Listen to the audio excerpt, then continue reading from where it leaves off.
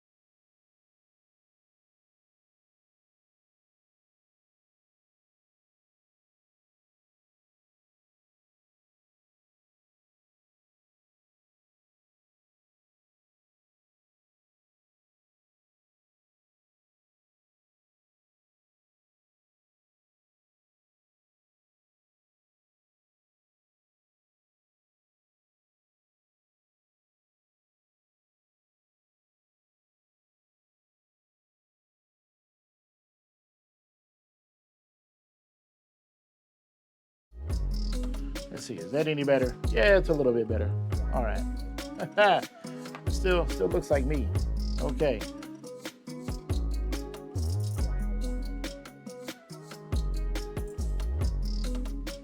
Well, let's see.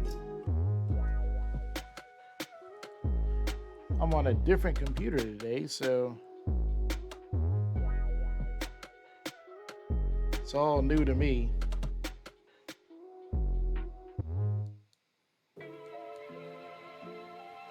Oh well, minus 30. Nah. Woo, woo.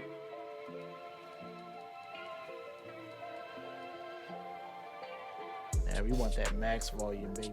Max volume. Let's go. Max volume for the win.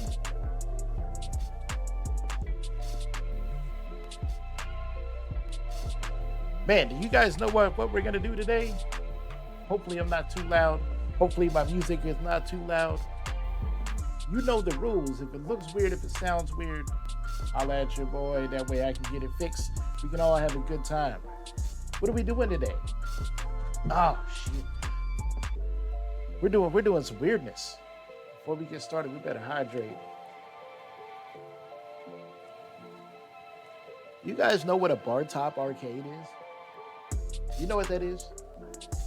It's an arcade machine, but it's miniature. Like it's made to like sit on top of a bar top.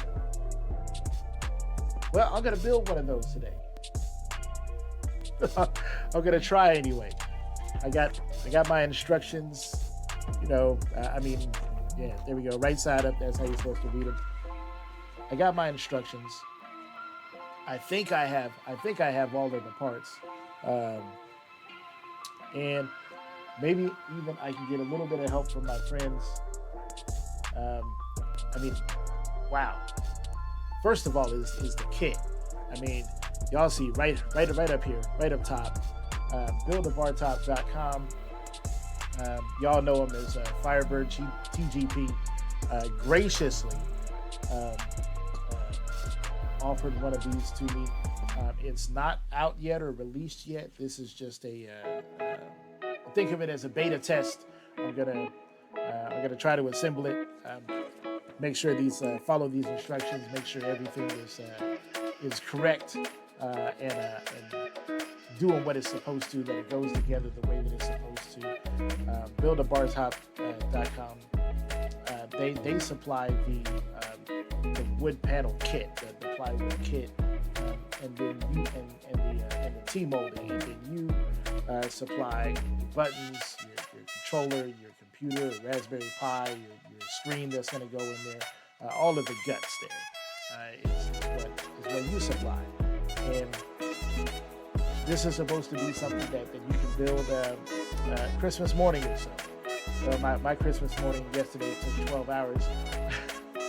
But that's because I'm really particular, right? So in addition to the wood kit, I got the vinyl artwork on there, which if you can't tell, I mean, look at that. That is awesome. That looks fantastic. But then I also painted the backside. I wanted it to look. Oh, you got smudges on there. But I painted the backside with satin paint. 2 coats of paint on all the pieces. Sanding with 320 grit in between, and it came out really, really nice. This will be made out of like 7-layer birch plywood for the production models. Quite honestly, this material here that was used, if you use a foam roller on this, like I did, like you don't need you don't need to sand. Like you can get you some of that like Kills paint, that super thick paint. Roll it on with a foam roller, and because the material is so smooth, you really don't need a second coat unless you just want that sheen and that density of paint for durability. But since this is going to be on the inside of the machine, durability isn't really a thing. But I'll tell you what, this friggin' vinyl that's on here, this ain't some cheap ass sticker. This is beef.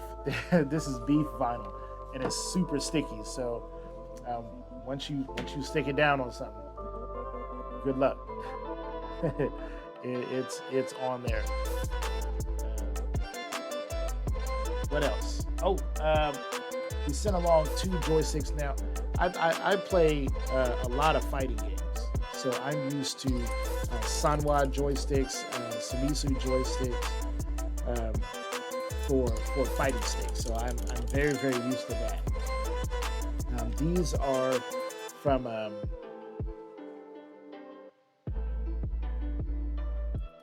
the company that makes the iPads. You know what I'm talking about. I'll think of it here in a second. But these are their MagStick Pros. This is basically like the highest end joystick that they have. They are heavy weight. Let me go grab the controller that when I build cheap little arcade sticks and stuff, what I usually use, and I'll show you the difference. check this out. There is one of them cheap ass controllers. One of them pieces. Oh, yeah, here we go.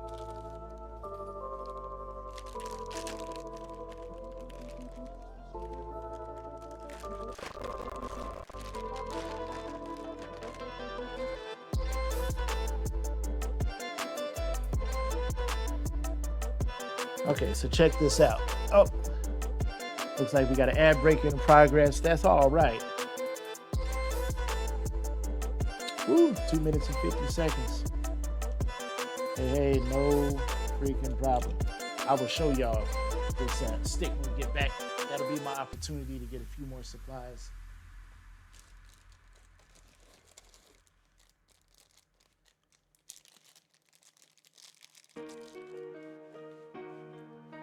Now, please be aware, you wouldn't have to do the commercial break if you had that Twitch Turbo, or if you sub to the channel. Love your support through the subs, even if it's the free Amazon Prime sub. A lot of people forget that the Amazon Prime sub is even a thing.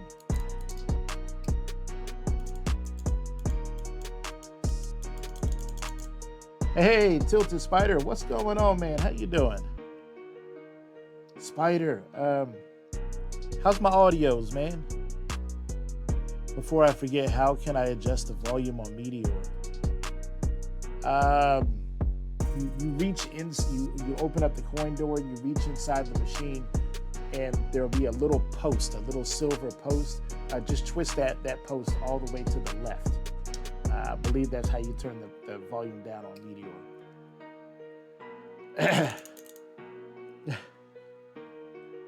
If you're talking about the VPX version.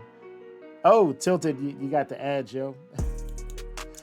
Well, Tilted, you're not subscribed, man.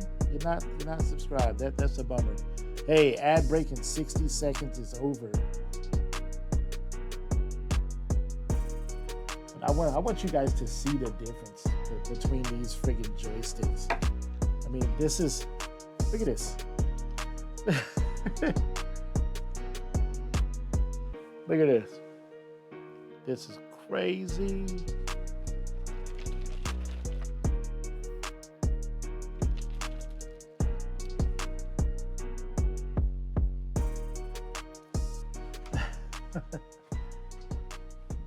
Oh.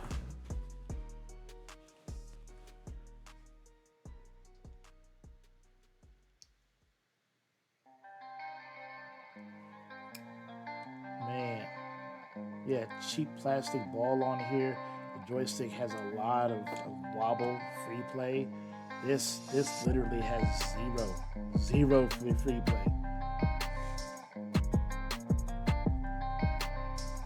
But Spider, I'll tell you all about it when you get back, man.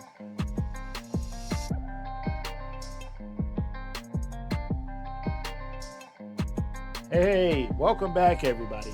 Thanks for hanging out with me through that through all those ads. I really appreciate it. But we gotta support the stream somehow, some way, and sitting through those ads, go use the bathroom, grab yourself a beer, make a sandwich, do something. Play around on your phone. Hey, join my Discord. Find me on Discord. That's a great way to do something with those 3 minutes. And those 3 minutes help me out tremendously. But if you don't want to endure them 3 minutes, sub. But you got that free Prime sub. Go ahead and do it. Hey, so Spider, what I was saying, bro, just reach inside the machine, the little silver post that's in there. Just turn that all the way to the left. That's how you turn the volume down on Meteor. Super easy, barely an inconvenience. Yo, I was talking about the joysticks that I'm gonna put in this arcade machine that I'm gonna build today. What I usually use is this thing. This is from Amazon. It's like, I don't know. It comes as part of a kit for like $25. You get like 10 buttons and this joystick. You go, oh man, it's got the little ball top on it. It looks a lot like a Sanwa JLF until you play with it and you're like, man, this this is on some trash. But for 25 bucks, you get all the buttons, all the wiring, the wire harness, the keyboard controller, the keyboard encoder. You get all that stuff. But look at this. Look at this thing, man. Look, you can club somebody. You can straight up club somebody with that. Look at the difference, man. This is a Mag Stick Pro from Ultimart. Ultimart. That's who it is. Ultimart. Yes. Thank you very much, Firebird, for these. I mean, you can club somebody with this. You get into a fight, whap, whap, whap, fight over. No play, no wobble, no dead zone in that. This is like a car from the 60s. When you just take the steering wheel and you can just do like that, and you don't turn an inch. Like that's what this is. This is on some trash. You don't want this. You don't want that. What you want is this beefy one. And since I like the ball tops because I play a lot of fighting games, I got the ball top so I can switch out the bat top for the ball. But Spider, let me know if you can hear me. Can you hear me, bro? I hope you can. I hope you can hear me. I hope you can hear my music. Let me know.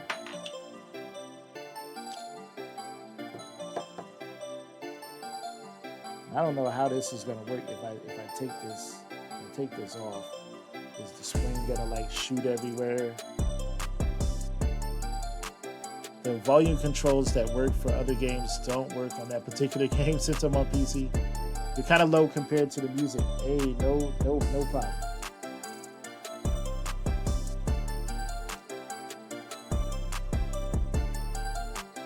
Oh, whoa, yeah. Oh my goodness, yeah, that spring wants to shoot off there. Okay, so we're gonna pull the spring off. It's on there pretty tight, so we'll pull that off. And then we gotta take this off. You have to unscrew this. How do you get this? Okay. All right, kind of low compared to the music. Okay, I'm gonna turn my Spotify down.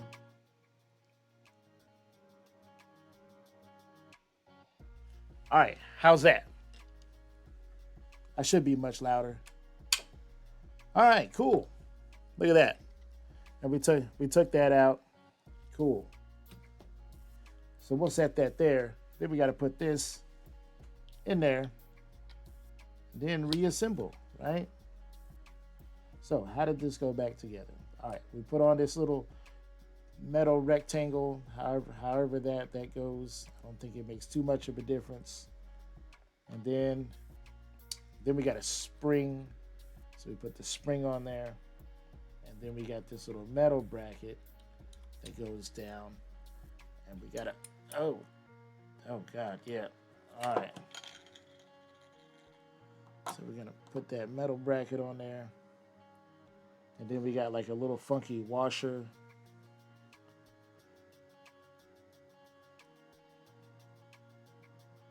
Put that wash. Whoa! Woo! All right.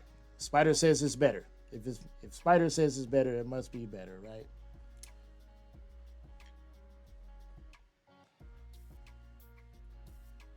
Oh, okay. There's our washer. I thought I lost it. Oh, we got to put our rectangle back on here. Boy, this is quite a challenge to get this back together. That is a high tension spring. Now, of course, if you're a Korean player of Tekken, high tension springs are exactly what you're looking for. But you're probably using a Samisu joystick.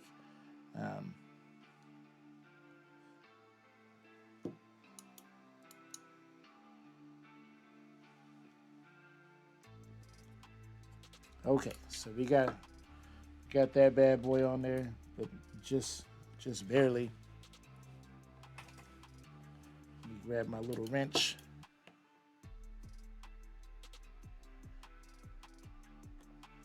We'll just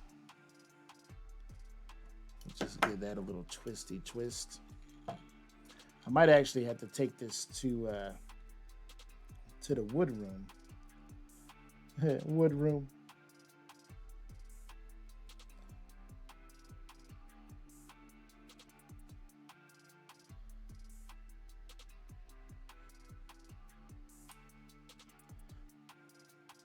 Borg Dog joystick assembly. This is an upgrade. So Firebird was nice enough to get me the Magstick Pros um, as part of this kit from Ultimark, so that way I could easily switch from 8-way to 4-way.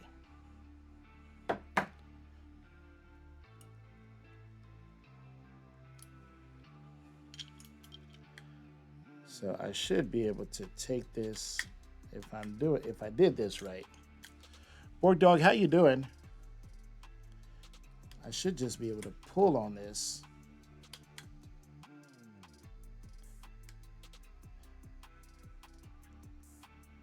And you see there's a little lever right here.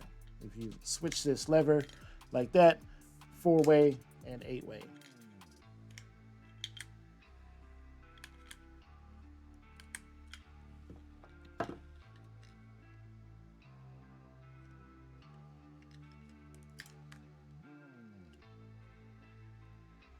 Yeah.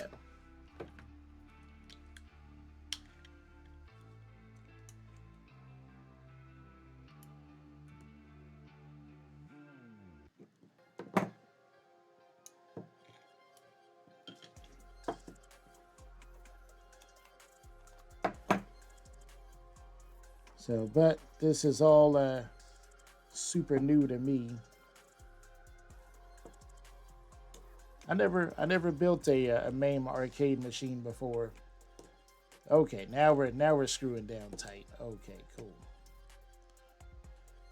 Doing good. I built a couple of bar tops. One 4x8-way switch stick, but different from that one. It's been a few years. Okay. Well, Firebird right now he's having lunch with the missus, so he left me on my own. But I told him, I was like, I'll just be fooling around with some cleanup stuff for a little bit, you know, before we get into like the build proper. You know what I mean? So, you know, go on, Firebird. Enjoy your lunch with the missus. I ain't going nowhere fast. Okay. And let's see. Ha! All right. It works. Cool. Okay, but I need to get this this screw even freaking tighter. This nut on here, which means I'm gonna have to go put it in the vise in the wood shop. But before we do that, let's go ahead and do this one as well. Get it switched out.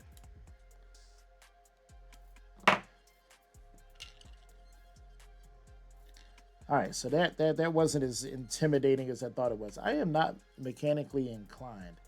I'm not even really electrically inclined. Like, I am not inclined to do much of anything, to be honest with you.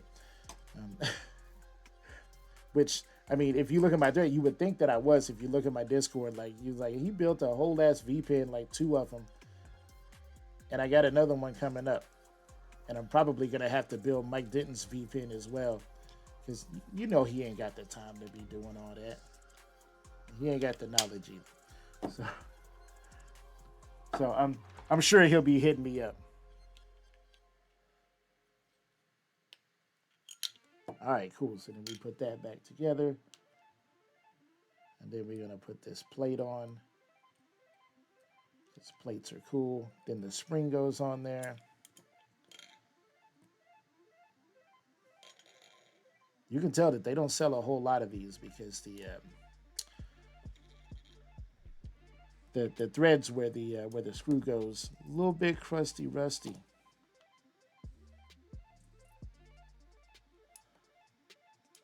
Come on, Ultramark, get that rust-free jelly on there, bro. You know what it do.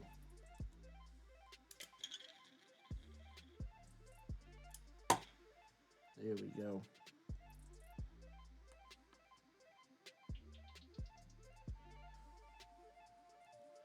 It's inclined to recline. Hey, that's not a It's not a bad thing to be inclined to do. Inclined to recline, man. That sounds like a good Saturday. That's why I'm sitting here with y'all, just chilling out. I got today and Sunday as part of my vacation. It's like, yo, Till, what you do for your vacation? Be like, man, I built an arcade machine just so that I could play the shit out of Dolphin Blue. It's like my new favorite thing. Y'all ever play Dolphin Blue? It came out in like 2004, 2005.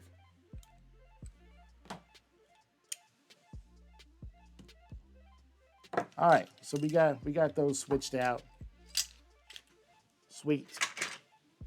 Now, give me just a moment because I'm gonna run back to the wood shop. I'm gonna make sure these are nice and tight, and then I'll show you what we're doing today. Y'all will probably hear me talking.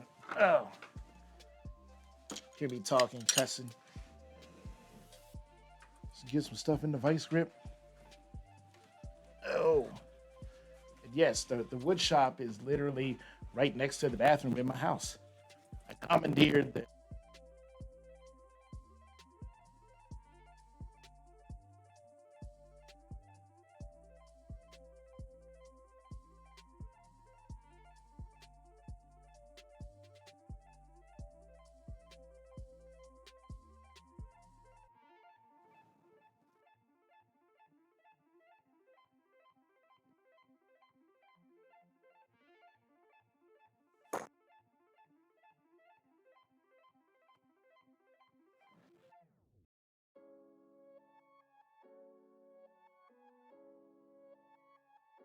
device at that.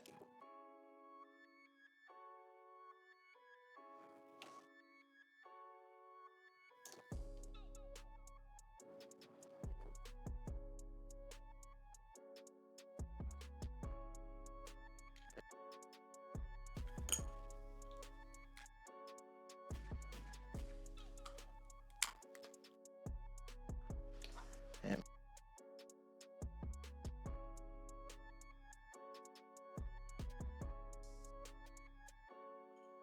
they work as intended.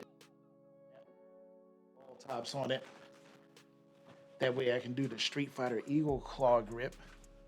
Do y'all know what the Eagle Claw grip is? It's the easiest way to throw a fireball in Street Fighter.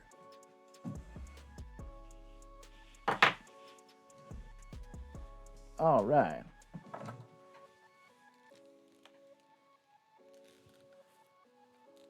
Yeah. All right. So we got it working.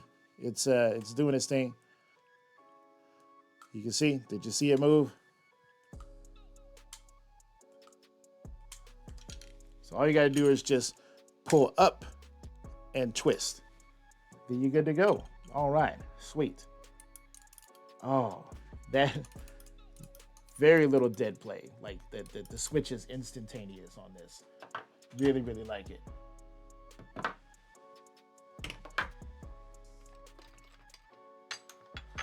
So let's take a look at some of the stuff that we're working with today. Oh,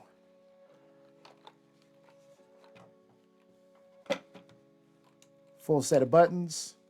So we got 20 buttons here. I think we're gonna need 19 of them. We've got a USB connection here. So that way I can hook up external controllers. We got some screws.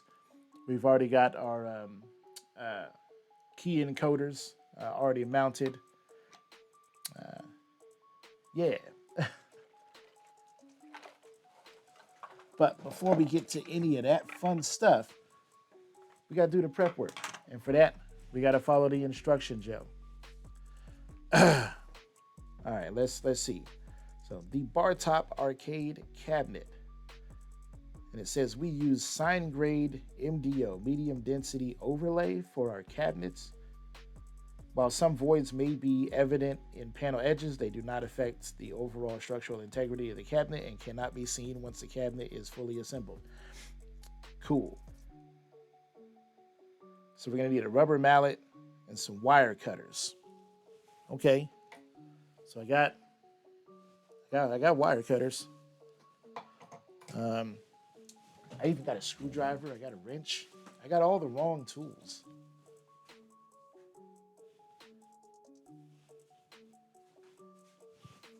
Now I need a rubber mallet. I got clamps. I got a hammer for like straight up hammer time.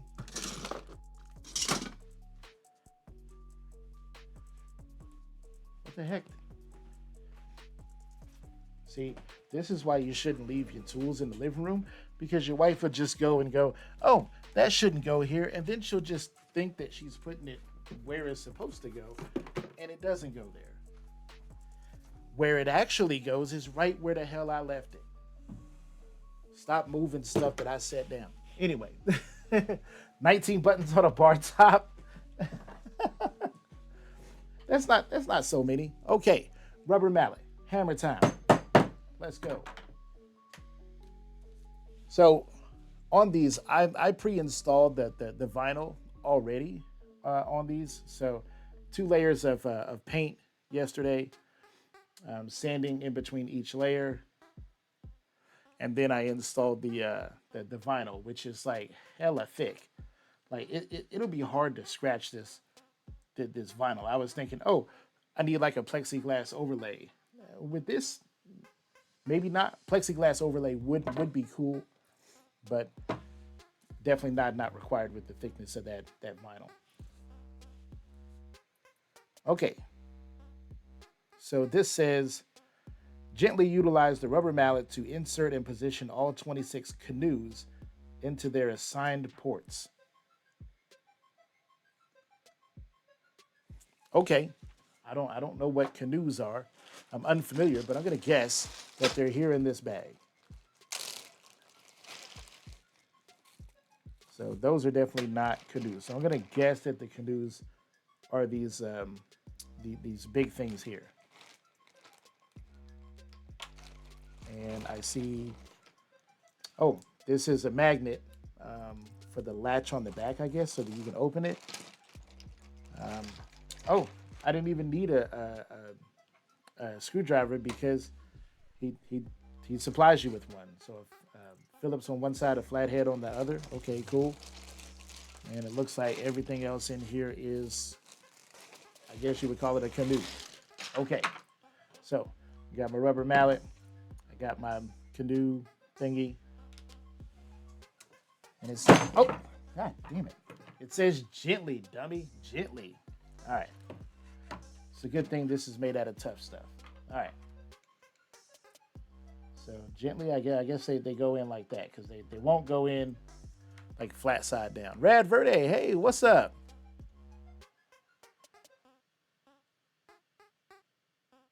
And I guess they just go kind of straight out, right? They don't really twist around in there. It doesn't say. I wish I had a picture of how the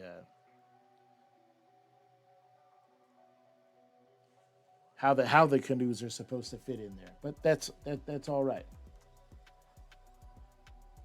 I think mainly it's just you just beat them in there.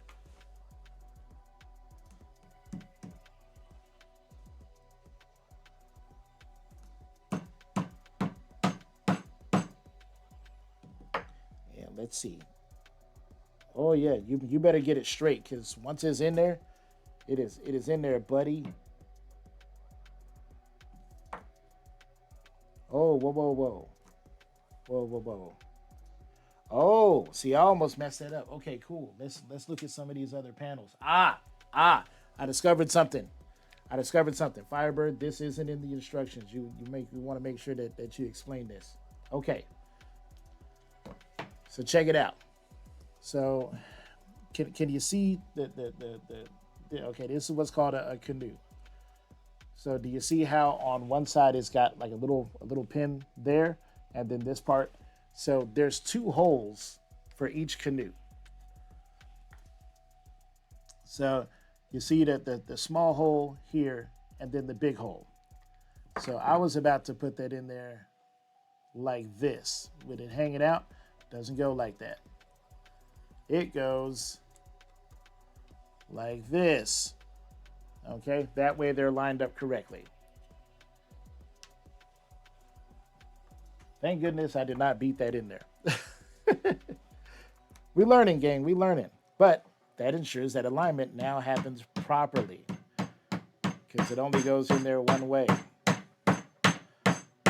So, yes, in this stream, you are going to watch me just constantly beating it. So, it's not the hot tub stream that y'all were asking for, but it's what you deserve.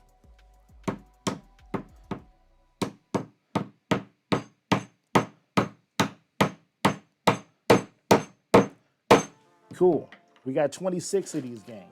I hope y'all are having a great Saturday. I am. We are getting underway. Oh, I wish I had song requests turned on because now would be a proper time to hear Just Beat It. Board Dog, are those pieces 3D printed or molded? You're talking about the canoes? It looks like it's molded, like a prefab part that you would just buy like a bunch of. So they're not 3D printed. I think 3D printing these would be really expensive.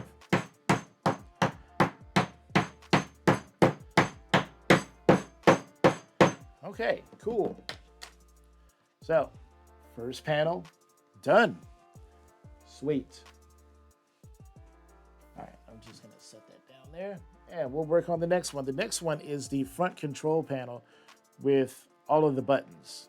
So what I'm gonna do is have like player one coin, and then I'm gonna have like a select button, and then the middle one will probably be that USB connection for a controller, like a SNES controller or a Nintendo 64 controller, and then over here it'll be like the start button, and then it'll be like player 2 coin and player 2 start. So then we'll go right back in here and we'll beat it some more. Okay. So now that I've figured out what's going on with that, then this part goes by really, really quickly. Okay.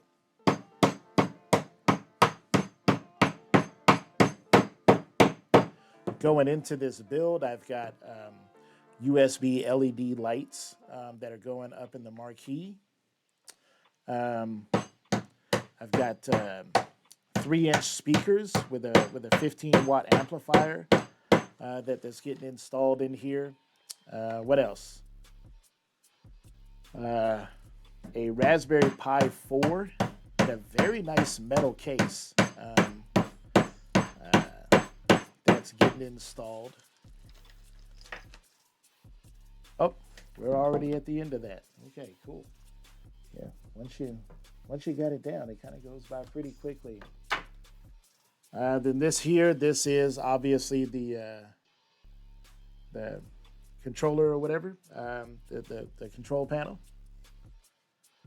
What's the brains of the system? Oh, the brains of the system is a Raspberry Pi 4, which I've never worked with before at all. So,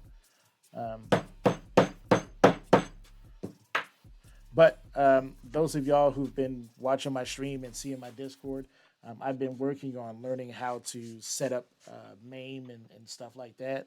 So I've got that all set up and ready to go. I think it's a Raspberry Pi 4 8 gig. And there's a 128 gig SD card in it.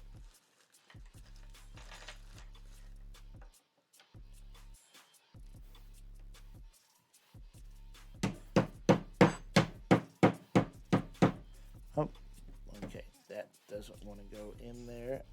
Come on, play nice. There we go. Like if I had small kids around, like I would, like, yeah, this would be a fun thing. Basically, just letting them beat the crap out of this with a rubber mallet. Like they would have fun with that on like Christmas morning. So yeah, then this part is kind of mindless. So and I like that. It's well laid out. You don't have to think about it. You put them in there. You give them a few whacks until they're seated, good to go.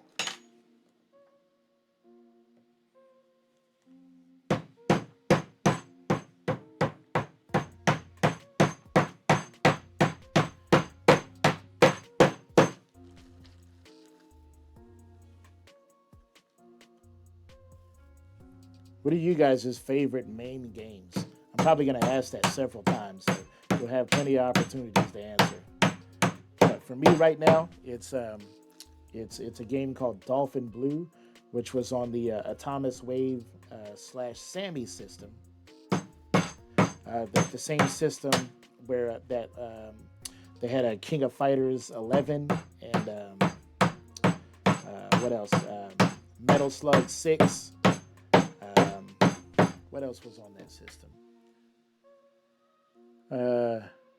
Yeah, King of Fighters 11, Guilty Gear XX was also on that system. Now, Borg Dog, if you're talking about the actual front end software that's running it, that software is Batacera. So it is a Batacera based system.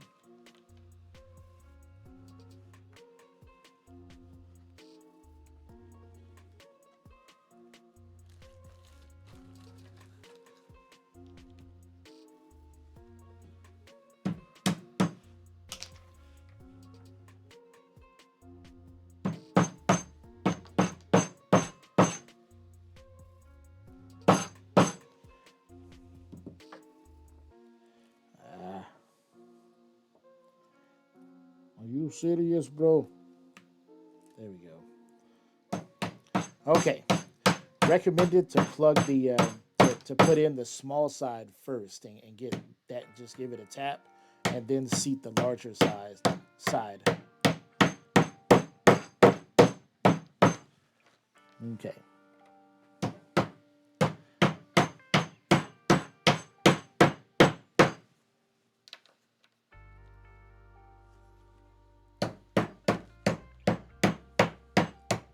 When it comes to like favorite arcade games of all time, oh my god, so many. Earliest memories are I was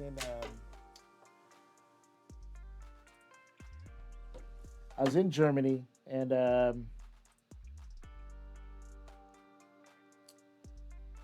was going to school in Mannheim, and there in the they had a not I wouldn't call it like a rec center, but in the school they had like a lounge. So I would get to school like hella early, and they had a few arcade games in there. One of them was Altered Beast. Spent a lot of quarters on Altered Beast. And then the other one that I remember was a game called Super Dodgeball, which later came out on Nintendo.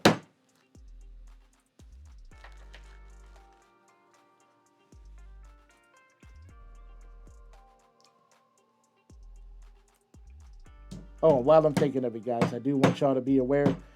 I do have ads turned on, and they are set to 3 minutes. So when the ads come on, you got plenty of time to go to the bathroom, grab a drink, grab a beer, some snacks, whatever.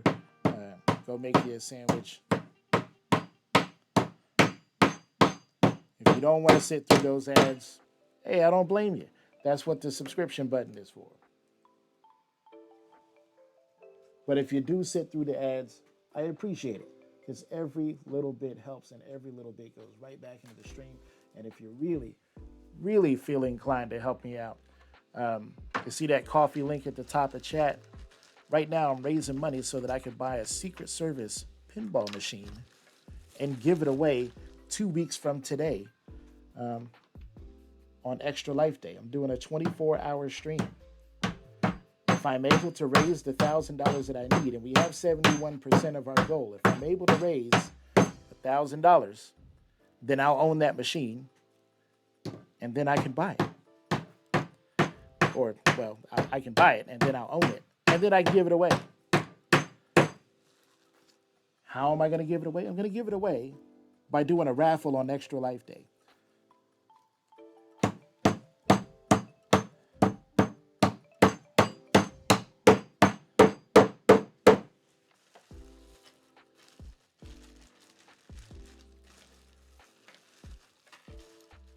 Uh-oh. Oh, I was about to say, like, holy crap. We're we're out of canoes.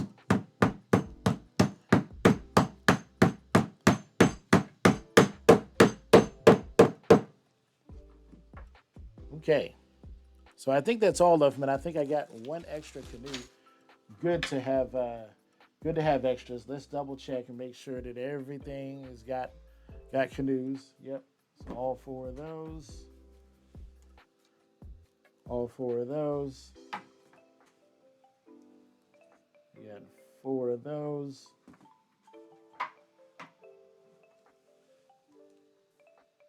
Two in here.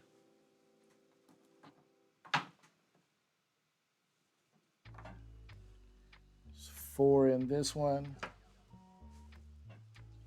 And four in this one. Okay, cool. That's awesome.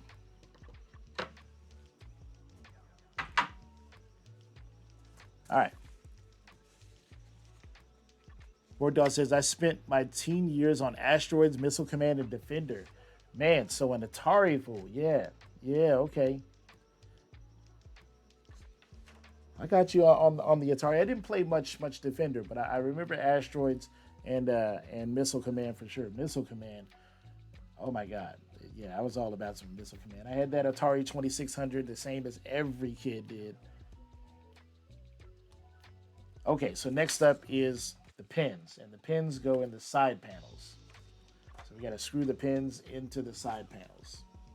And for that, we're gonna need the side panels. Oh my God, you should see these things. These freaking side panels. I mean, let me grab them for you and show you how good they look.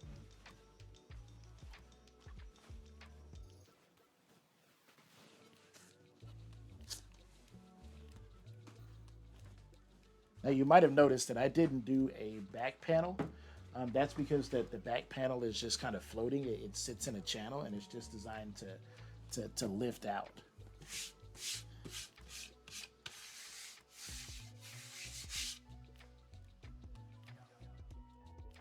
All right, y'all ready for this? Bam! Like check that out.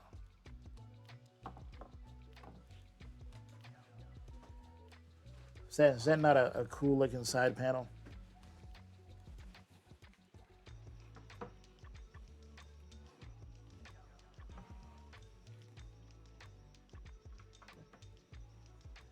Okay, so for these side panels, there are a bunch of little holes all around, and that's what these little silver things are for. Nice Galaxian look. Is that what it is? Oh yeah. I guess it is Galaxian or Galaga. I think is the other name for it. Depends on what part of the world you're from. I believe. I think they're basically one and the same, right?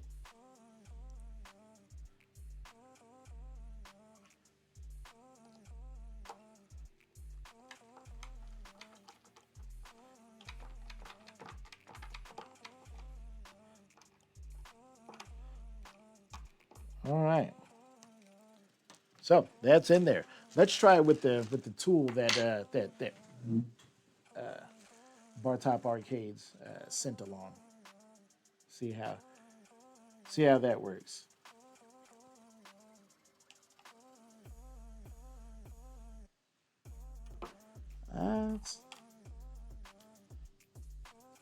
It is actually knurled, so it's a nice tool, good grip, and when it comes to the last about the last two turns, because of the way that the tool is shaped, you can really crank it down, but there's not really a need to get that tight on it because you don't want to split the wood. So it works all right. If you don't have a tool, Getting a free one is always good. And guess what? You know that bad boy is going in the wood shop. It's going in the toolbox. Because you never know when you might need something like that. Never throw away a free tool. You know those old dudes when they croak and like you go to the garage sale and you're just like, damn, really? He's got 15 of these? That dude didn't never throw he never threw away a free tool, baby.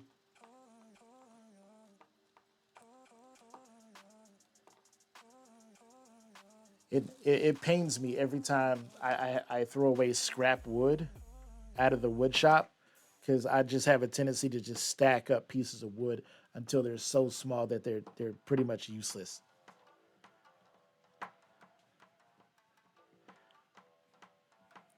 Because I tend to make all sorts of things. I make freaking uh, pins. I mean, a piece of wood can be really small before it becomes too small to turn a pin out of it.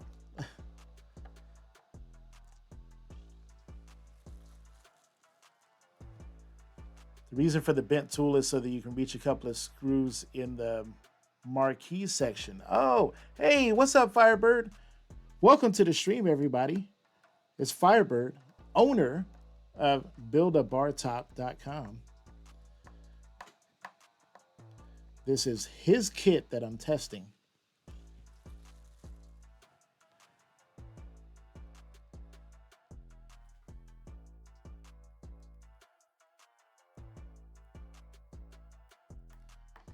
We knew not everyone would have the tool to reach that, so we threw one in. Nice.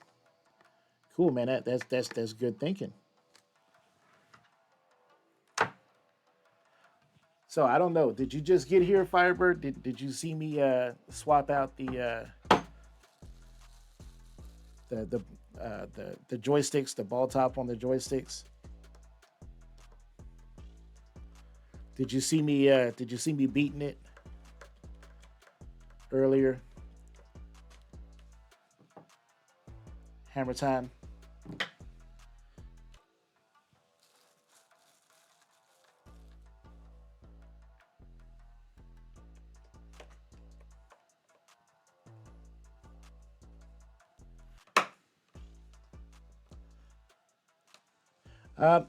Firebird, it went pretty good. Although the very first one, I almost beat in the wrong way because the instructions doesn't say the orientation of the canoe.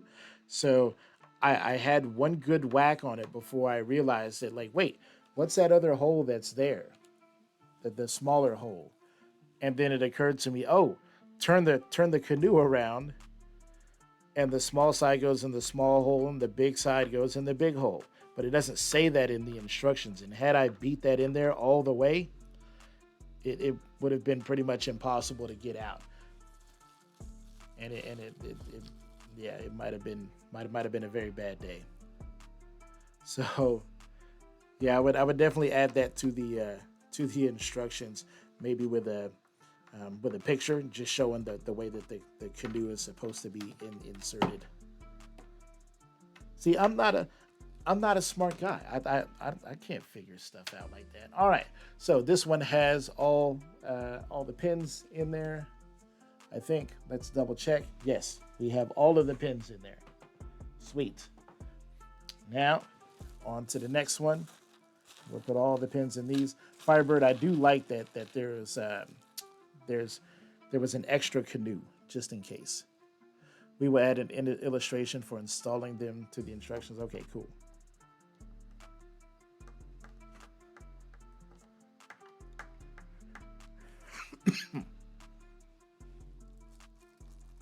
Firebird, I'm gonna try my best to not do what I normally do on stream, which is complain a lot. So,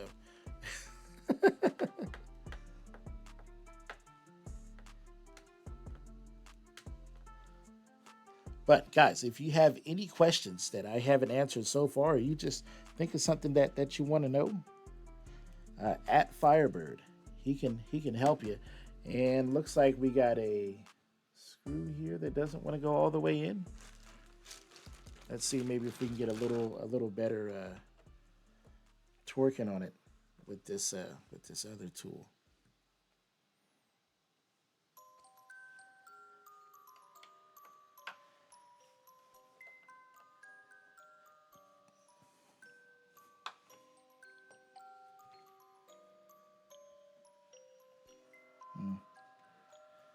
Well, that's it for the head of that screw.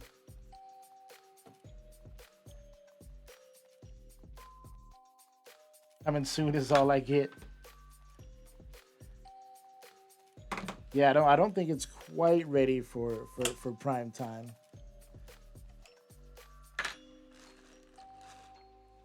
But that's what we're doing today.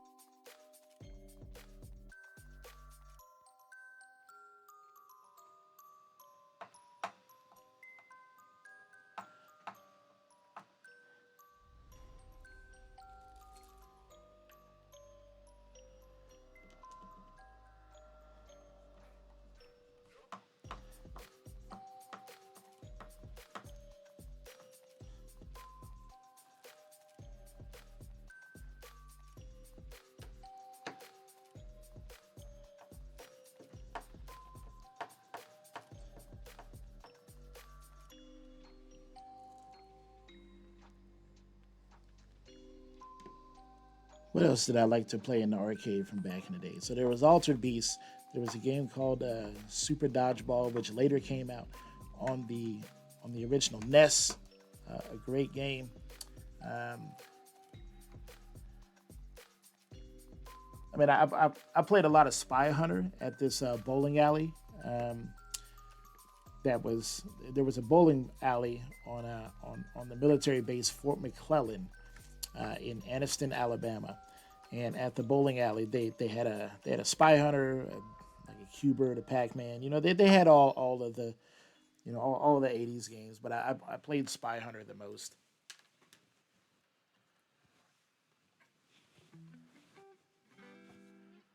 Um, when I got a little older and it got like into the '90s, um, then I started playing a lot more of the beat 'em ups. Mr. J Crane in the house. What's up? This is Fun Tilt. Yeah, Firebird can tell you all about it. It's a kit from Firebird's website, buildabartop.com. You would have seen in Discord, I posted a bunch of pictures I was posting all day yesterday, um, of me painting and sanding and applying the vinyl artwork to all the panels yesterday to get prepped for today. And today I'm actually going to assemble it. I'm just going to be on stream. I don't know how long it's going to take, but I'm going to be on stream and I'm just going to build it until it's working. But I think once all of these little pins and stuff are in here, then the thing just kind of flies together.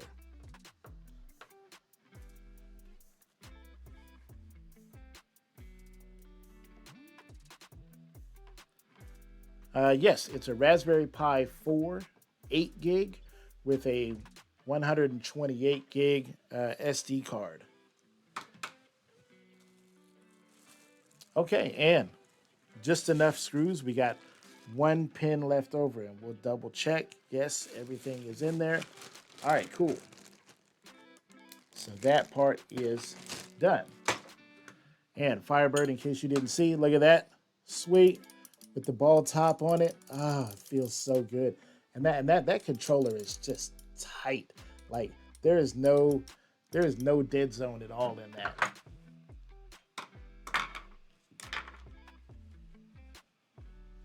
No dead zone at all. So really nice.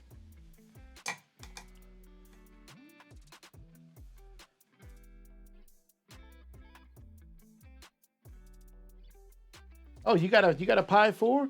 Well then, all you need to do is get a hold of one of these kits, baby. Mr. J, check this out. Is that not a thing of beauty? Look at that. I believe you can order the kit um, in one of three ways. You can order the kit as a paint only kit, so it comes with no artwork.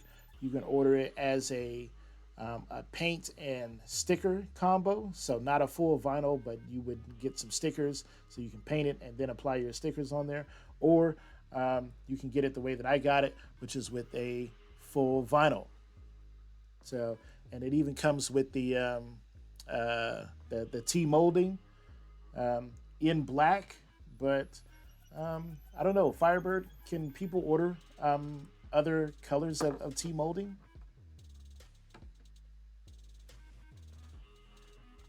Like, say I really wanted to trick this out and I wanted like chrome T molding on there, or I wanted to make it like super gaudy and just put like bright traffic cone orange on it. Lynn in Denver. Oh my god, a custom flat pack art tape space eater.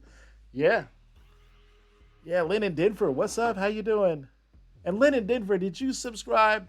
Oh my god, thank you so much for that, Lynn. That is amazing. I didn't hear the alert. I totally missed it. So I apologize about that.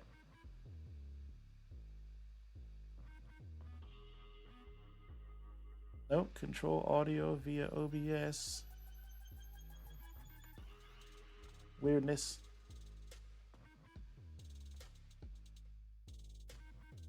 Oh, okay. You will be doing a few other colors in the future. Okay, cool.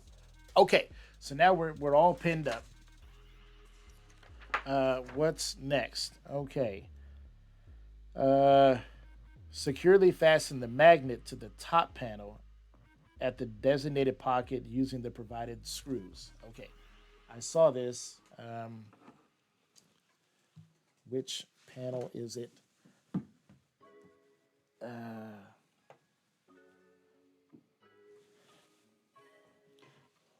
yeah, here we go. Yeah, so this panel here, it's got a little pocket there. So y'all remember that magnet? Okay.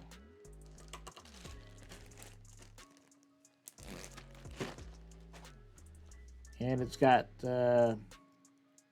four, looks like four screws. Yeah, it's got four screws taped to it.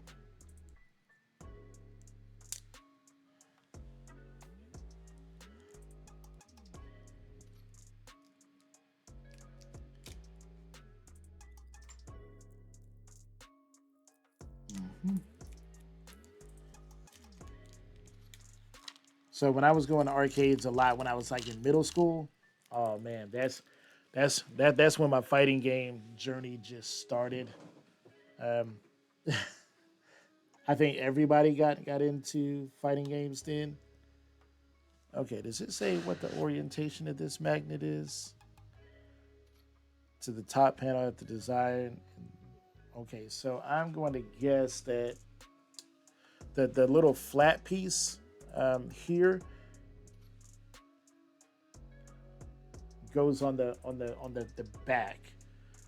So let me think this through because it isn't. I don't think it's in the instructions. Okay. So if I'm looking at this from the back, and then this is mounted here. Okay, and then the door comes and closes like this. So on the back, then it will attach like that. So this goes on the back door, I'm guessing.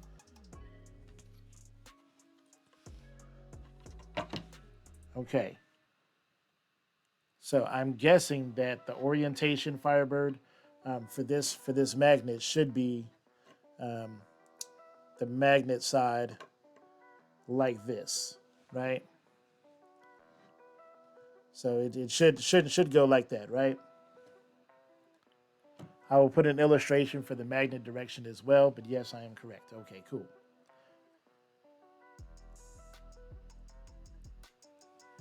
All right, and the magnet is slotted so that you can actually move it back and forth um, for the door. So I got a drill. We don't just want to drill straight into plywood and risk cracking something, but we want to be very careful so that we don't go through our artwork.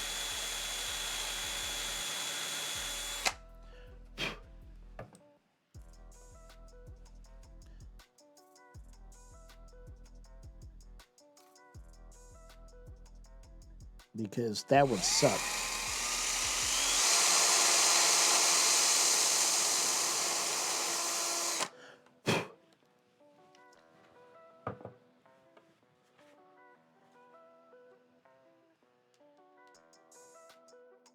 Okay. Busting out the screwdriver again.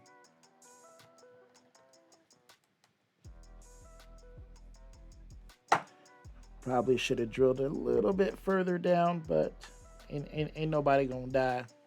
It'd be all right.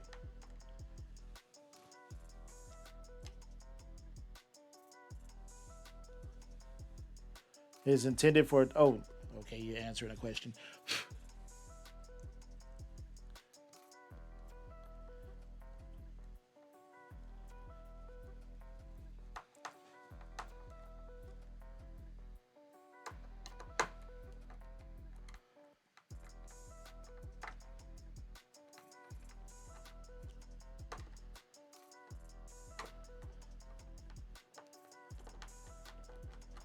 Okay, so now that's cranked down, and there's 2 more screws for the other piece. Let's see. Okay, securely fasten the magnet to the top panel. We did that. Lay the right panel assembly. Uh-oh, this shit is getting real now. It's getting real now. So that we don't lose these 2 little tiny screws, let's put them back in the bag.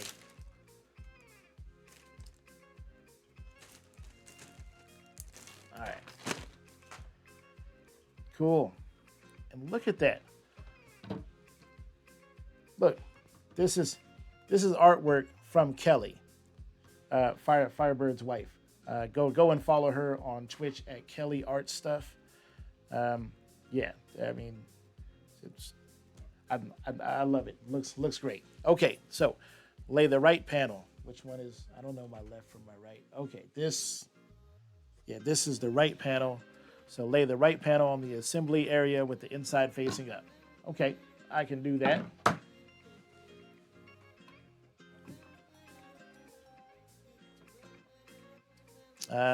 Okay.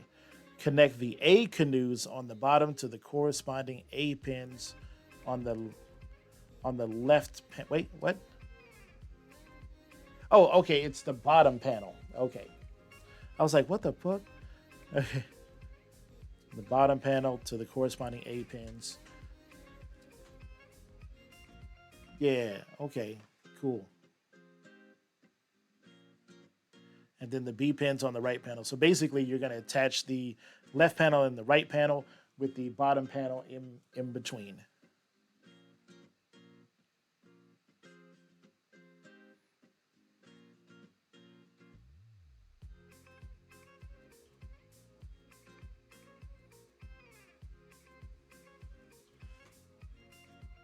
So let's see. We need the bottom panel. Now for the bottom panel, because it's on the bottom, there's not really a need to paint this at all. Even the inside here or the underside, because you'll never see it. But I wanted to go ahead and paint it because, I mean, heck, I had the paint bucket and the brushes out. Might as well, right? So the groove here is going to go to the back. And then it'll just sit on there like that. And I can't see what I'm doing.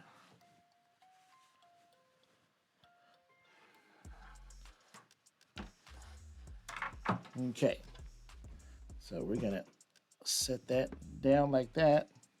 Yep. And then I guess we get our screwdriver out.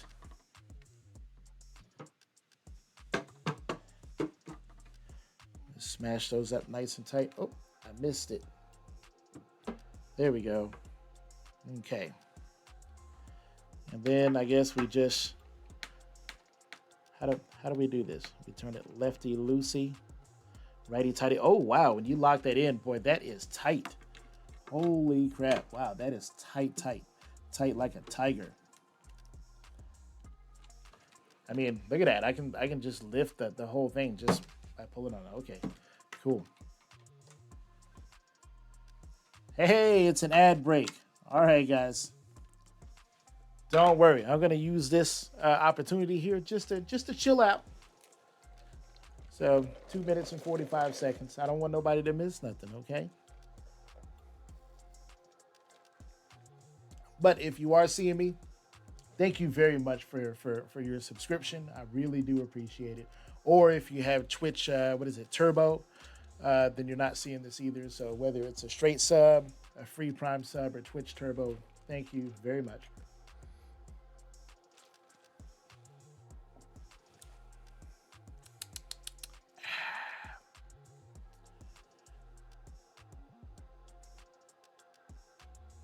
Note to self, maybe pre-drill for the magnets. Yes. Yeah. Yeah. Good idea there.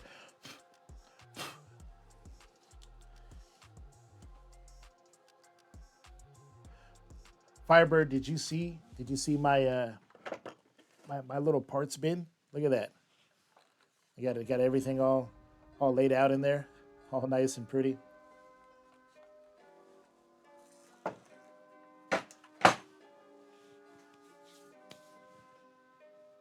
Yeah, I've tried my best to maintain some semblance of organization. 1 minute and 30 seconds to go. Hey, once again, I really appreciate. And oh, if you didn't see the beginning of the stream, like look at this. Look at this comparison. So this is what you get from Amazon in a $25 kit. So you get 10 buttons and this joystick, and this is what you get from Ultimark. This is their Magstick Pro.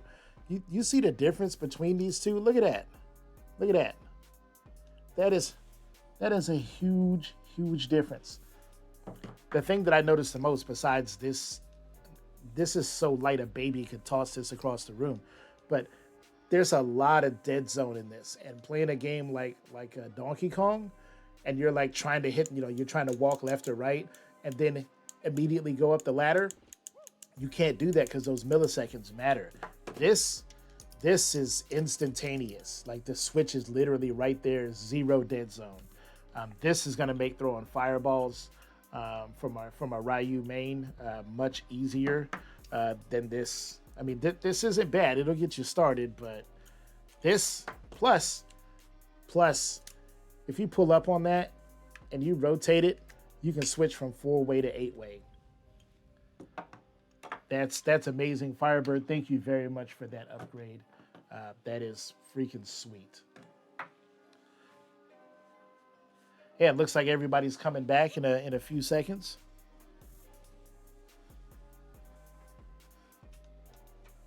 Hey, welcome back, everybody.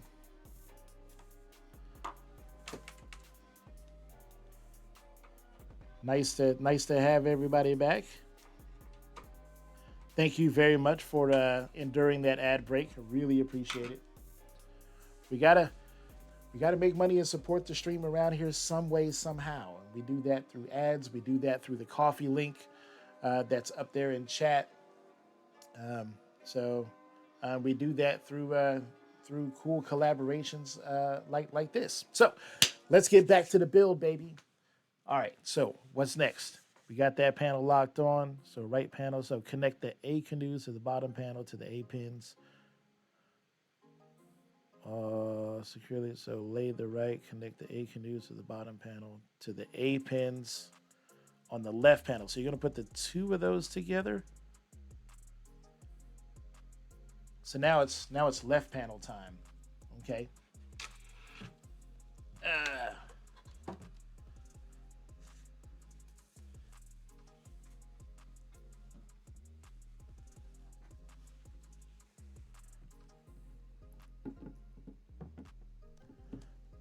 Oh, and that's convenient. That just sits right in there.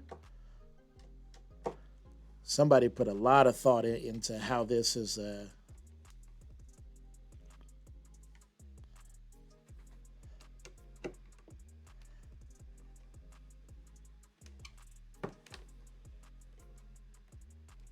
How this is put together. Oh, and I think I found a use for that weird screwdriver.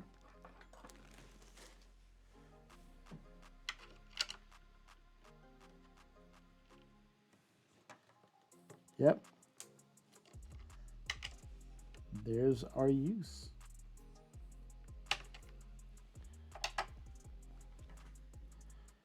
Yep. And that's amazing. I can just see it pull that panel just nice and tight.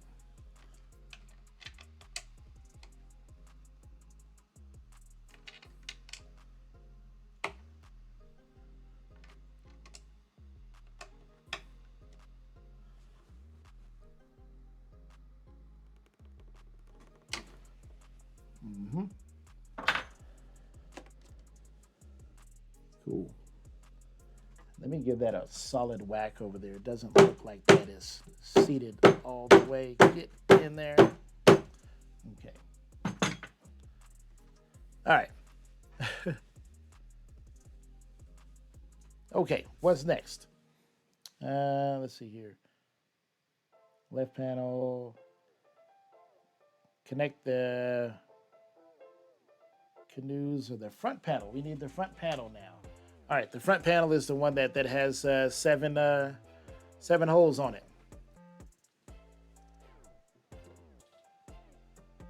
Let's make sure that we don't put it.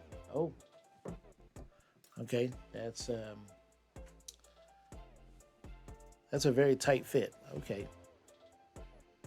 that is actually not going to go in there unless I loosen the front two pins.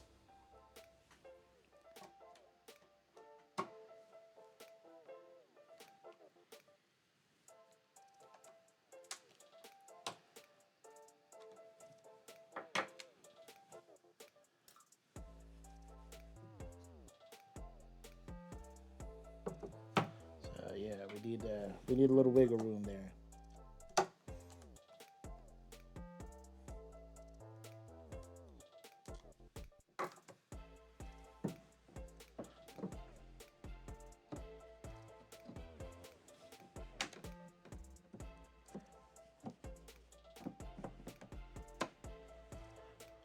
Okay. Now we can tighten up our. Here we go. We'll lock that in place. And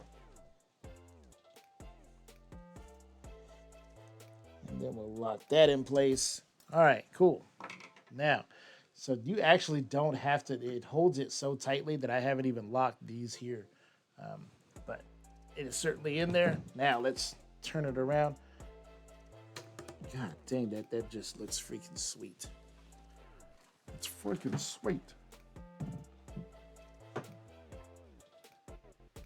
Okay. So now four to lock in here at the front. And that actually didn't. Okay. It still didn't seat all the way. That is probably my fault. My ineptitude. There we go. I was wondering why it had that weird gap on the underside, and now weird gapness is gone. Cool.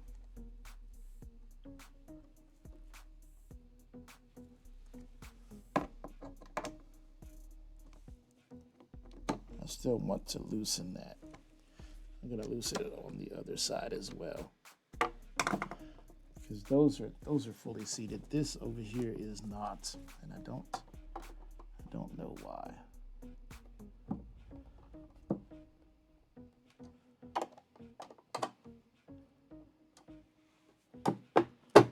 There we go. Now we're fully seated. Okay. Yeah. Yeah.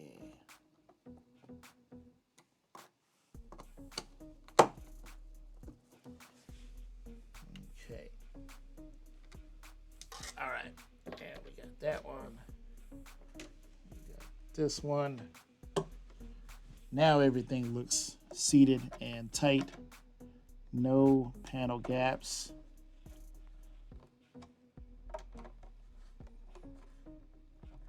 And yes, as I struggle with some of these pieces, you might actually see a tongue come out. When a 4-year-old is trying hard to do something. Yeah. I'll just apologize about that in advance. Okay.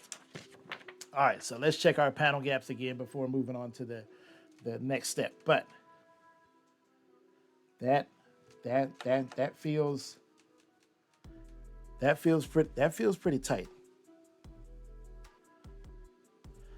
I think we're still a little bit gapped over here.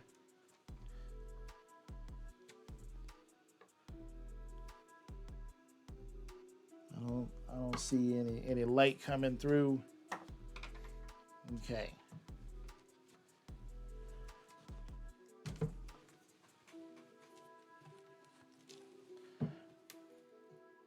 Okay, so we got a little bit of gap in here, but I'm gonna say that's good for airflow, baby.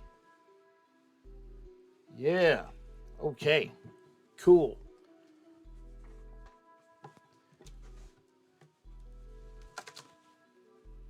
I'm trying hard not to beat up my artwork that I spent an inordinate amount of time putting on there. Let's see here. Okay, left panel and right panel attached. Front panel is attached. Monitor panel to the corresponding D pins on the right panel.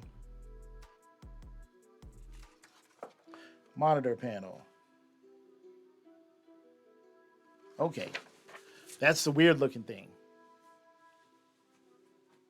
Monitor panel. Okay, here we go. This thing is crazy. It's crazy, yo. Boom. Check this thing out. Yeah. Y'all see this? Monitor panel, yo.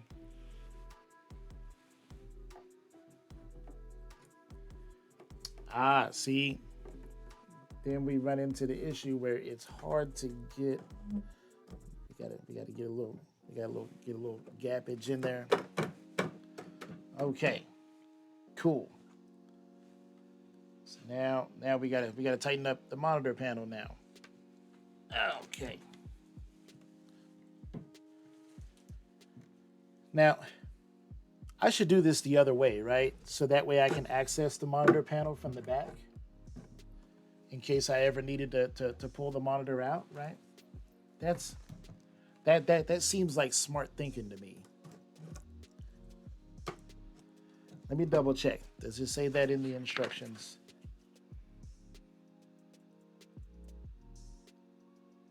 It does not. It does not say whether the monitor panel should face the back. So, yeah. So I would much rather put the monitor panel with the canoes to the back.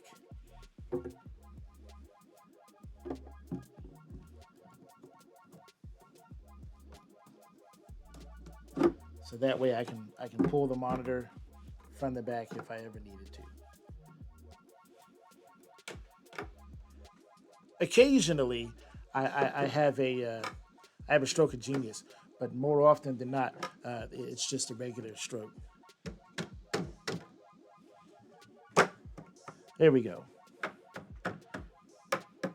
Okay, now the screws should face the back. We'll update the instructions. Okay, cool. All right, we'll tighten that up.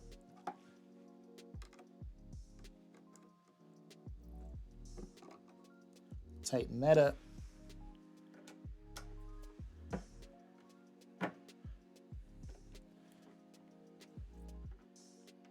Tight like a tiger.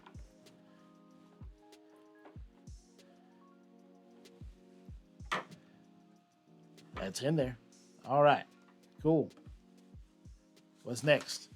Man, once you get the pins and canoes in here, like this goes together. Like, okay. Let's see. Okay. Front panel, monitor panel, speaker panel. Connect them to E. Okay, which should be these pins right here.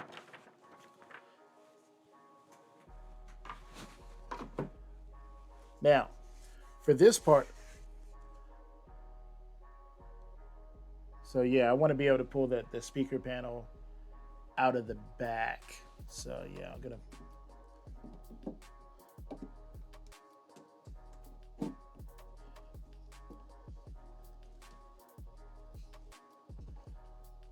Oh.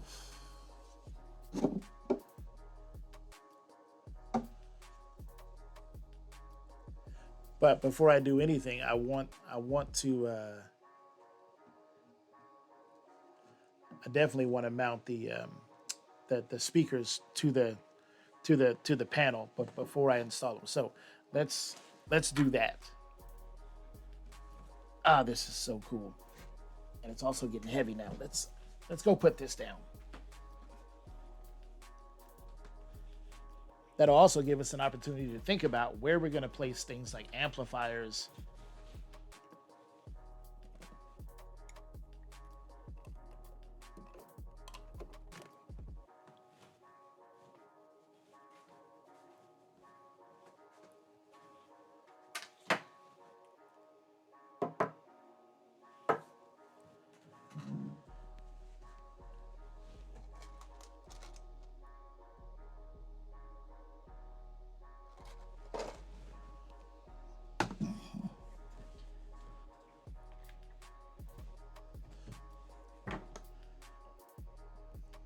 This is good for Bird to watch the assembly.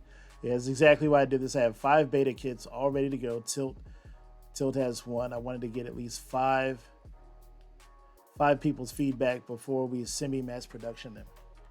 The final product will be Baltic Birch, so a little smoother finish and less weight. Yeah, the finish on this one, even though I sanded in between coats of paint, I wouldn't say it's like a rhino liner kind of finish, but it has some texture. It's not glass smooth, but I also didn't run through the grits and wet sand it, stuff like that. Mainly because it's the inside of the panel that I'm talking about. And oh, so these are 3-inch speakers. I really should have went with 3.5 or 4-inch speakers, but that's okay. We can make it work. We just have to be careful about where we put our mounts at.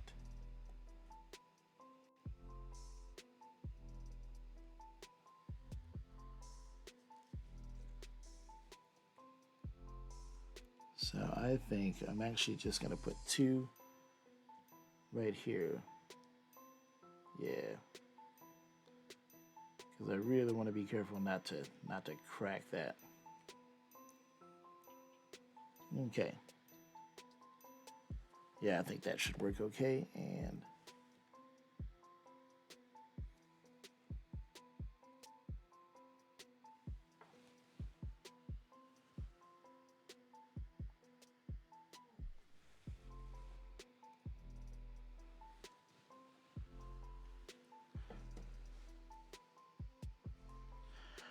we're going to drill some pilot holes in here. These holes aren't pre-drilled. I believe the reason for that is so that you can drill your own holes. So what I'm gonna do is I'm just gonna press that bit in there. We'll just give it a little, just like that. We'll give it another little zip like that.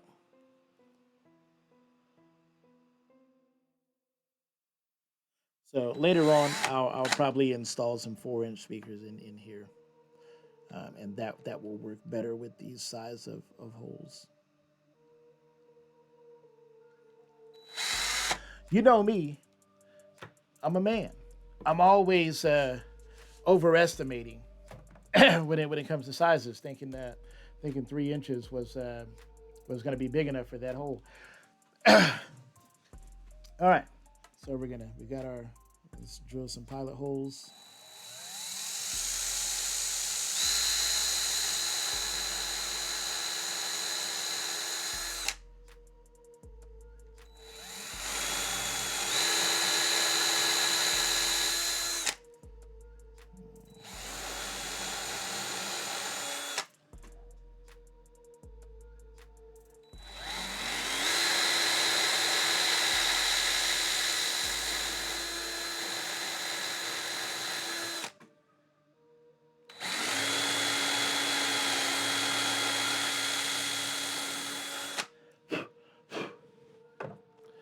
All right.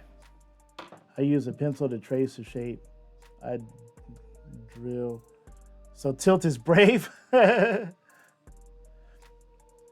Well, okay.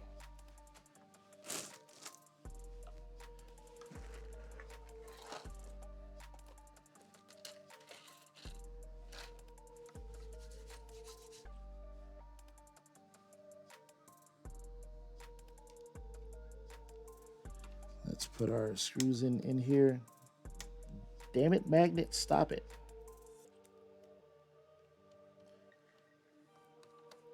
I'm hoping that I got far enough away from the edge that that putting these screws in is not going to, because it's right on the edge of this cutout.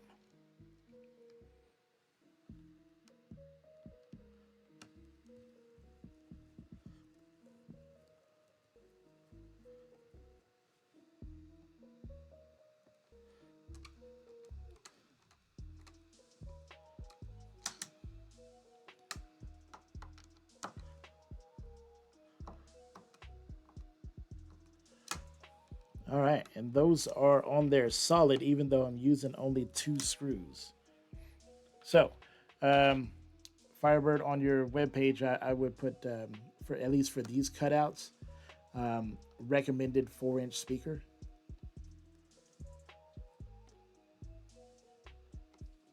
Yeah.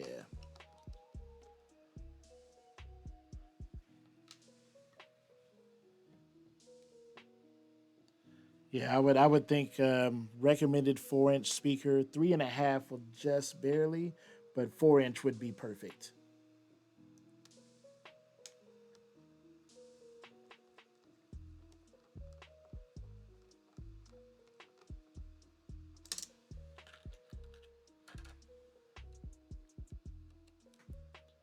All right. And Mr. J Crane, I'll apologize to you. There is no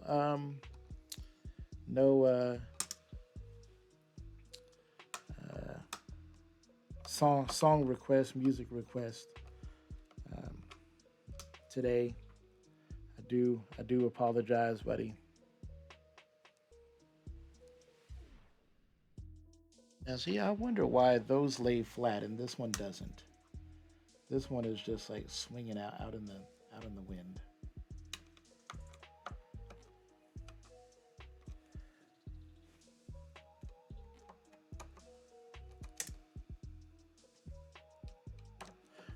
Is this one is this one bent maybe? Is it bent in a weird way? I wouldn't doubt it. These are like the cheapest speakers on Amazon, little GRS speakers.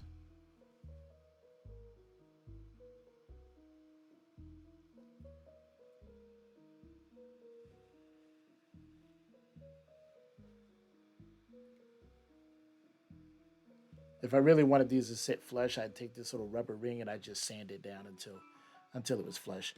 I might do that later.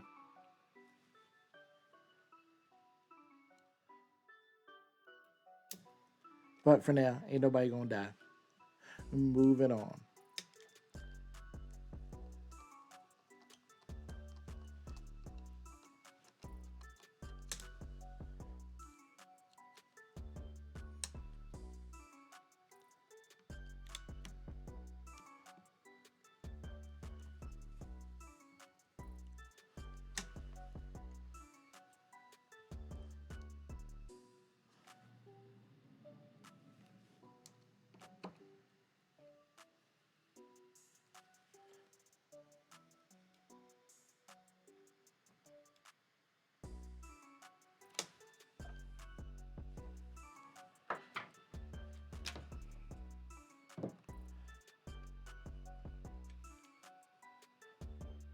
Yeah, okay. Cool. And I pre-made speaker cables. All right. But we're not gonna use those just yet. The amplifier that we're using, this is a Kenter My 70 Plus 2-channel amplifier. and I believe this is 12 watts DC, and I think it puts out. I want to say it puts out like 15 watts or something like that, and that's 15 watts total. So I think it's about 7.5 watts. Brackets probably bend and you can retro them. Yeah, yeah. All right, so let's bring back our bar top and get our speaker panel put in.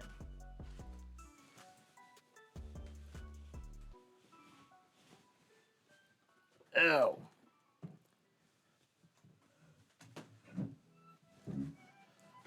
Oh. Hello? Can you see me?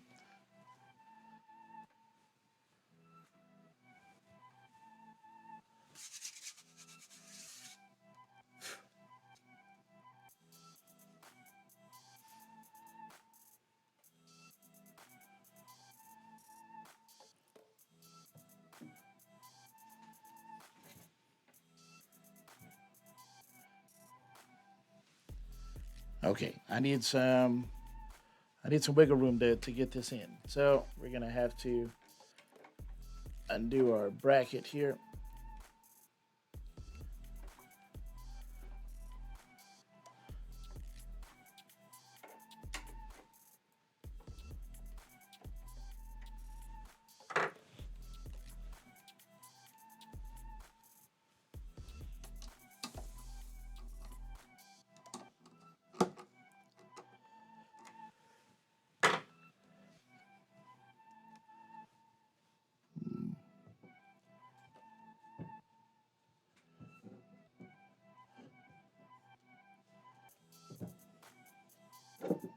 There we go. Okay.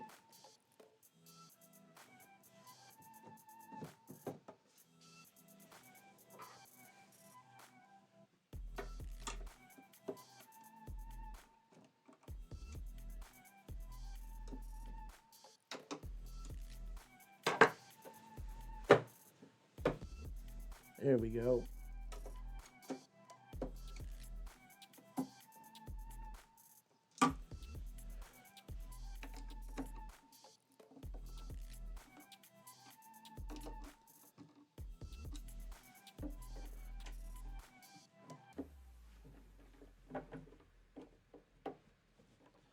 All right. Okay.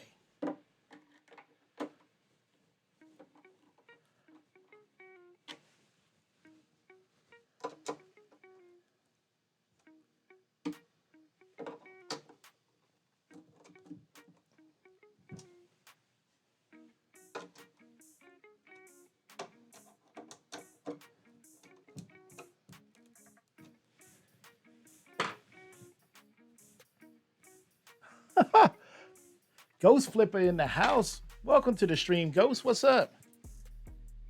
Okay, so there's our speaker panel. Yippers. Top panel brace. Okay. Top panel brace. I know which one that is. There's only like 2 panels. There's 3 panels left. All right, top panel brace.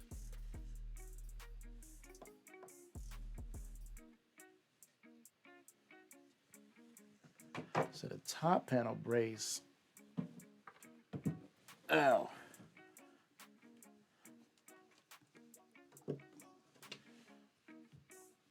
Oh. And see, I was thinking about putting a handle on the top of this so I could just kind of carry it around. But by the time this thing is loaded, like I'm just gonna end up going to the wood shop and making a pedestal for it. Um, and just where it lays is where where it lays. I ain't moving this. Bird, the angle on the speaker panel allows for larger speakers design. Yeah, so you could probably put a 5 or 6 inch um, in here. Like you can put a beefy speaker in here if you totally were inclined to do so. Yeah, so Firebird, I would in the instructions I would say that um, man, that is just really tight in there.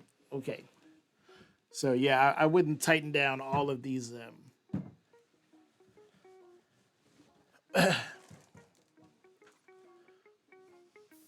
brackets until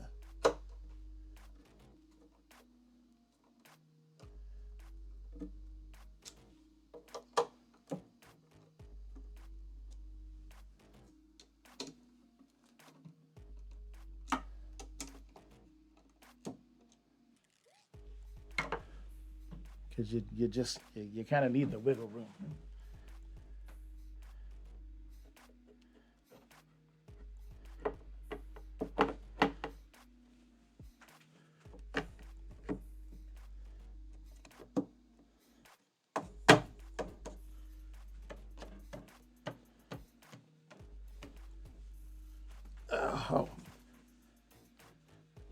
Oh, wiggle room noted. Not that you need to add wiggle room in the design itself, but I would make the notation in the instructions as somehow to not over tighten the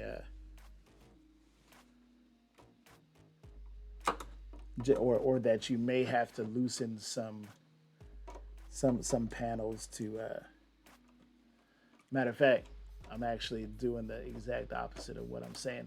Let's just leave that loose because we still got a couple more panels to go.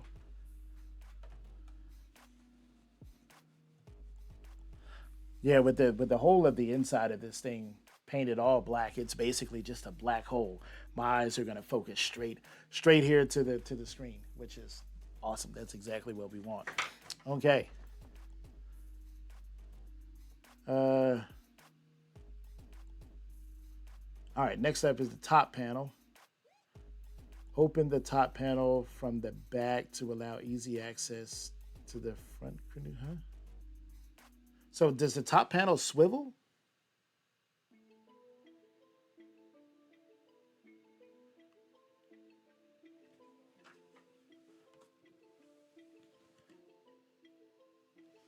No, the top panel doesn't swivel.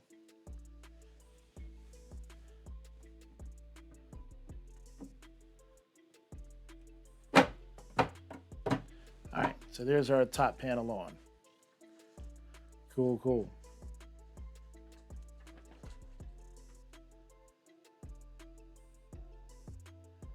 Tighten the canoes. Close the top panel to align the back pins and tighten them securely. Attach the non-tape side of the steel plate. Oh, that's a magnet. Okay.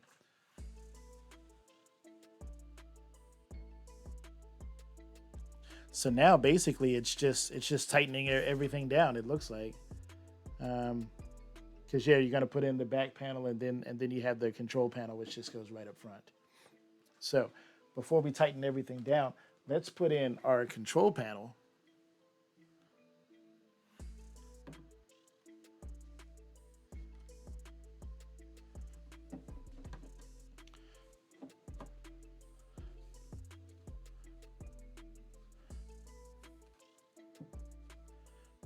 Yeah, see the little bump outs on the control panel. Yeah, really okay. There we go, and we'll put that one in there.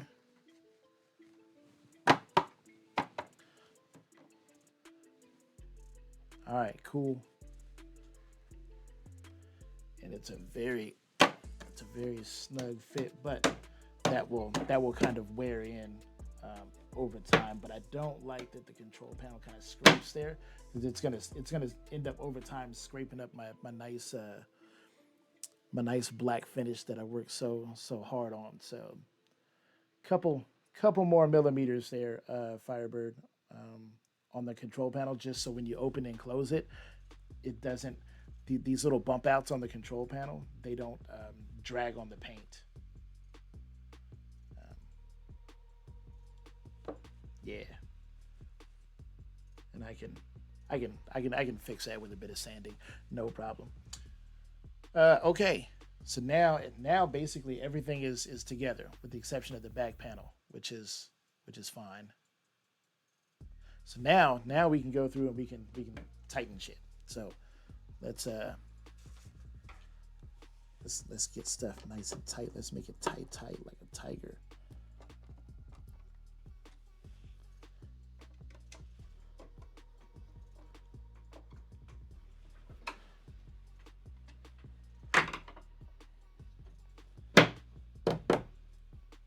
I'm so happy. Oh God. Oh, okay. Gonna get a hernia off of that one. Boy, that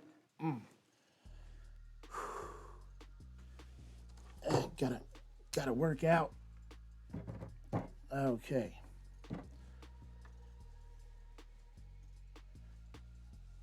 All right, so we can go ahead and tighten up our monitor mount.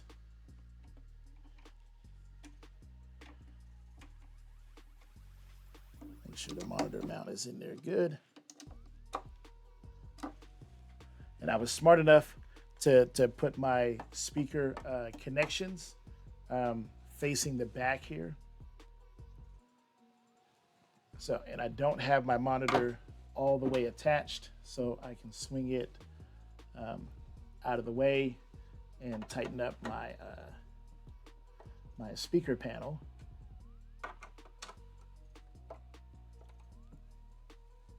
So basically, I have you can see my monitor panel is not at all tight there, so I have to hold it with one hand, but it allows me to swing out of the way and tighten up the speaker panel that's on there nice and tight. And now I can tighten up the front two of the monitor panel, so that way it's not going anywhere. And it'll actually stay in place. So there we go. So that'll just stay up like that. And now I have, hello, I'm still here. And now I think there's something about stand the cabinet upright. Yep. Attach the non-tape side of the steel plate to the magnet. Remove the release liner from the tape. Insert the back panel. Aha, until it makes contact with the steel plate. Apply firm pressure. Oh, okay, so this is how you're going to position the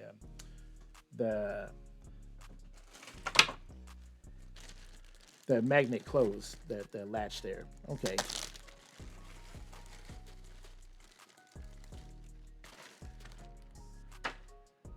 Cool.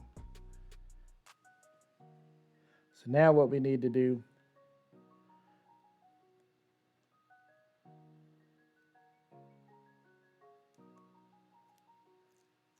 so I just took the sticker off of the can you see that? I just took the sticker off of the little magnet there. So we're going to put the magnet, we're going to put the steel plate, attach it to the magnet. Now I'll go get the back side.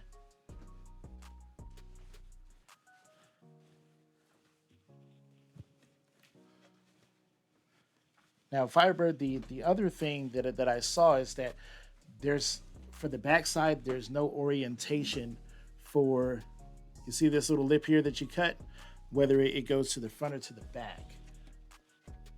I'm going to put it to the back. That way, when it sits in the groove that's in the bottom panel, the back is flush.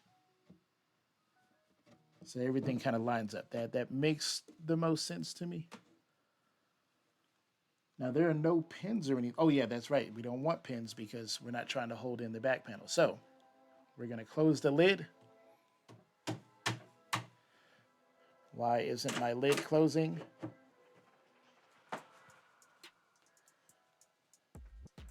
Okay, there we go. Lid's closed.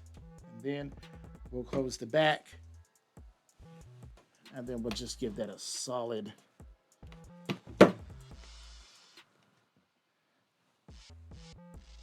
And the magnet did not stick. And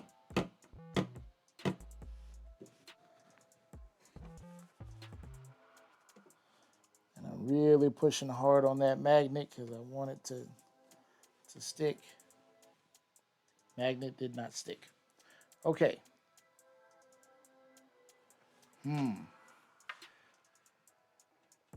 Nope, and it does have a sticky side.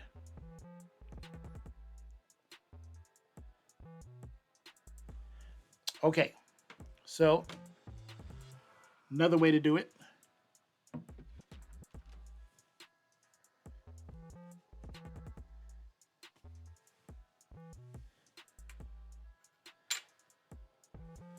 I will be right back, gang. All I need is a good straight edge.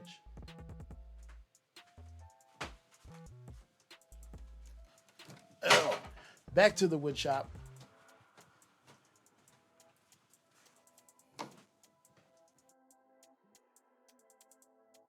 In that, I know how it's supposed to work, and I agree that it's a good idea. Just for me, unfortunately, it did not work, but that's okay.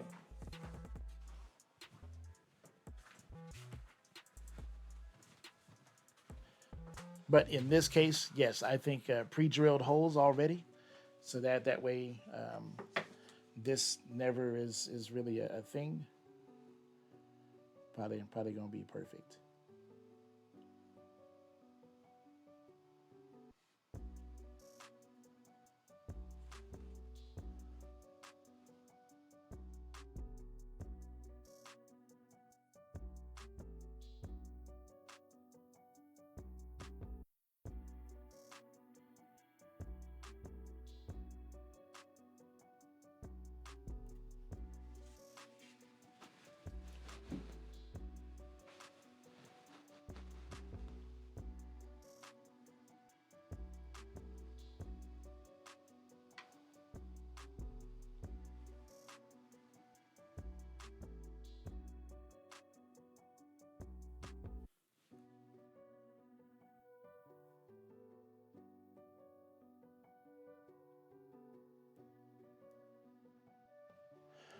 All right.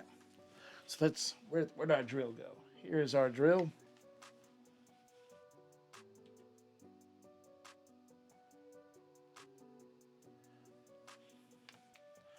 Oh, let's make sure that we actually put that on the correct side. Yes, we did.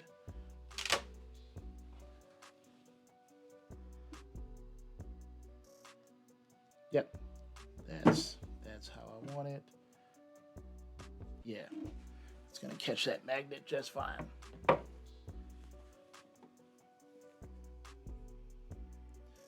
Be right back, 2 minutes. No problem, Firebird.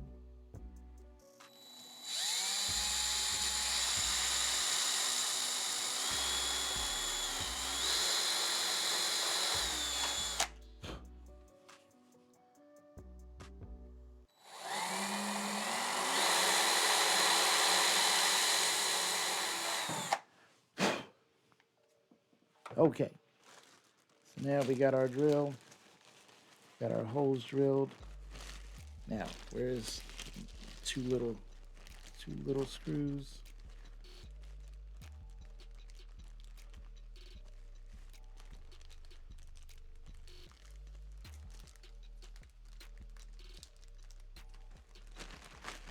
Okay.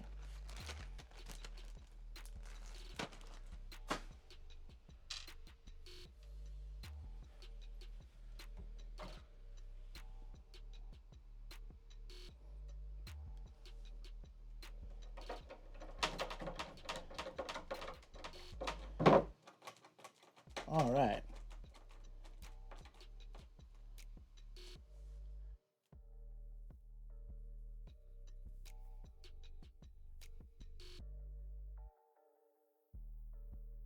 There's our, got our holes screwed.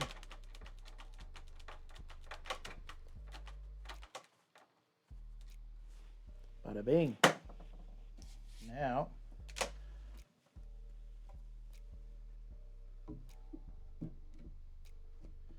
let's see. We'll set that panel right down in there. Yeah. Heck yeah.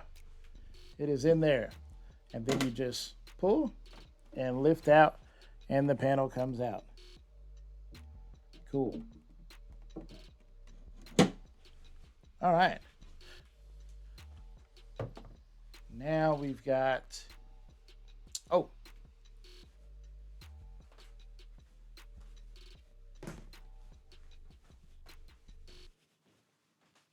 So we've got a plexiglass screen, like a screen protector, but we also have I don't know if y'all can see that. So we got this here. That's going to get mounted right up front there. There's cutouts for that. Okay. So there we go. Let me see if I can like get this situated somewhere so you can actually see what's going on here. Oh, that is weighty. I haven't even looked at it. Now now you can't see it at all. I can't win.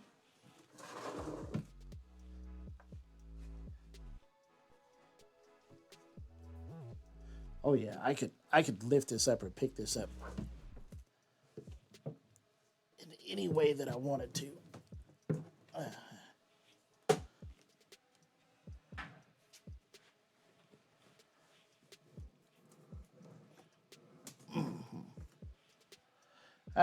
You still can't see it, but it's amazing. I mean, this thing is it's larger.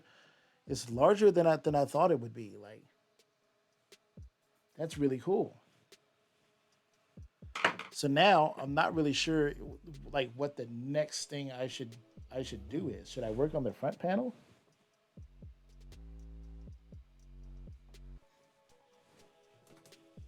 I mean, I guess that would kind of be the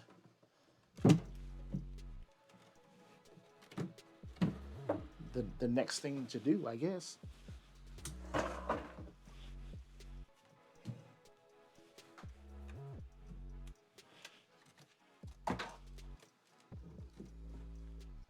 Oh.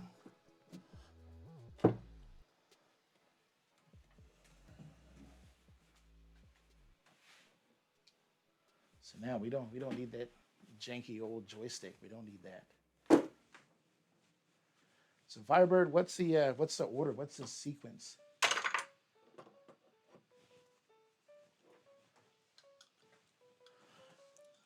Got joysticks here.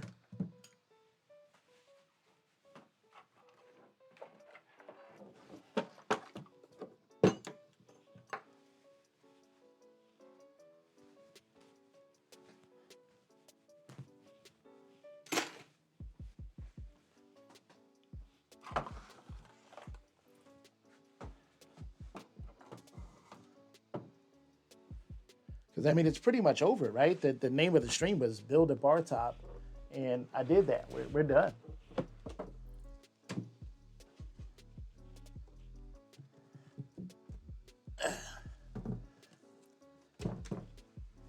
In the words of Biggie, nothing left to do but send her home to you. I'm through.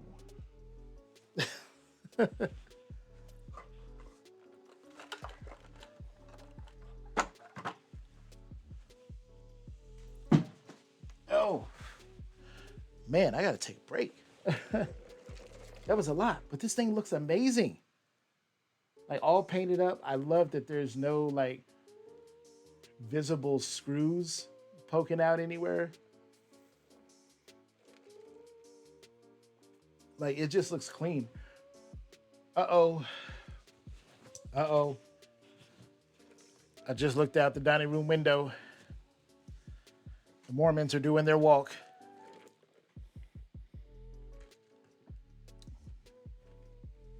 Normally, I always entertain them, just because they I wouldn't say they try hard, but they just make some they never get offended. Like they're always so polite, and a lot of times we just end up talking about other things than religious stuff. They just it's like talking to a friend. But I'm in the middle of a stream. We can't do that right now. All up to you, Tilt. Adding the hardware is pretty easy. I would suggest monitor last so you have room.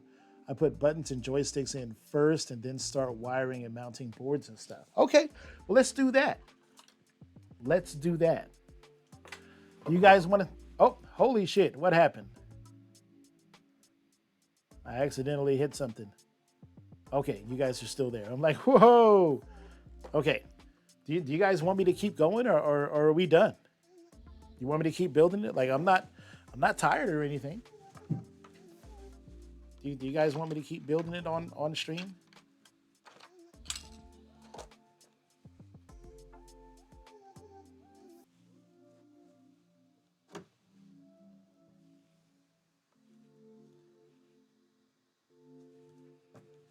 Okay, so we've got these easy EG starts, button emulator boards. I got 2 of those. I got like 10 buttons. I've got a USB port here. Mr. J is like, keep going. All right. Let's see.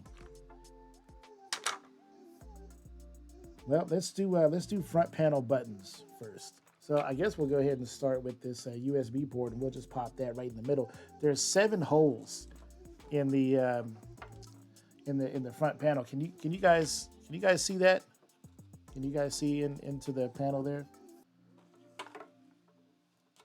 Last night I cut 8-way slits into all of the vinyl, because that was like 30 minutes of just like cutting slits and making holes and stuff. So I didn't want to put y'all through that,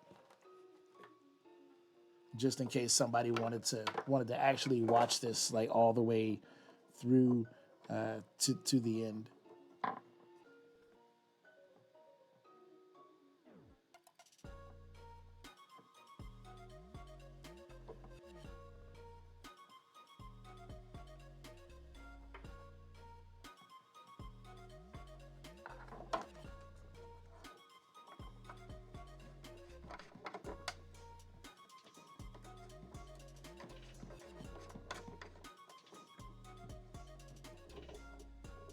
Uh-oh. Okay. First problem. This little whatchamacallit here isn't long enough to actually go through the 3/4 inch plywood, which is weird, because I just installed one of these in a V-pen. But oh, well, the bottom panel of the V-pen, the floor of the V-pen is only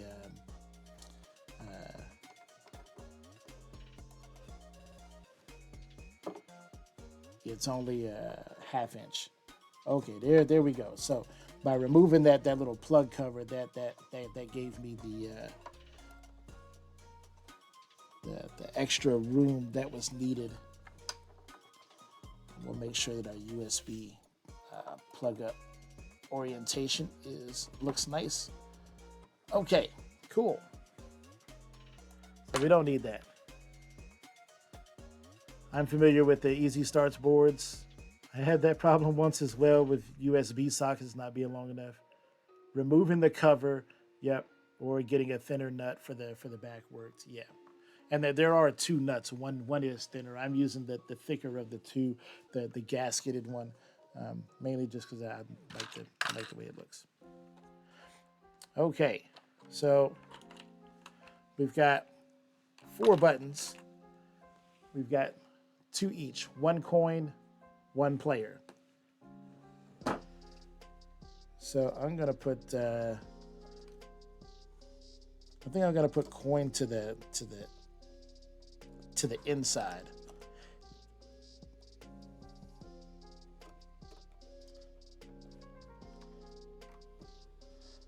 Yeah.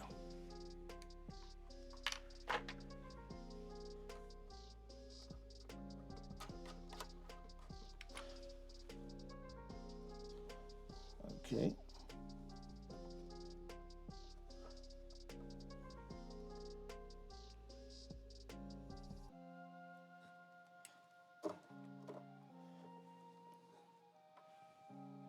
Yeah, 30 millimeter buttons. These Easy Start buttons. These are the LED version of these buttons. So this cabinet should light up like a Christmas tree when we're done. Um, they fit really nicely in the in the holes that you got here, Firebird. Come on, why doesn't this want to thread on the right way? Come on. Come on, China, really? Okay.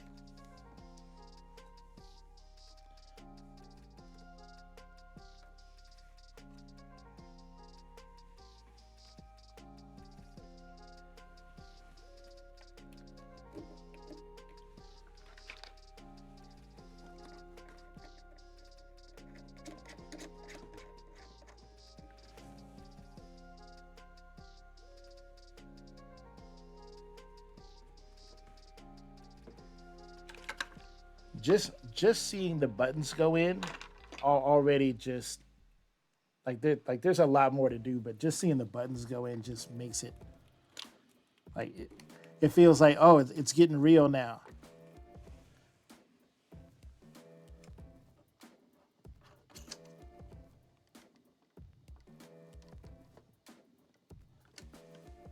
Okay. And then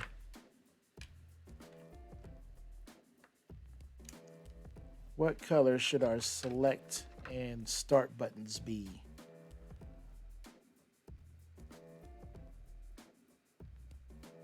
Because I've got red, green, blue, and yellow.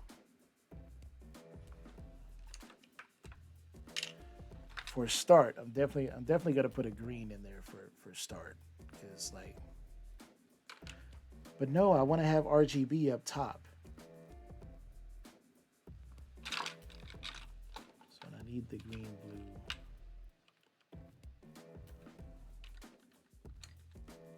and the reds. So yellow it is.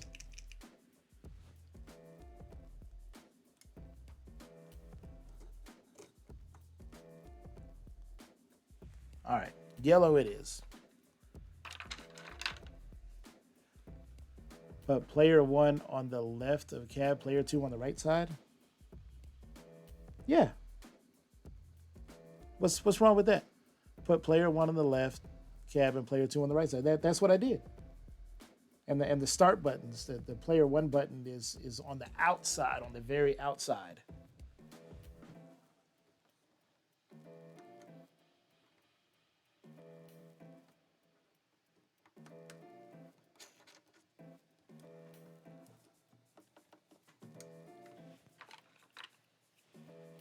My wife is going to be so mad that I've commandeered her craft space. You're good. Earlier, you had player 1 in your hand. I was testing right side. I know what I'm doing. Can't you tell I know what I'm doing? Man, I build V pins, man. Oh, look at that! Look at that front panel, just laced with buttons. Oh, it's so cool. Okay, and then let's so RGB.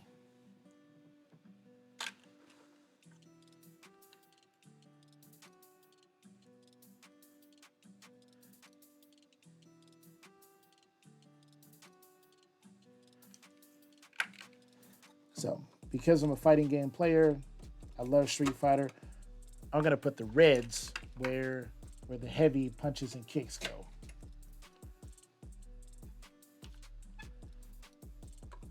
So it's gonna be green, blue, red.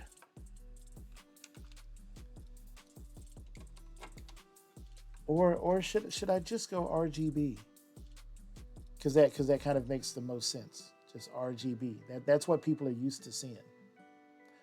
That's what I'm gonna do.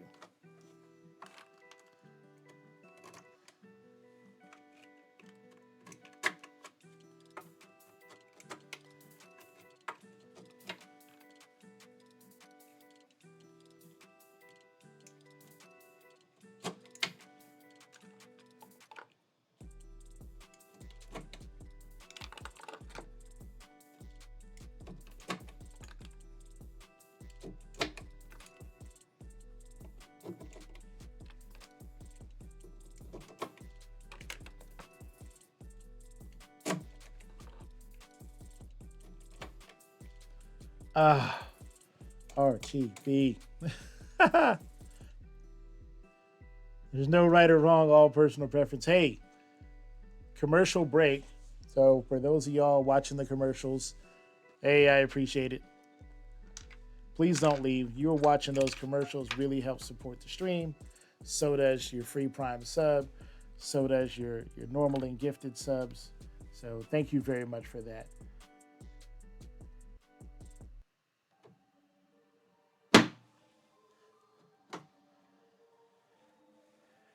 And there's a little bit to trim off over there, but I'll deal with that here in a second.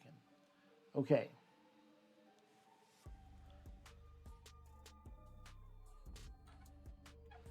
So now we're gonna need those, and let's screw in all of our buttons. They won't miss me doing that during the commercial break. Just screwing in buttons. What I miss? Nothing. Screwing in buttons.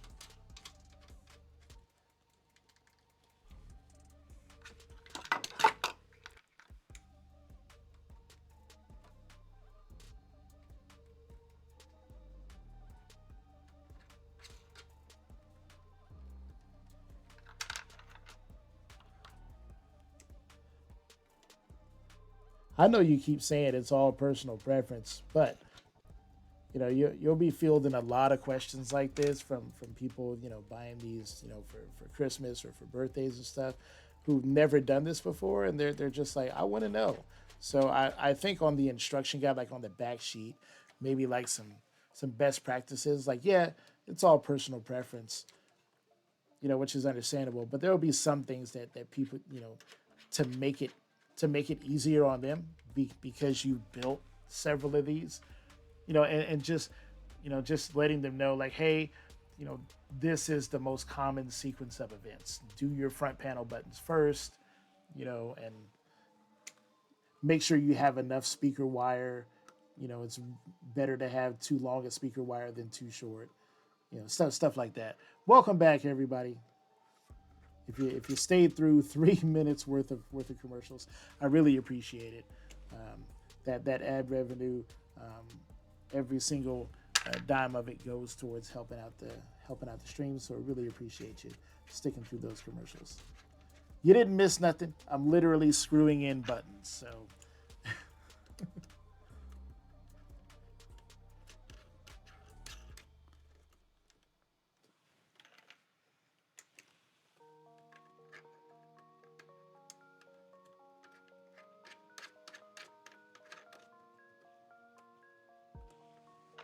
All right.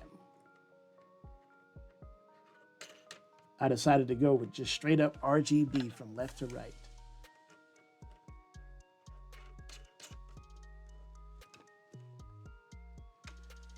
Okay, so there's our buttons.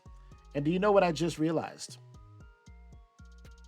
There's a cool wrench you can get for screwing in buttons. Works pretty good. This works pretty good too, and it's free. The wrench came with the package. You know what I just realized? I just realized that I really cranked down these motherfuckers.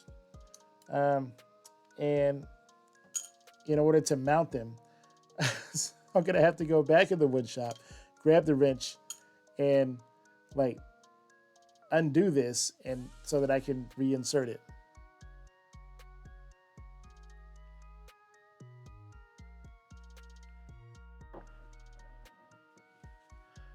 Firebird, if you're really mashing them while playing a fighting game, you suck at fighting games.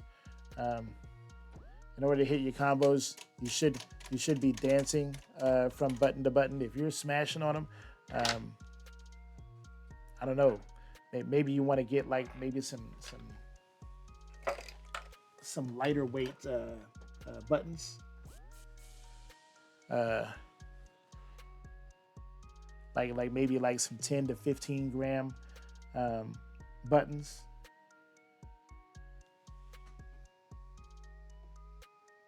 That way you don't have to smash on them. So now we're gonna need our box of screws. But now I gotta go back to the wood shop and disassemble both of these. Tell that to the 5-year-old that wants to play a game. Well, thankfully, Thankfully, there are no 5-year-olds who will be playing with this. So I got a bunch of screws here so that we can get our joysticks mounted. I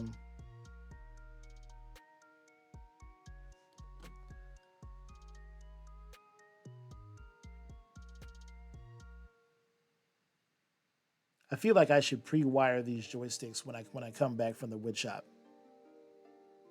Yes, I'm gonna pre-wire these when I come back from the wood shop. So let me go loosen these, and then I'll be right back. Oh, you know what? I really should have done that during the commercial break had I been thinking. I'm so sorry.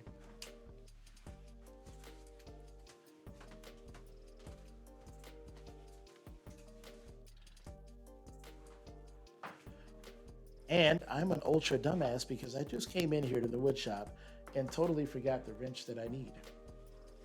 I left it out there with you guys.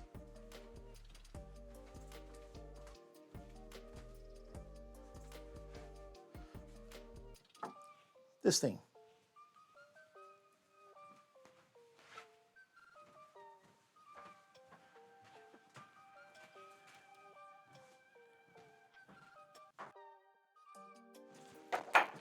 All right, so we're just gonna put that right back in there. Crank it down just a little bit.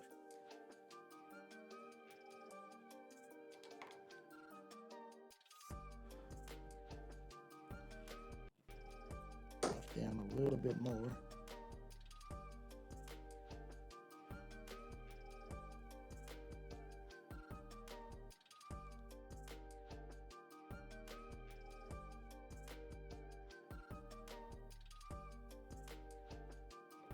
Oh my God, why is that not coming off of there?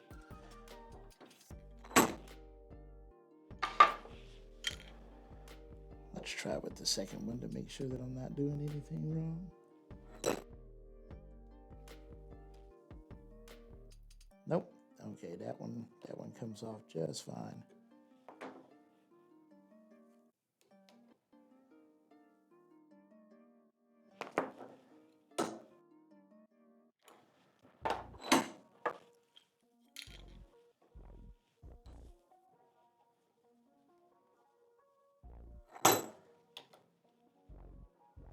Okay, there we go.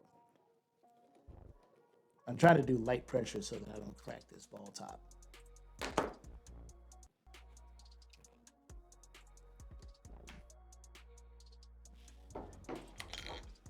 Okay, there we go.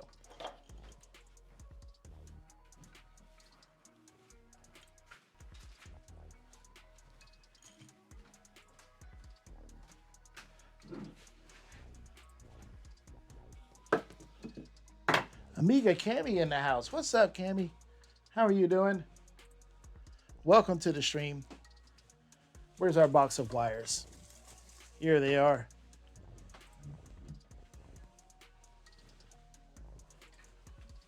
Oh.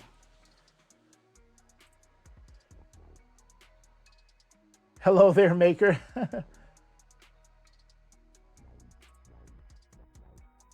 All right. So these are the wires that we're going to use for the button, for the joysticks. So let's go ahead and get the joysticks wired up.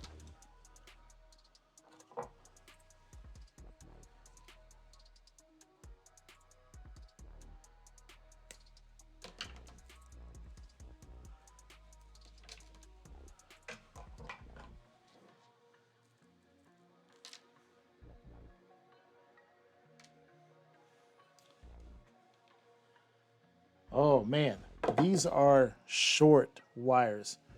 They're really short. So we're gonna want to make sure that that the controls, I mean, they got to be right next to each other. Holy crap.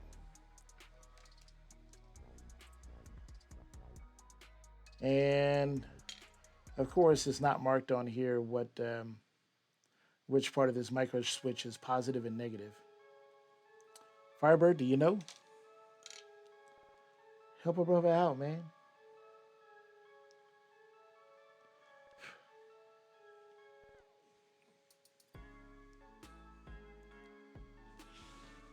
is this the one on the outside of the micro switch? Isn't that ground on the outside of every micro switch? So I should use the outside one and the inside one, right? So inside and the outside.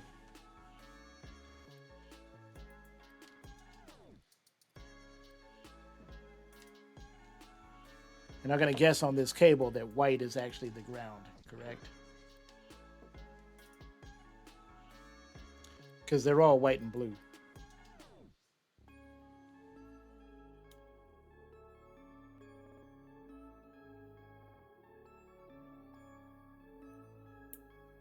Cool. All right. Well, let's wire some joysticks then, baby. And these are all 2-button or 2-pin connectors. So, and they came with an Easy Starts package.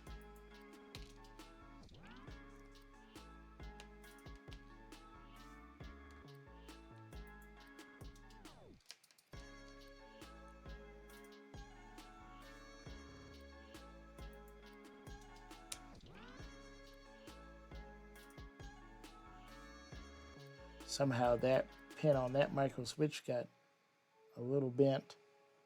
There we go. Bottom is common, then normally open, then normally closed.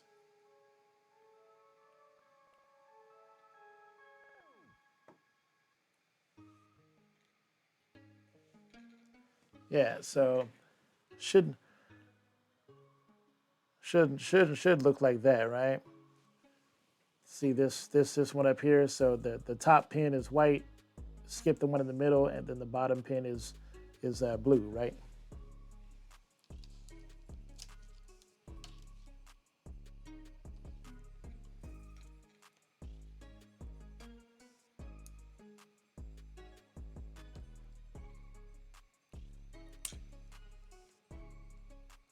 That should be fine. Yeah, that seems right. It should be fine. It should be fine. I'm just concerned that these are like just like really short. I mean like the control panel is gonna have to the keyboard encoder is gonna have to basically be right friggin' below it.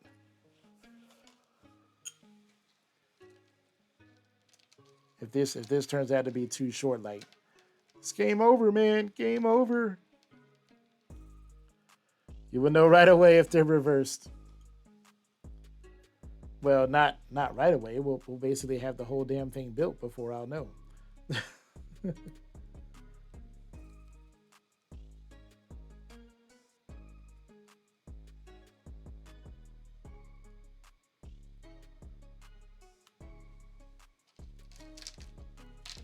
Hey, so if any of you guys been watching, since this is technically a pinball channel, have any of you guys been watching any of the tournaments or the footage or the news that's come out of the Pinball Expo?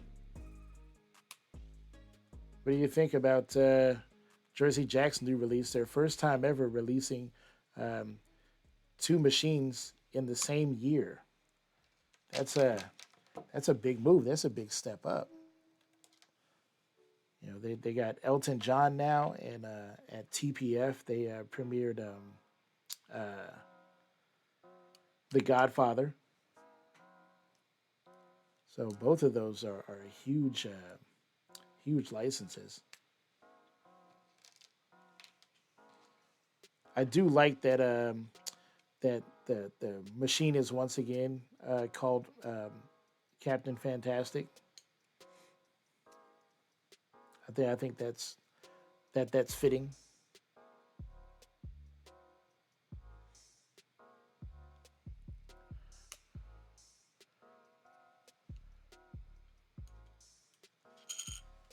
Okay, so there's our micro switches all done. Just put those over there. Yeah, okay. So micro switch is done. Now we can take apart these. I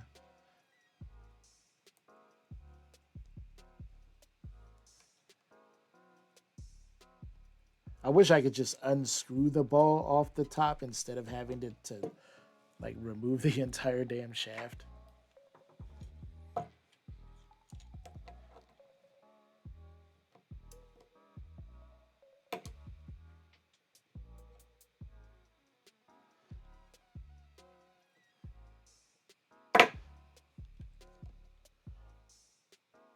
Luckily, the guy who designed the cabinet made it easy to just lift the panel and change the wires. Yeah, thank goodness for that guy. Oh, no wonder that was just spinning. It's because I'm not holding the ball top. You idiot, Chris.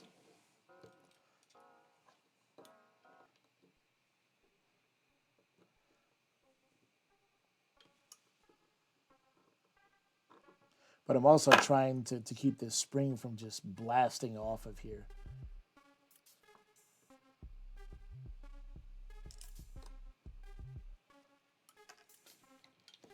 All right, so now we'll just pull the shaft out. You want me to show you my wiring on the switch? Okay.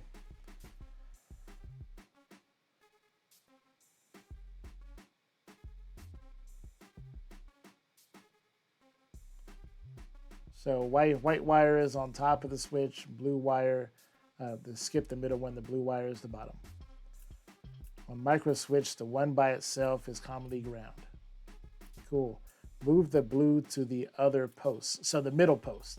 The blue should go to the middle post. Are you sure about that?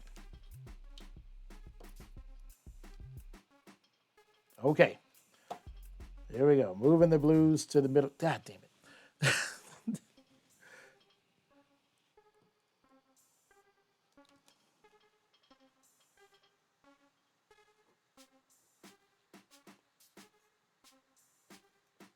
God damn it. Really? Are you serious?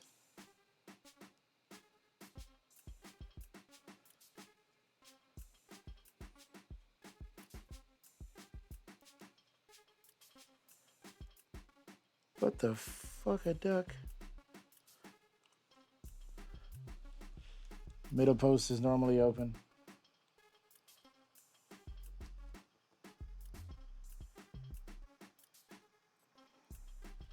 God damn it.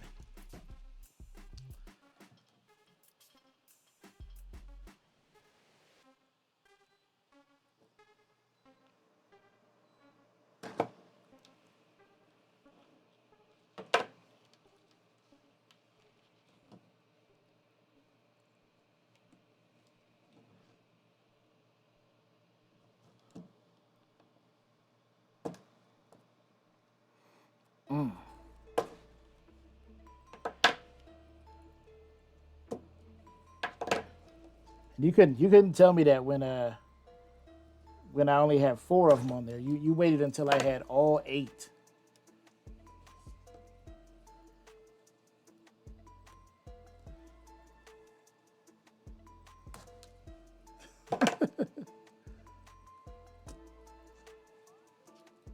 Okay. There's that one.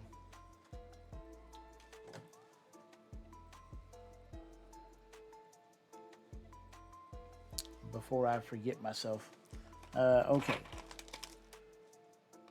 So now we need a way to screw these in. Firebird, you didn't actually give me any mounting hardware for these. But I found some tiny screws that I think will work.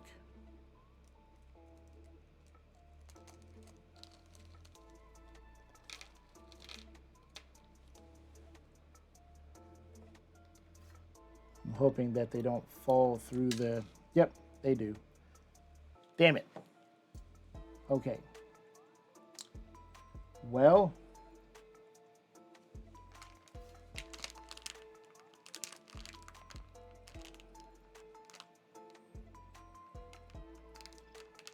See, because the holes are pre-drilled.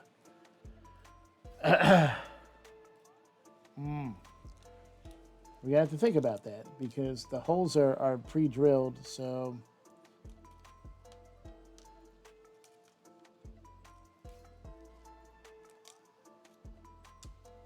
Firebird, what to do?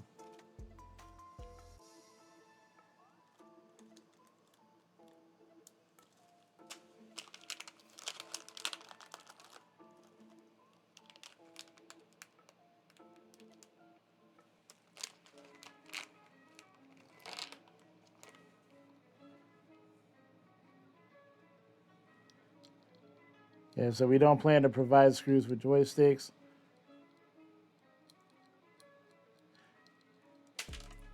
Yeah, but the problem with that is that I didn't realize that the joysticks wouldn't come with any.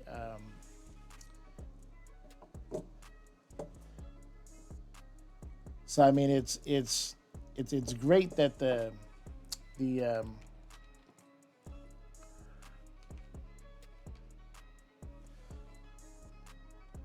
but yeah, those screws are too long.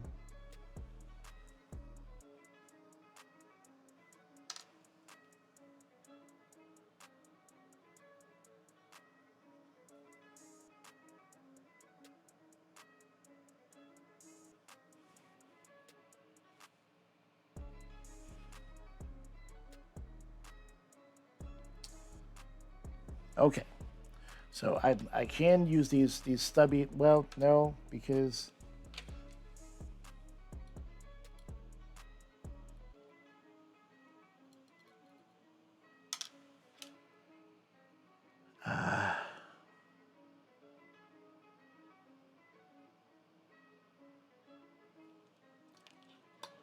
so this is supposed to be screwed in from the top.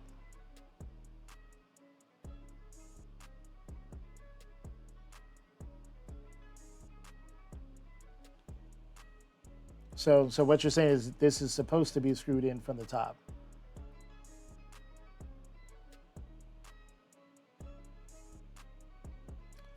Well, I don't think that I have.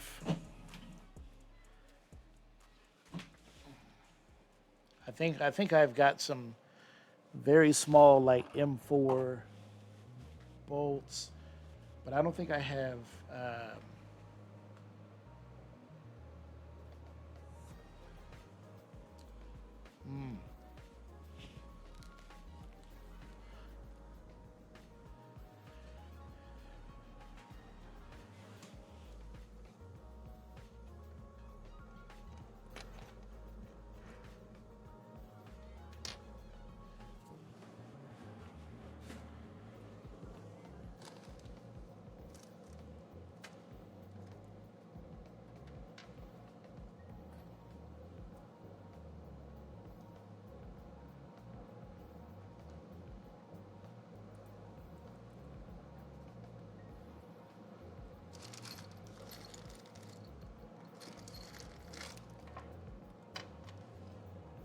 Okay. Hang on, crew. I got.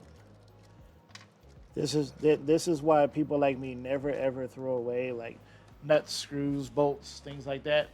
You never know when you're gonna need them.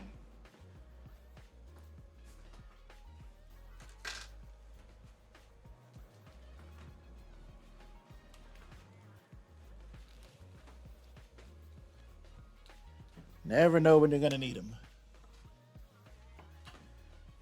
Okay.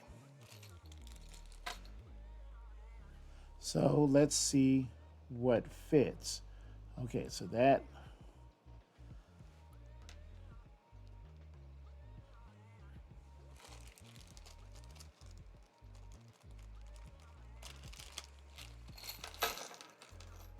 So now let's see what's in this bag, if there's anything useful.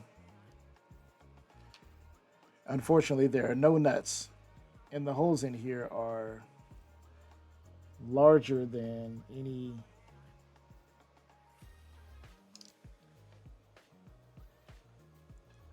screw that I have.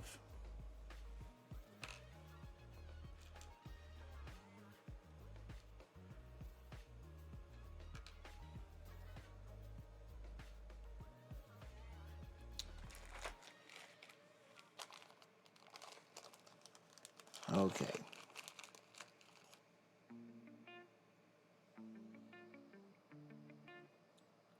See, that's even, nope.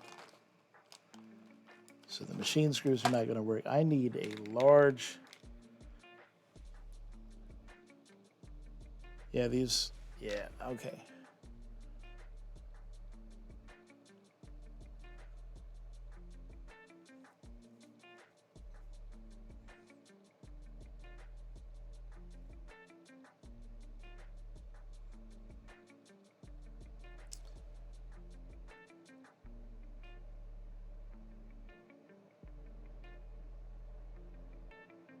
Okay, hang on just a moment, gang. Gotta go to the wood shop again, rummage around in the drawers, see what I got. I need 8 fat ass screws.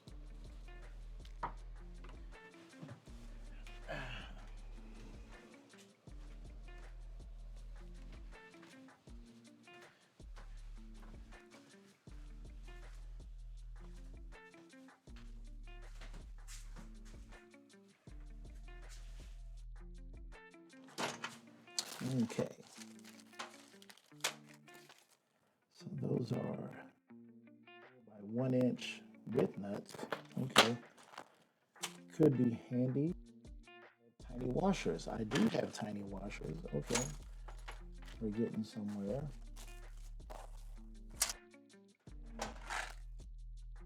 So we might have to. Okay. Okay. Before we go back out there, let's make a washer stack and see where we get to. Oh, that's why I was saving those, because I was putting dual stage flippers in a V pin. Okay.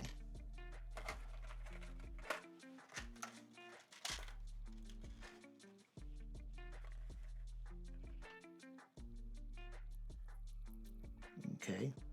Tiny washer. Now we need a bigger washer.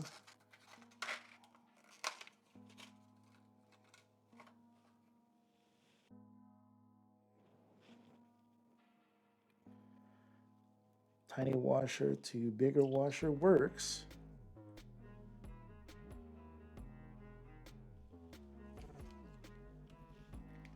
Do we have 8 nuts? We do. Okay. I think I found a solution. Okay. Have to MacGyver some shit. Y'all wanted to see that on stream, right? An episode of MacGyver? Abso-freaking-lutely.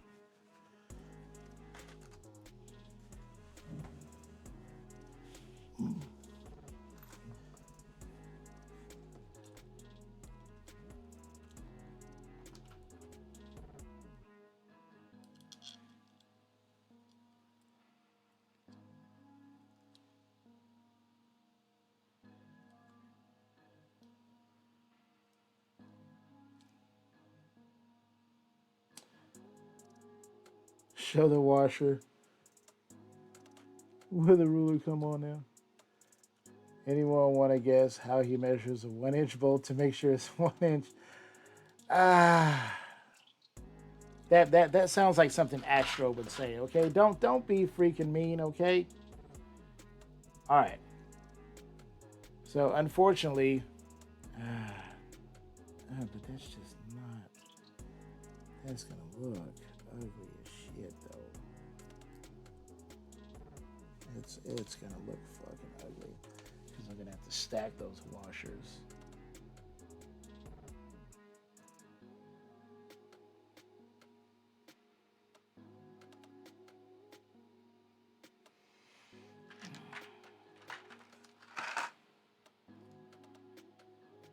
What I need are bolts that fit these motherfuckers. That would be perfect if I had friggin' nuts that fit those.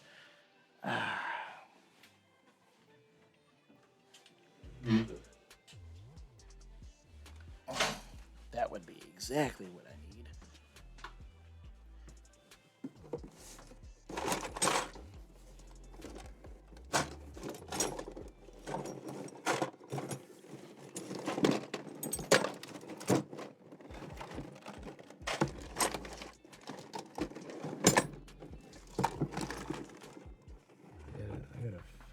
nice ton of wing nuts.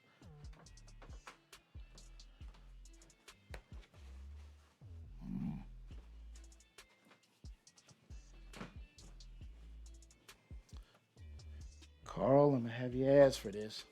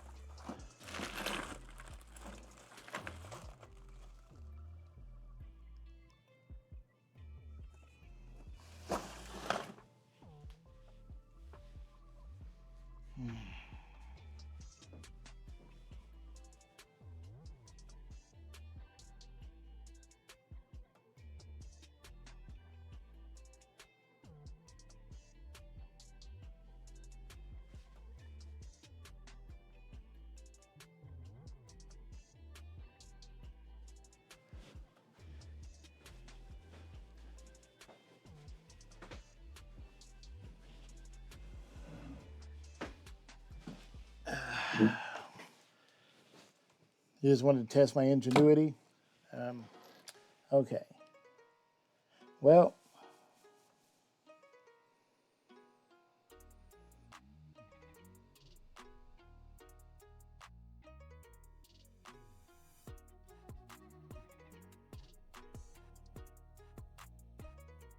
hey, Joe Picasso, what's up? Welcome to the stream, buddy. I am in the middle of problem solving.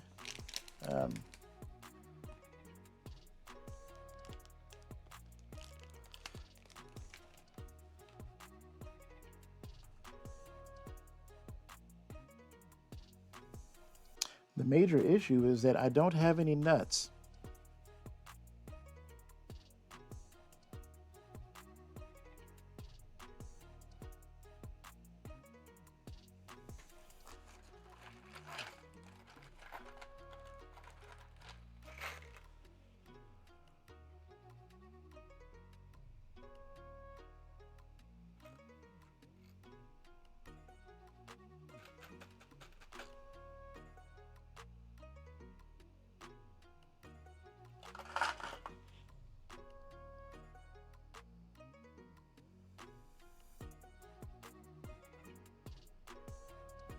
Yeah, yeah, working on an arcade cabinet. Um, yeah, I don't have any the right size installation screws for these pre-drilled holes in this cabinet. Unfortunately, um, I didn't receive the, the the bolts to bolt the controllers in. So I'm trying to figure out how to do that and still make it look pretty.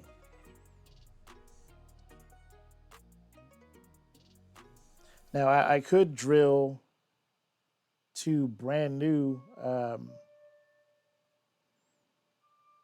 holes in the cabinet. I could do that.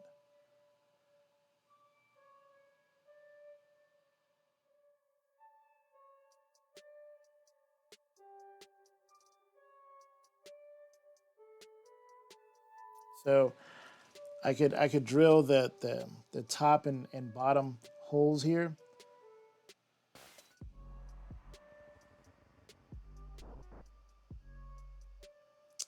Well, yes, but double-sided tape is not optimal. I was thinking of that as well.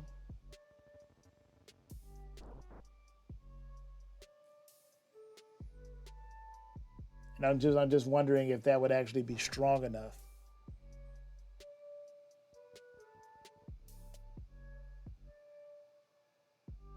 Hold it in place till you get screws. Okay, so I do have double-sided tape.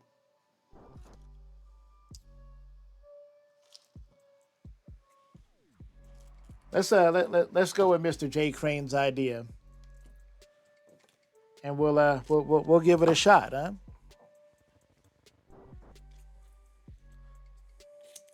So we're gonna cut that off because we want a fresh piece of double-sided tape. Because we want the freshest of the fresh.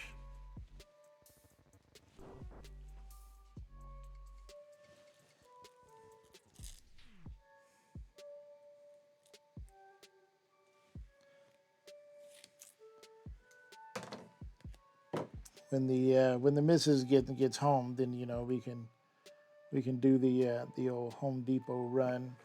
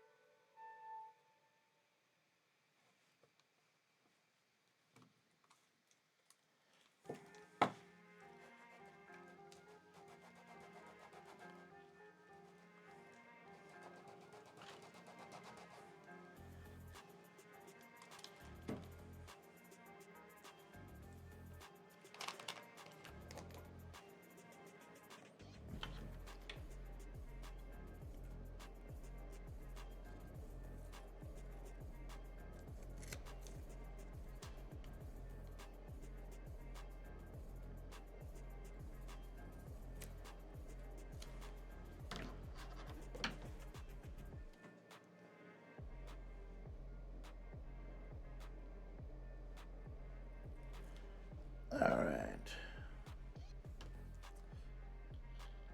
All right, place your bets, ladies and gentlemen. Who thinks Mr. J Crane's fix is gonna work?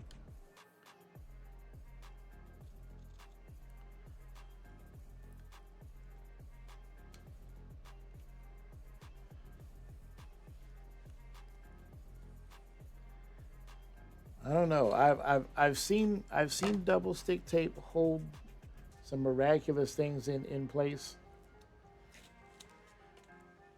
and other times I've seen it just be like, nope.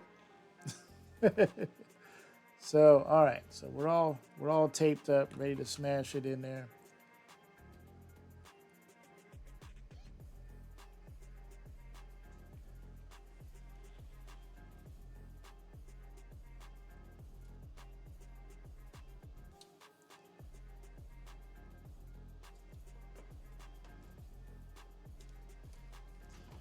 Because I really don't want to ruin the aesthetics of the top panel.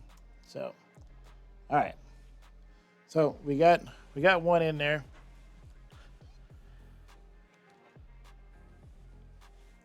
And let's go ahead and get our joystick remounted.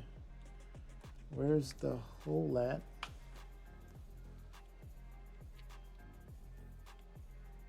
Oh, yeah, that's right. I didn't poke a hole for the hole. Ah, there we go.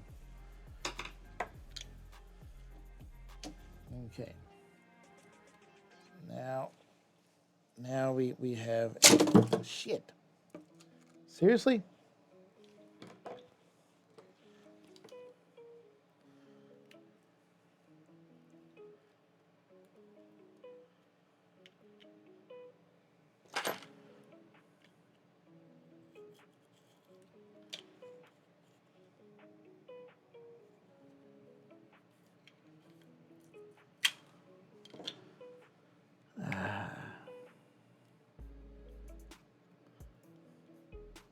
Okay, that one was on me because um,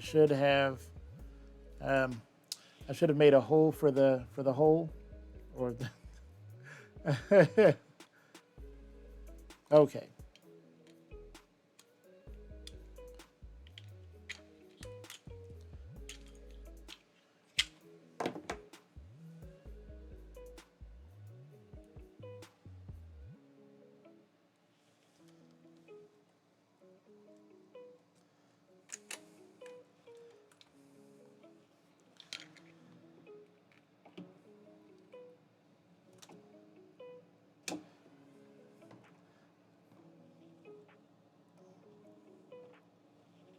Yeah, Mr. Crane, I Can't say with 100% certainty that that's gonna hold. I mean, it'll sit there and look pretty. Should have made a hole for the hole. Sounds like logic. Yeah, yeah, exactly. Okay, so it's stuck in there.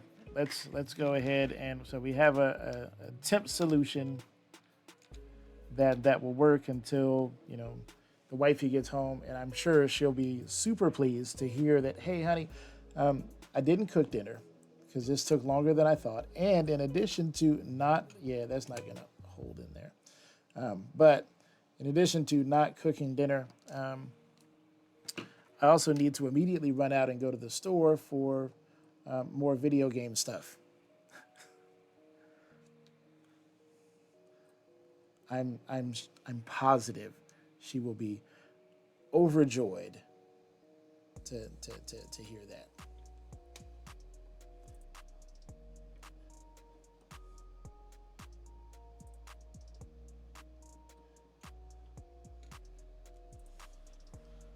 Okay, so let's put on our little washer. Damn it!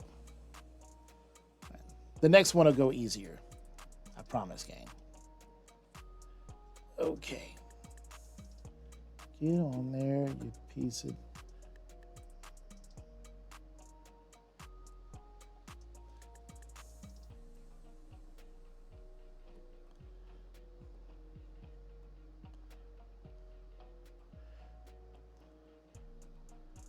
Come on, buddy. Just. Don't you want to go in your hole?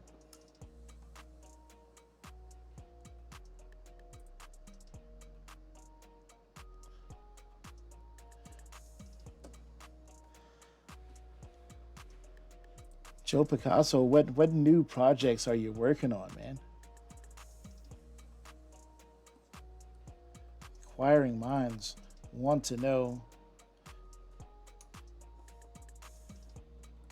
If y'all don't know who Joe Picasso is, and it's kind of hard to not know if you're in the VPN community, that this man is, I mean, his artwork is all over some very cool, very original tables. And, damn it, okay. Even some not so original tables that maybe just need a touch up or something like that. But the man is he's a legend. I mean, heck, he even did the artwork for the Oklahoma State Championship tournament stream for the 2022-23 year. I mean, and it looked absolutely fan-freaking-tastic.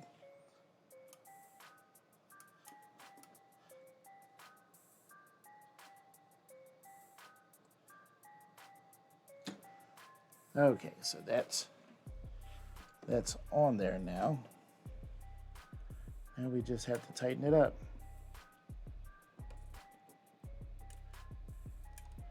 That's a pain in the ass, and that is an all-American company for you.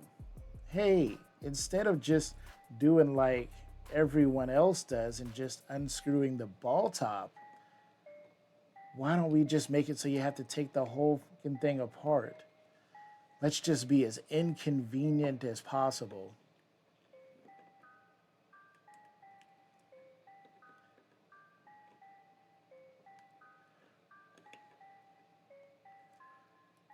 Okay. Yeah. All right, so at least our ball top is in there, but yeah, Mr. J Crane, I don't think that solution is going to stick. Nope. Really, Joe, we love your artwork for sure. Joe is in prime demand by everybody. Heck yeah.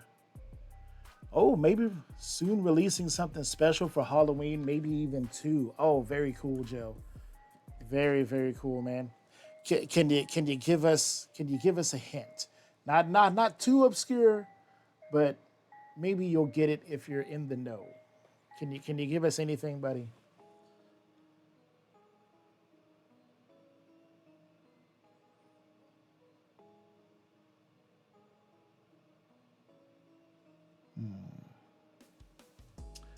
I'm still having to think about that.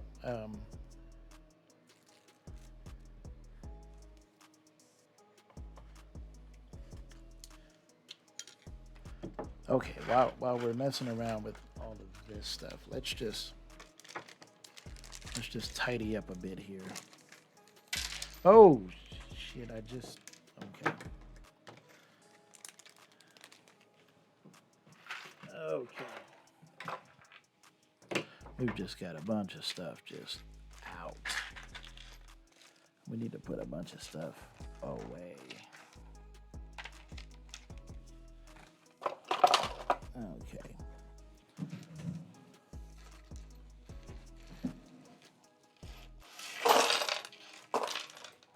Okay. All right. Now that that's cleaned up, kind of cleaned up. What'd you say? What compels you?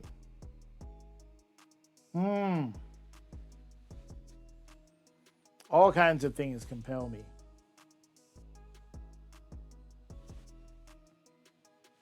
Nice.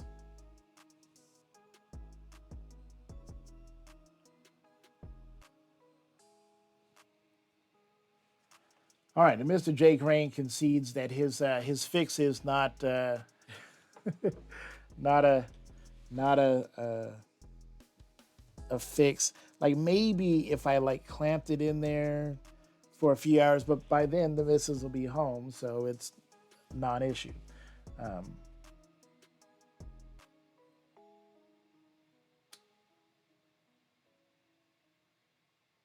I am gonna have to put bolts through the top of this thing, flush mount, which is fine. I don't have a problem with that.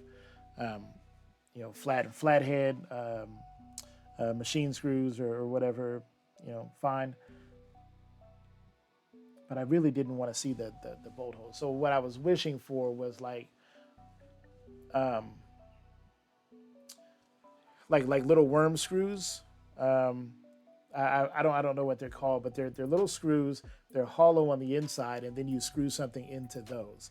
That's that's what I like to have seen. So that way you can keep the whole panel just smooth and flush. But it's okay. Okay, on to the next. So this one, so we gotta take the little screw off of here. Be careful because the spring will blast it everywhere.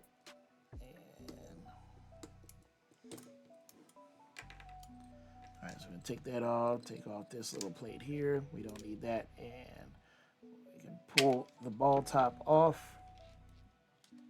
Now, while we've got that disassembled, let's go ahead and move our connectors.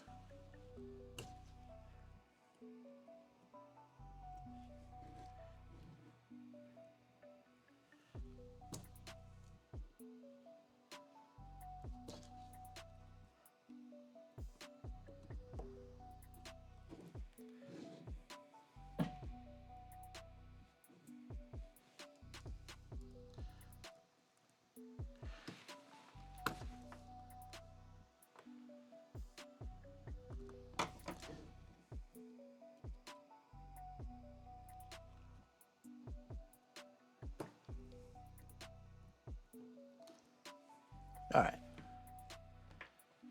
So there's our connectors. Firebird. Look in Discord when you have put an example of how to mount and how many have been on real arcades for years.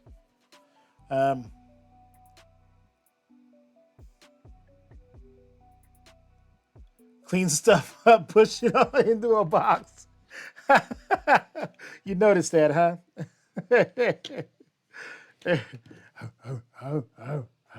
Tim Allen would be proud.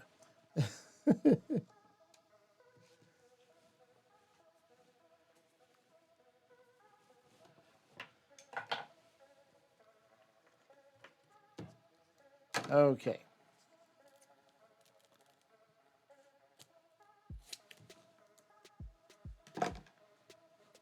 So mainly, I'm just using this this tape here, not necessarily because I need it to stick down or something like that, or it's gonna hold the joystick in place. I need it to hold the joystick in place while I get the ball mount on there. That's kind of the because as soon as I lower this and gravity takes over, like it's gonna fall again, and that's okay.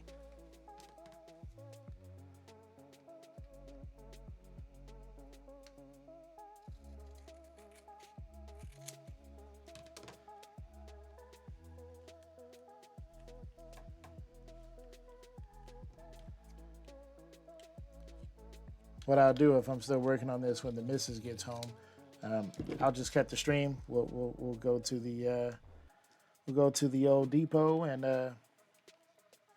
then I'll come back and we'll do part two, and we'll play some some games later tonight. Although we've still got the week 8 of league play.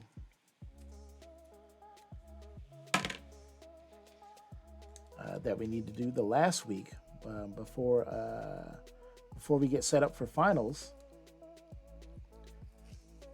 Which, if I've done my math right, finals will be held the same weekend as my 24-hour Extra Life stream. So that will be part of Extra Life is the league finals.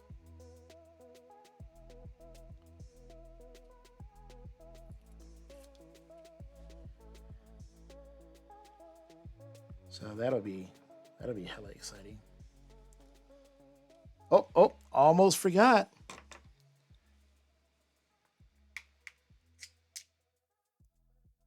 You gotta poke the hole, baby.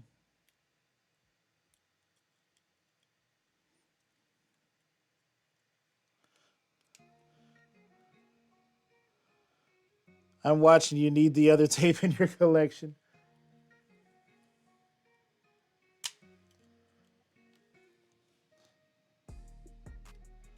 All right, so we'll get that one shoved in there. Cool.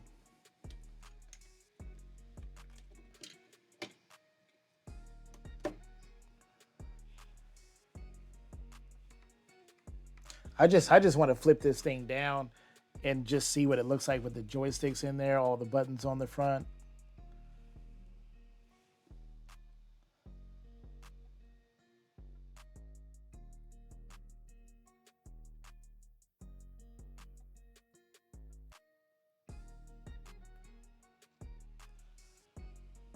Okay, so now we can put our screw on here.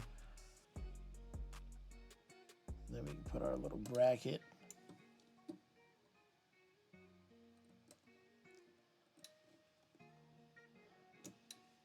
Carl, am I doing something wrong, or is this actually just to swap out or do you just never swap out like ball tops and bat tops on your joysticks?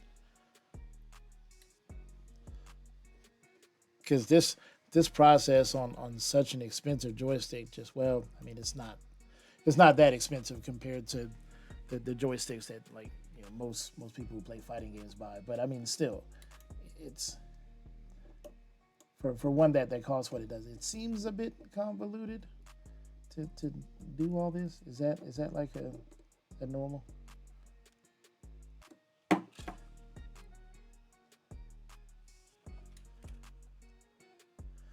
You only have to do it once when you're installing it. Well, you're not wrong.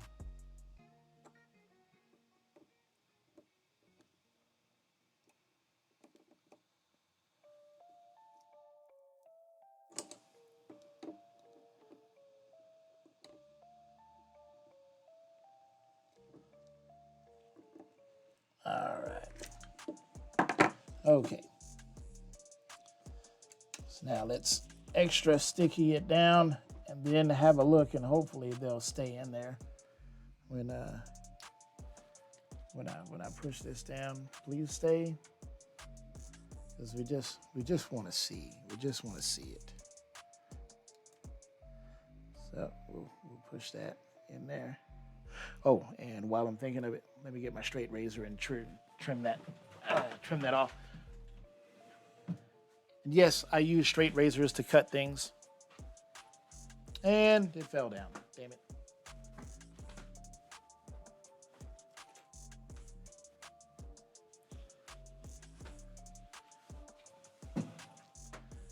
And the quality of my straight razors is very high.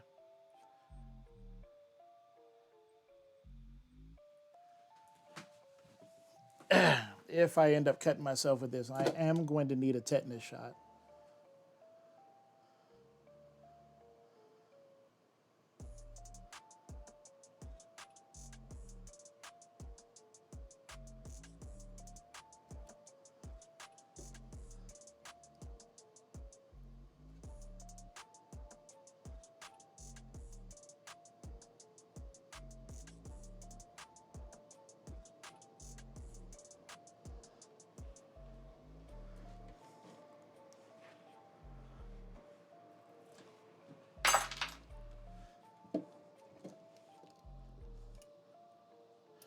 Well, damn it, they just won't stay.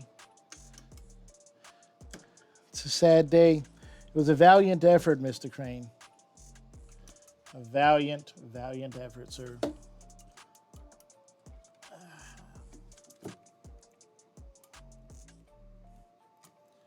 But alas, they're not gonna stay.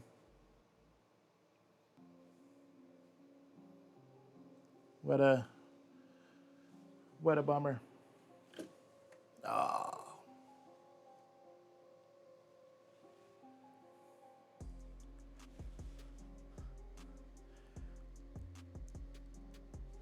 Ed Bird, since you're using an easy start, I want to show you. No, I'm using an easy start.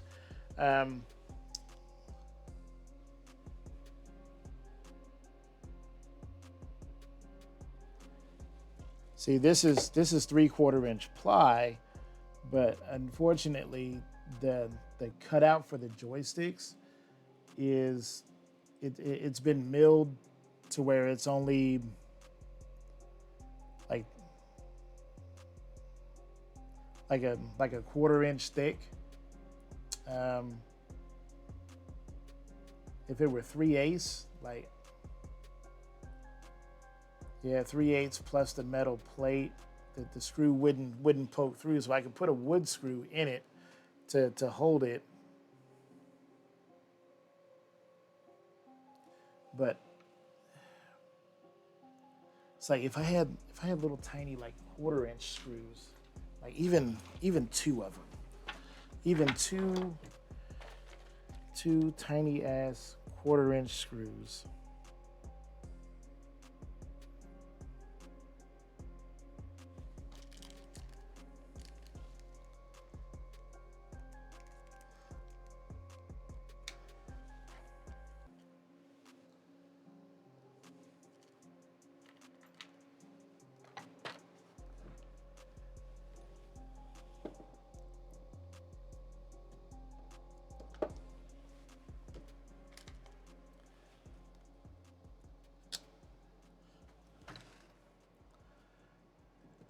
See, now I could drill for that, and that wouldn't go all the way through.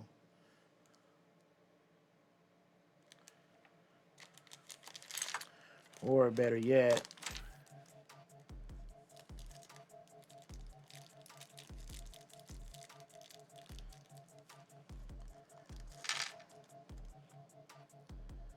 these are even shorter, but I think they're too small. They'll go through the... No? No, they'll hold. Haha. Okay. Surgery, amigos. Surgery. Okay. For this, we're gonna need some drill bits. I'm gonna need a test board and a screwdriver. Because if I fuck this up, it'll completely ruin the cabinet. So I'm just gonna be real with you. But I really want to fix this and put it together on stream. So this is like do or die, motherfucker. You know what I mean? Like, okay, this the part where shit get real. All right, we got our test board. We got our drill bit. I think I want to say that's the right size. We're gonna find out.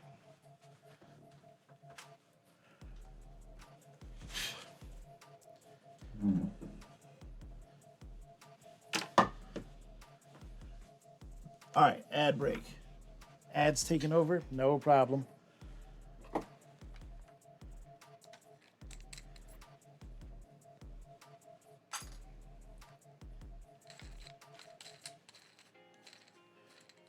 The ones who are subscribed, y'all about to get the premium content.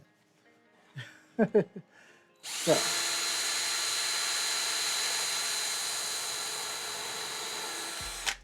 okay. Let's see if that hole is large enough for this tiny ass screw.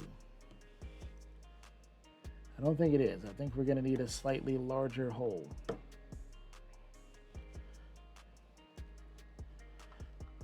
No. Oh, that's okay. We're going to have tear out if we do that. All right, so we need one drill bit larger.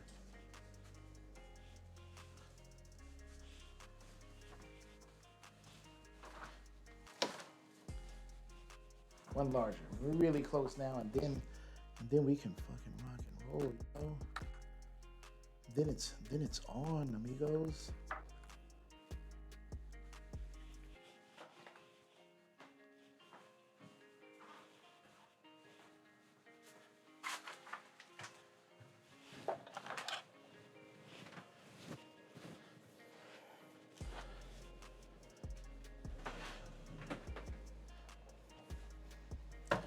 Okay.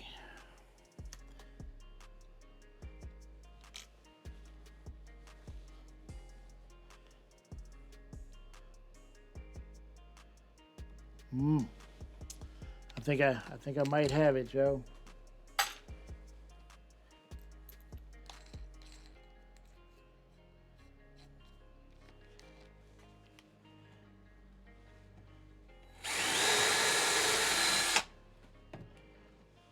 All right, then we're gonna put this little worm screw in here, a little short ass black screw, 1/4 inch. Fuck yeah, let's go. Let's freaking go. All right, so first half of surgery completed. Now, second half, drilling this panel without without fucking something up. Doesn't need to be because there's literally no room for error. Yeah.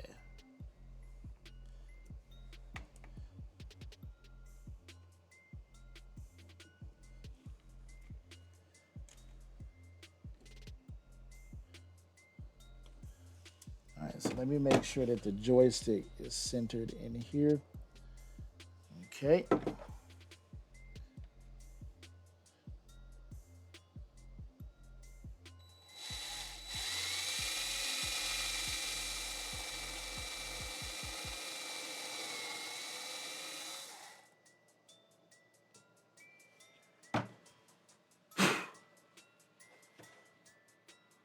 Okay. Wish me luck. Wish me freaking luck. Lord Jesus, please don't crack this panel. Because if you crack the panel, Firebird's gonna have to send me a new one.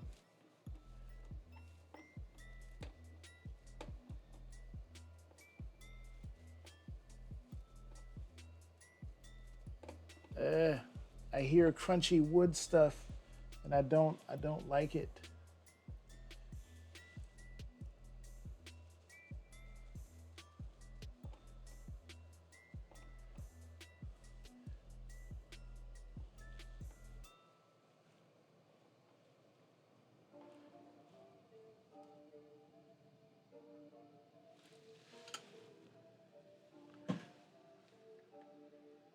Oh, okay. I need to back that off just slightly because we were just starting to be proud of the wood. But, hey, it's on there. Sweet. Let's do the bottom one. Don't push it if it's crunching. I don't think that I've had pinball gameplay on my stream that's this intense.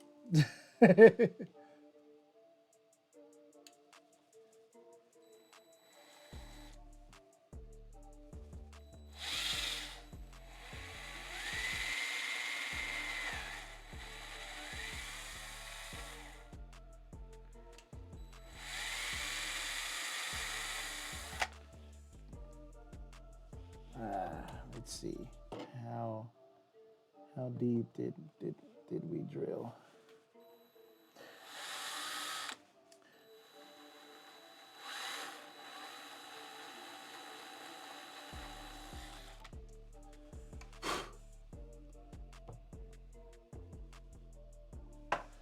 Okay. So now we need another one of those little worm screws, and then we'll be able to see if this will actually be a solution to hold this joystick in place.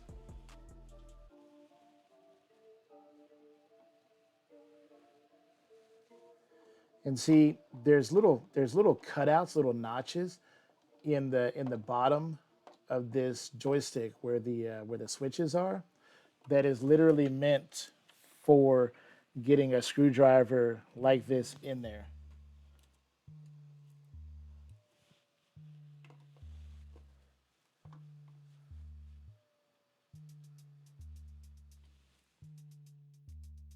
Nope, still wobbles a little bit. Oh yeah, we got a couple more turns to go.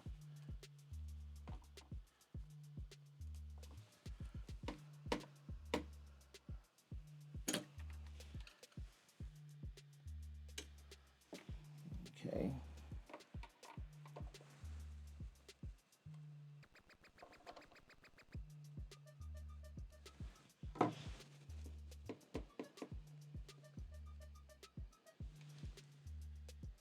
Almost. I'm checking with my finger to make sure that I'm not poking through because this screw is literally the exact thickness of this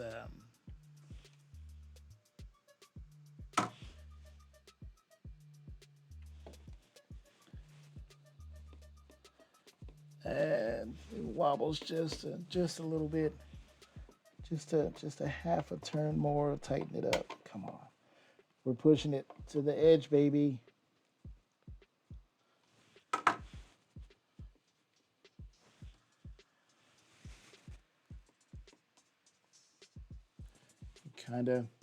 Kind of rocks around a little bit, but it's literally because these screws are just slightly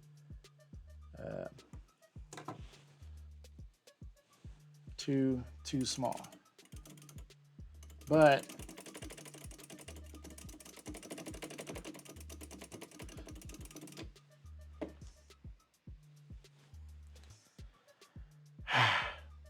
we did it, amigos. The thing's in there. Holy crap, we did it.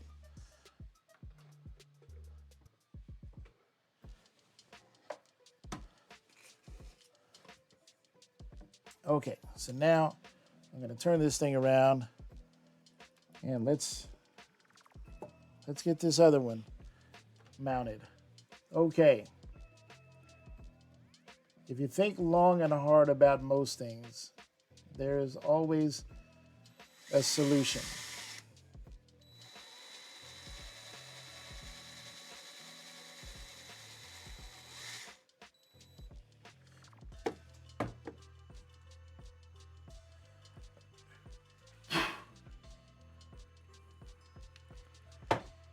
Now, in this case, the solution is for chat to make fun of Firebird for, leaving out the most basic of things.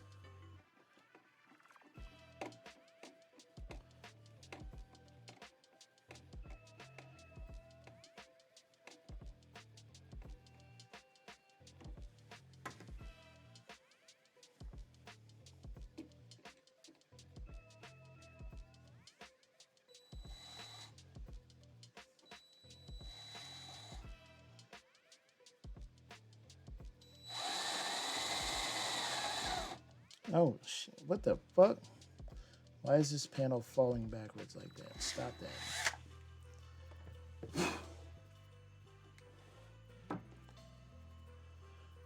Finish it later, though, with the ones I put in Discord.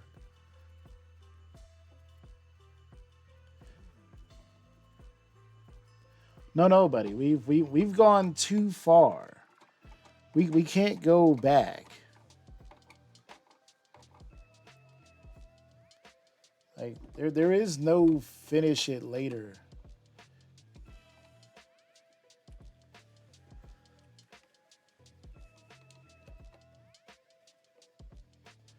This is Mortal Kombat now. We have to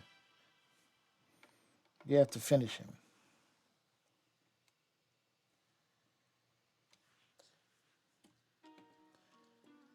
That's super wobbly. Super wobbly. That's like Master P kind of wobbly.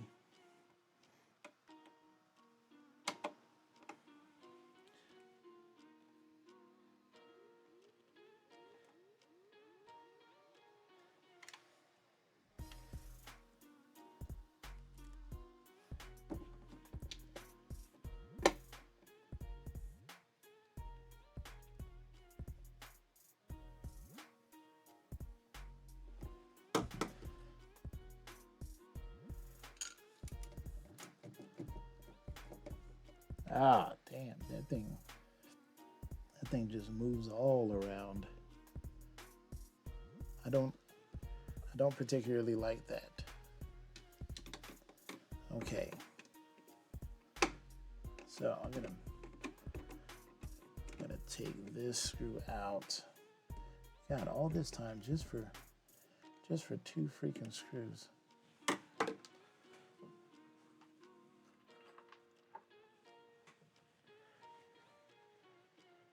What if I put a washer on that screw?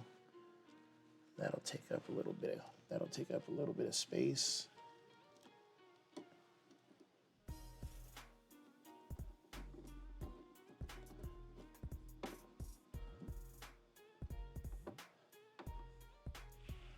That shit. Oh yeah. Oh, washers. Fuck yeah.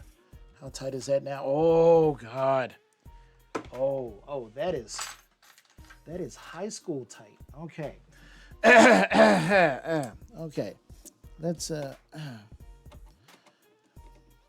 yay, prom queens. Okay. Let's go. All right.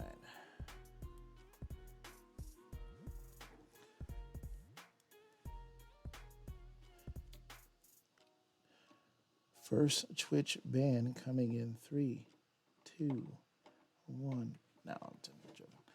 Okay.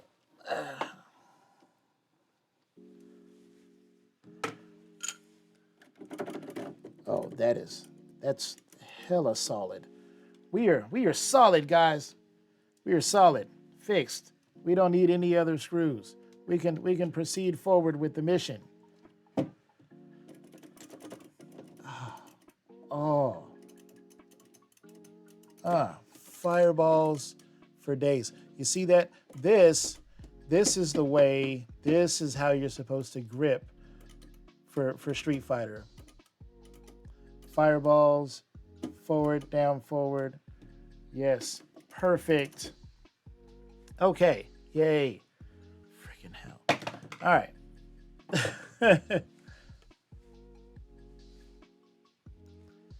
Holy crap. Was it 5:57? It's almost time for my wife to get off work. Joe Picasso. How you kid? Looking good, tilt. Oh man. Sometimes I use 24mm smaller buttons. Yeah. You can use smaller buttons if you want the buttons to be closer together.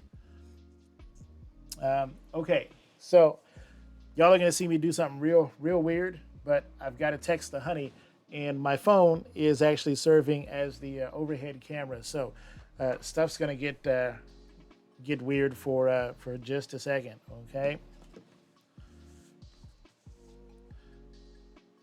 So hang on. I'll be right back in a few minutes.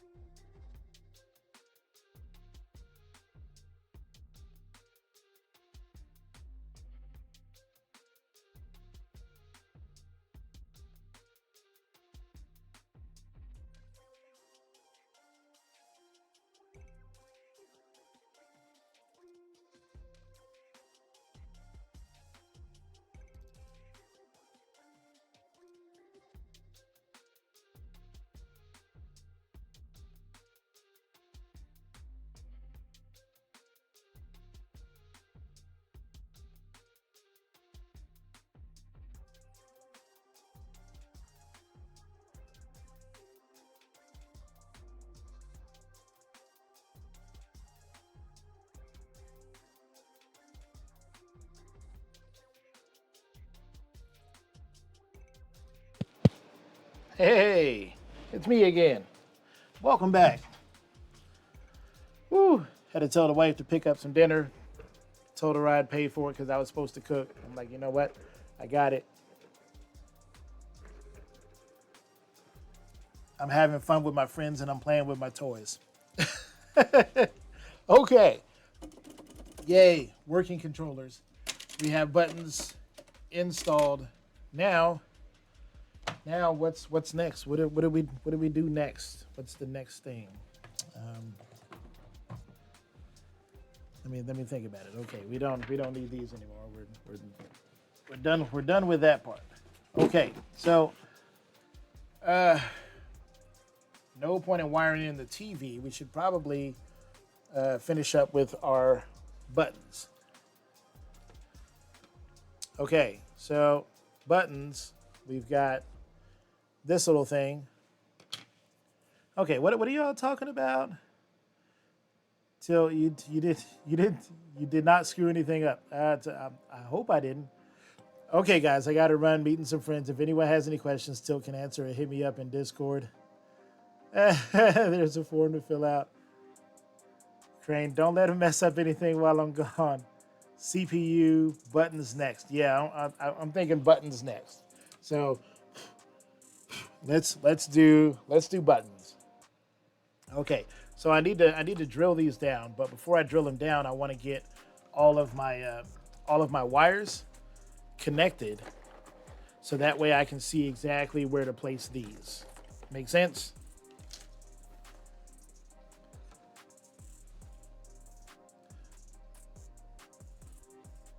I'm thinking that it'll go like basically right in between each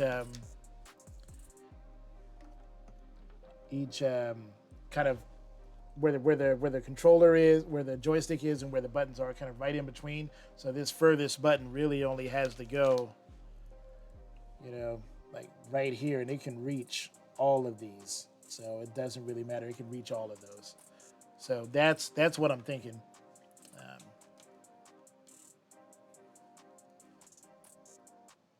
But let's wire up our buttons just to be sure.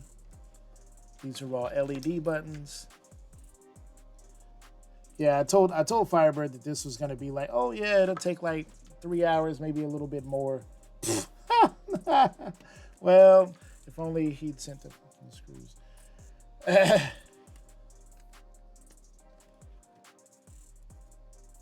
But the main part that he would have been here for, which is the actual building of the bar top, like that's his thing. Actually, making a main cabinet work, like that's software and electrical. That's not what that's about. So Firebird, thank you very, very much for sending this kit for testing.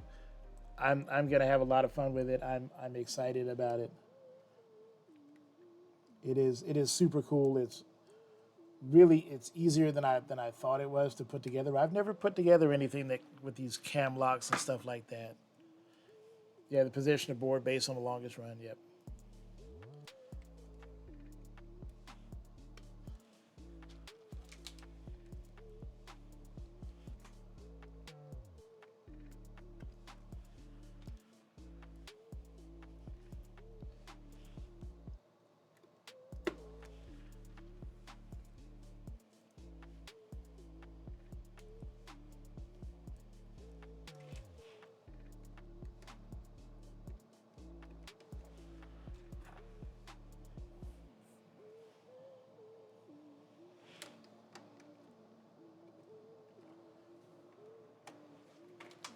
All right, so we got all of our buttons. So let's see. That will reach anything, and then the one that's way up top and furthest away, it'll reach any of those. Okay, cool. So where they're at should work just fine. So we need to remove this panel, get it out of the way, so that way I can get a drill in here and mount these control boards. So we'll just take that and we'll just pull that out. Okay.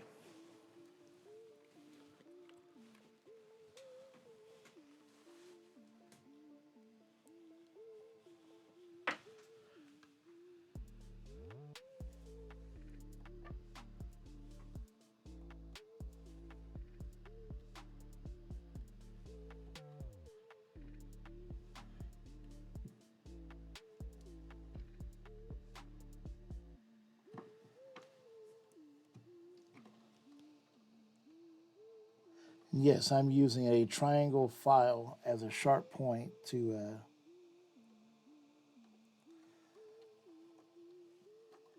mark where my holes are going to be. So if you're wondering what I'm doing, that's what I'm doing.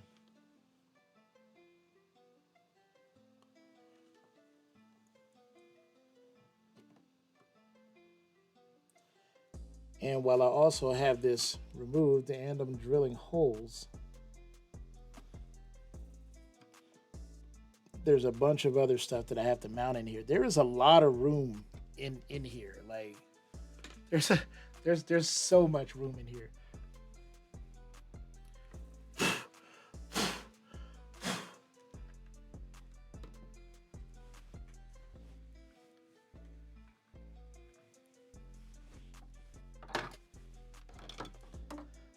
The paint is still curing. It's dry, but it's still curing, and because of that, it doesn't let go of dust real easy. So that's okay. We'll just move that off to the corner there. Okay. So now we can drill our holes for the bottom of the cabinet. We don't need that huge chonker of a drill bit for that.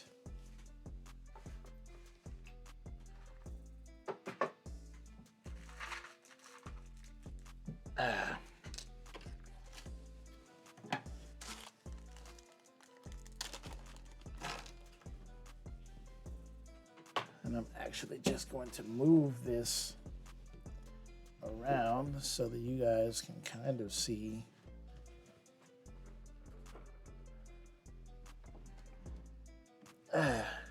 Yeah, you kind of see what I'm doing there, right?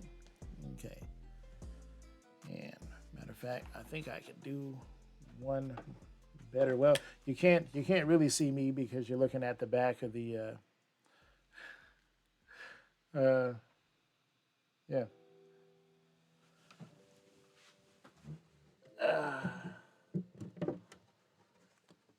What if I do that? Hey,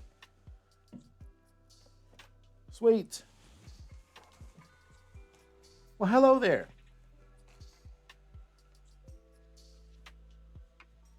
All right, so we need to check our drill bit versus our screw size.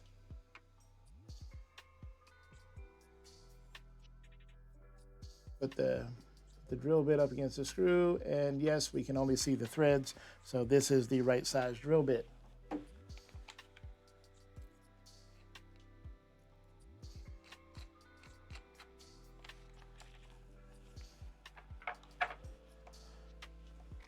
So let's drill our little holes here.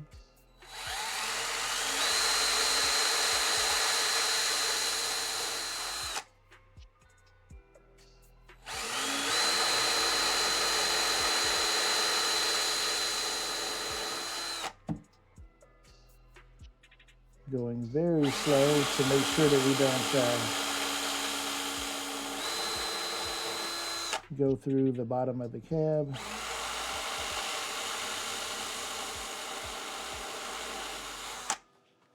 Even though nobody will see it.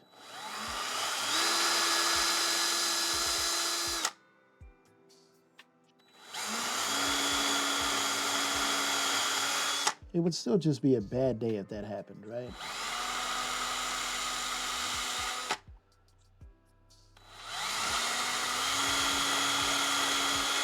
Okay.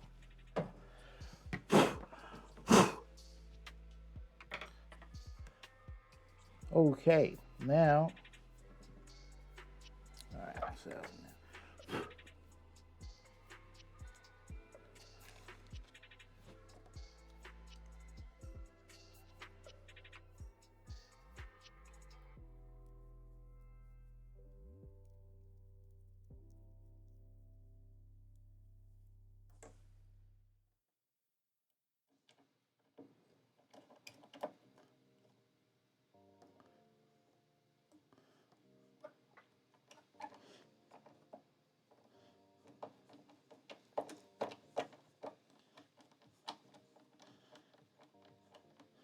No, I'm not using a power drill to screw these in because I don't want to over torque them and damage the cabinet.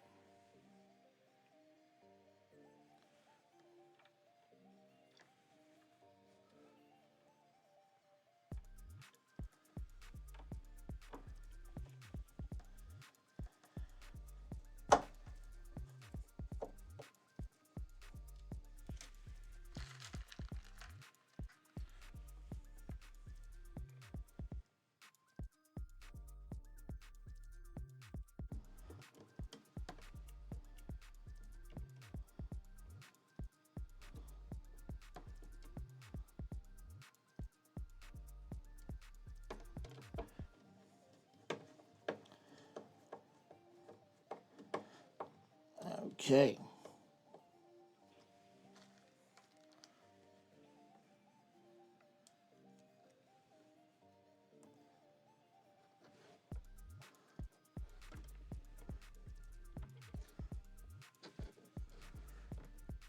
I'm sure Firebird will be checking in on me all night long, like I'm some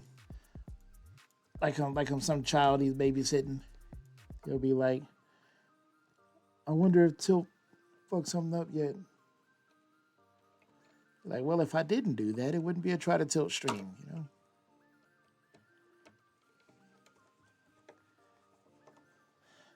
But I ain't gonna get this thing running, and then I'm going to play Donkey Kong every day until I'm so freaking good at it. I'm gonna show up at Kong class next year and make him cry. Make him question his life goals.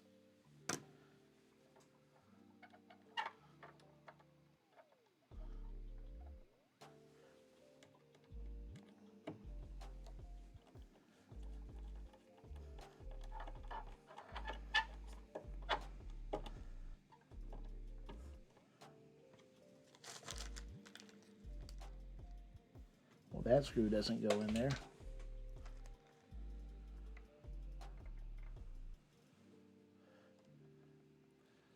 Make Billy Mitchell cry? Oh man, I don't know if I can do that, but it would be cool. Firebird says that he met Billy Mitchell and he's a super nice guy. Like the documentary is whether they're true or false, whatever it is. Just meeting the guy in person, he's super gracious, he's nice, and he's really good at both Pac-Man and Donkey Kong. Apparently, the whole thing started because it wasn't because of Donkey Kong, it was because of Pac-Man. Like he had some world record score on Pac-Man, and that's kind of how the whole issue, the whole mess started. And somebody claimed that he was cheating or whatever on that. So after he was kind of shunned by the Pac-Man community, he went over to Donkey Kong, and I guess he's been there ever since or some shit. But big girls don't cry. Shoot, I cry every night after I do a stream because I'm like, why the fuck did I say that dumbass shit? But I always say dumbass shit. Okay, so now our control board. Well, our control board isn't all the way wired up. I don't know why I put those in there because we still need like 7 of them for down here.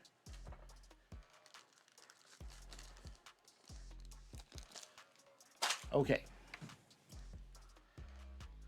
So now, while we're wiring these in, we can start thinking about where we're going to place our power supply, our amplifier for our speakers.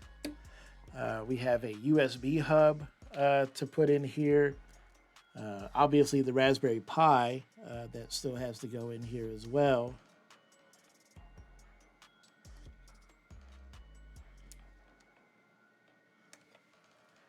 What else? The LED lighting kit for the marquee that's going in here, and then of course the monitor, and then cable managing the whole thing so that it's not a friggin' rat's nest on the inside.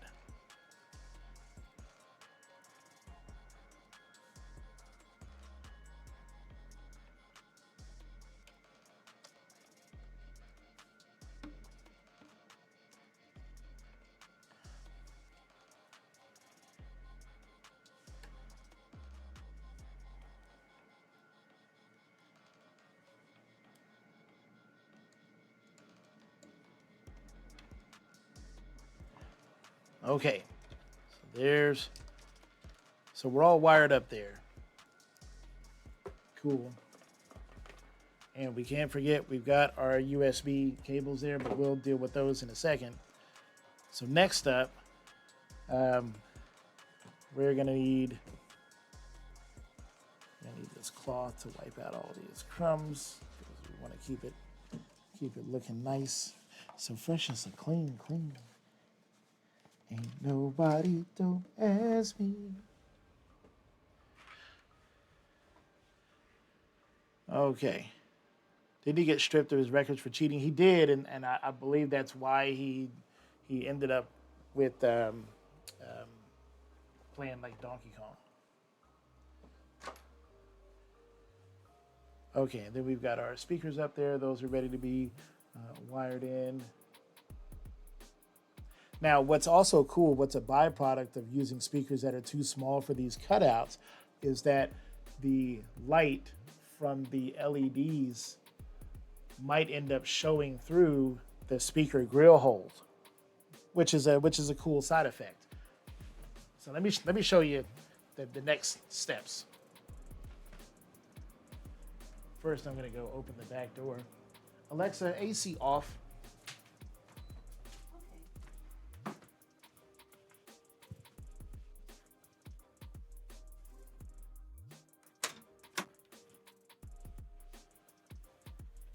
Open the back door and turn on the outside lights for the missus.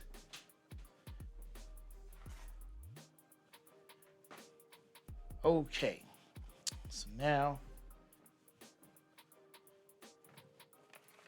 so we've got this.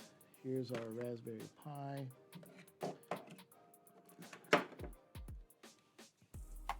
There's that, and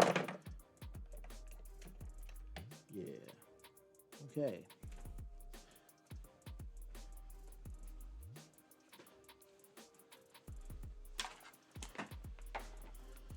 Oh God, there's so much stuff.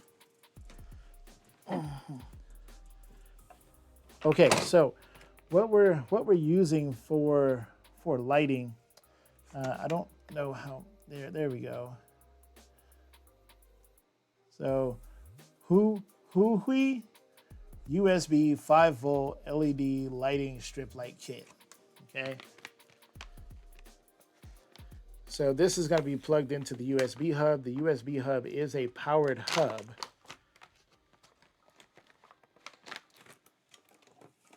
So the lighting kit comes with the remote control. Then there's these little black connectors. These are meant to connect multiple strips of these LED lights together.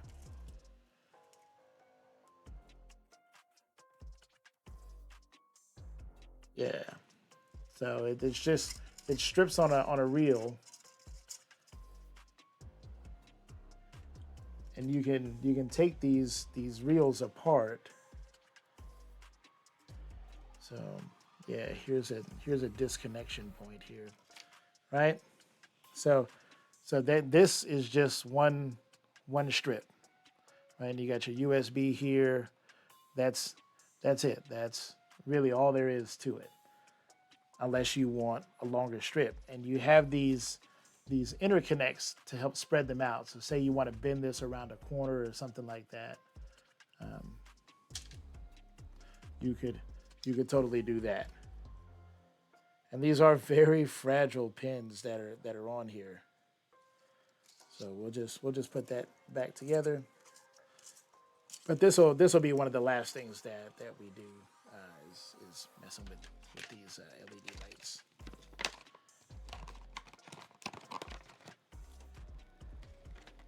So we'll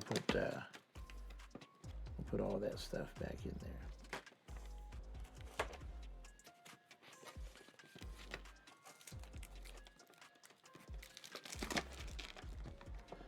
Yeah, lighting, a great unexpected effect. Yeah.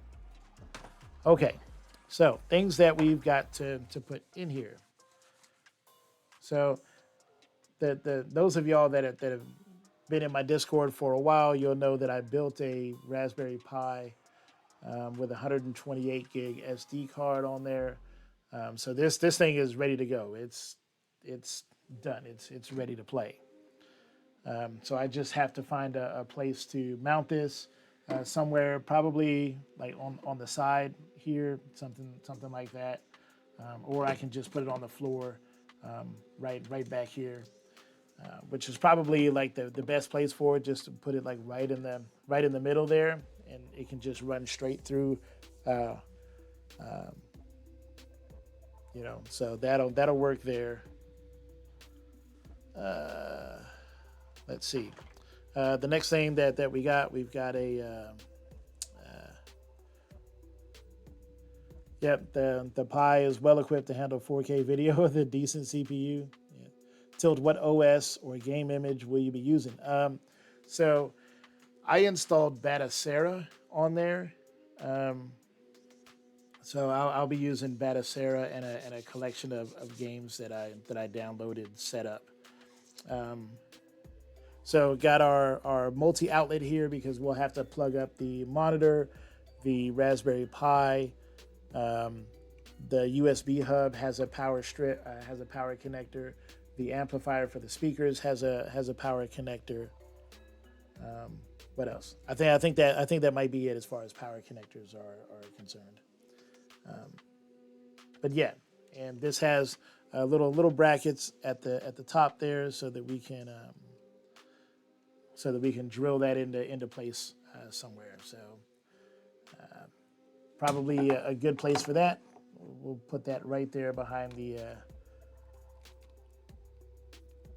Raspberry Pi, and that way the cord is facing out the center of the back. There's a little hole in the back panel that goes, and it's kind of at the bottom, right in the middle, so that cord will line up perfectly there. So we'll put that there. Yeah, we can put the Raspberry Pi right in the middle. That looks pretty cool. Yeah, the only thing that I'm not a fan of, maybe I should have the Raspberry Pi a little closer up here because you do have to push the button on it to actually make it start.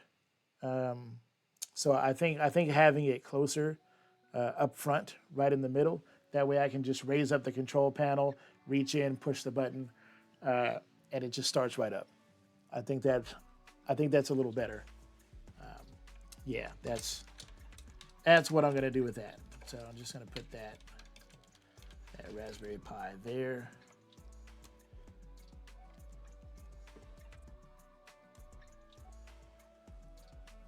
What'd you say? Okay, Batacera. Yep, yeah, Batacera is what I'm using. Okay, and what else? Okay, so we got a USB hub, and we put the USB hub. USB hub can go right here. Yep, so we'll put the USB hub right on the side there. No, we can't. We can't face it that way because, yeah, let's face it this way, and we'll rotate this around like this. Now all of the cables can plug in, going this way in there. So I've got some really strong Velcro for all of these things. The power supply, because it's heavy, that's going to get drilled down. But the Raspberry Pi, it's just going to get Velcro down, just like the USB hub is going to get Velcro down. So first things first, let's get our power supply installed back there. So we got to turn this thing around. We got to turn this thing around. All right.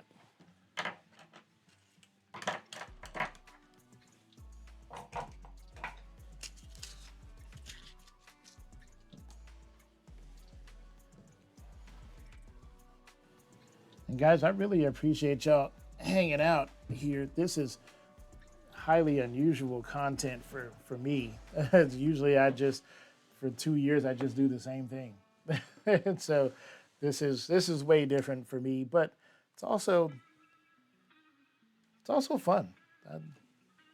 been having fun exploring a new type of gaming with retro gaming. All right, am I gonna be able to get a hole back there? Yeah, I just need one.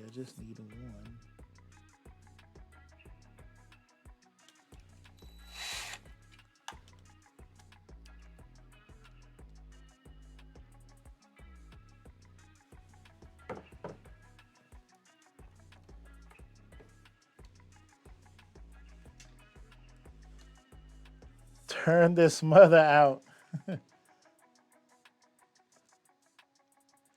Yeah, as much as I would like to. Okay, there we go. All right, so we got our holes drilled for our power supply, and now let's actually drill them.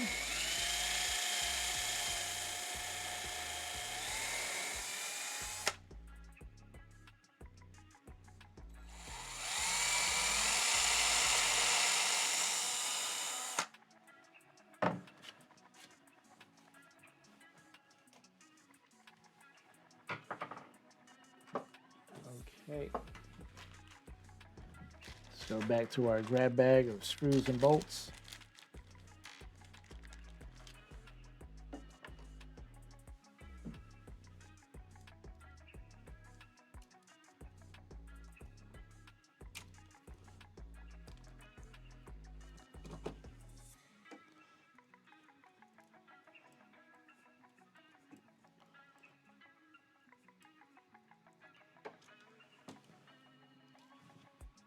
Mm-hmm.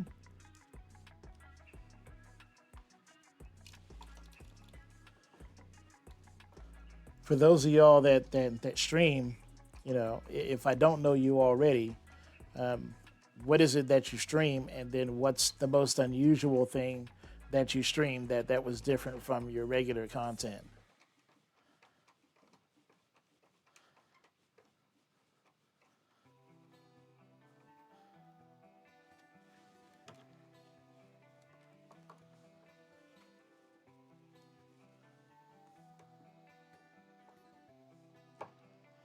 And then those of you that I do know, what was the out of the box thing that you did stream? Joe Picasso, that Tilt Bob character is pure gold. You like that? Yeah. Firebird, whose company Build a Bartop is sponsoring this build. His wife is an artist, and Firebird owns a print shop, and so his wife and daughter have like four arts degrees between them. And one night he showed up in my stream, and I was getting drunk playing pinball like I normally do, and he just, I don't know. Sometimes I just say things on my stream, and then it just like falls out of the sky. And I was talking about how I have yet to find somebody who could take a tilt bob and turn it into like an anthropomorphic character. Like, just like, how do you bring a tilt bob to life, right? Um, and like, he was just like, okay, give me a day or two. And his wife, who has the Twitch channel Kelly Art Stuff, like, she made that character. And then what's really cool is I was like, oh, and I've been trying to find somebody who can animate a character like that so that I could use it for like text to speech. Like one of those VTube Studio kind of characters, right? And so she did that. and so I'll have to get a new computer that's capable of running it. But for a while, we had that character on stream, and you could ask him questions. It was powered by Chat GPT-4, and so you could type a question at Bobby in chat, and it would answer. It would descend down from the top of the screen and just be there shaking and bobbing, and talking. It was only like 5 frames of animation, but it would talk and it would answer questions the same way that the Chat GPT would answer a question. But it would do it, and it would do it with Moist Critical's voice. So it was very because I had to find a voice that goes with his face. His face kind of looks slightly sarcastic and world weary, and I needed to find a voice that would match that. And who better than Moist Critical? So it just turned out to be a really cool thing. Okay, so we've got our power supply in there, good and solid, which is cool. That is exactly what we want. So you can see our power supply kind of down there. So the next thing that we need to do is we need to put in our we need our Velcro. Where is our Velcro?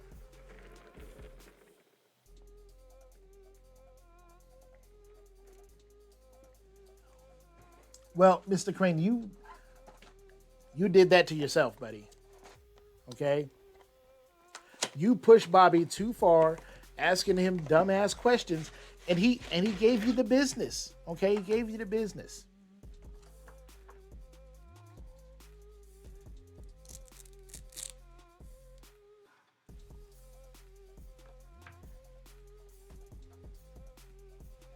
That's what you get. Not really. He didn't give you the business. Well, that's because he was only set to like 25% mean or 25% evil. Or was it 50% evil? No, it was 50% evil and like 25% sarcastic and 25% funny. And he was not funny most of the time. I mean, he was funny in a sadistic way. Like if you find like Blofeld from 007 to be funny, like he was funny like that.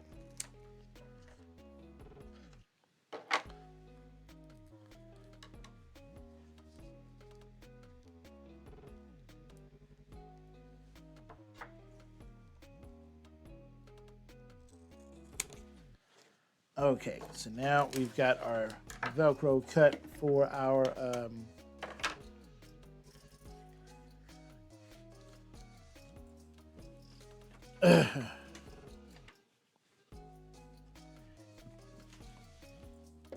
give me a second to move some stuff around so that I have a little more room to work, and it's a little easier to show you guys what it is that I'm actually working on. Okay. So we got Velcro here. We got Velcro pieces. So we got the back of this thing.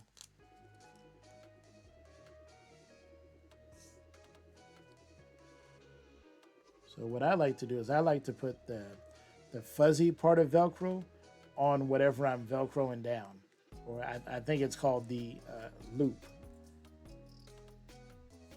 And then I like to put the hook onto the surface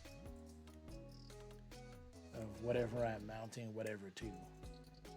Does that make sense? There was a lot of whatevers and stuff in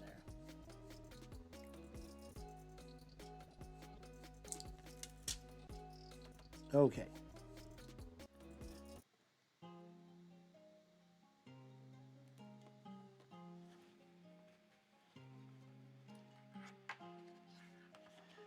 All right. So now we've got that mounted in there. And what I'm going to do is I'm going to take this and I'm just going to put this on here. All right, stick those two together. And before I do this, I'm going to double check my placement in here. So it's going to come off of here because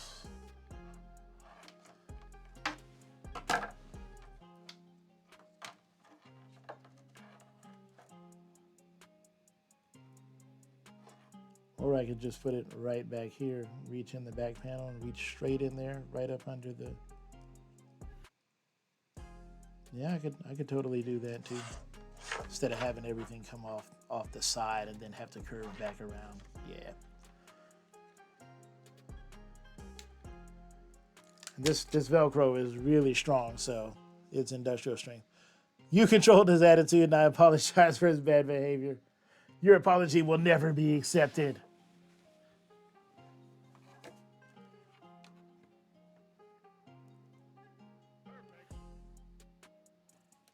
All right, so that is stuck down there. All right, that ain't going nowhere. That Velcro is so strong that I could probably pick up this entire cabinet just by grabbing this little USB hub. That's how strong that friggin' Velcro is. Okay, the next thing we got to Velcro the Raspberry Pi.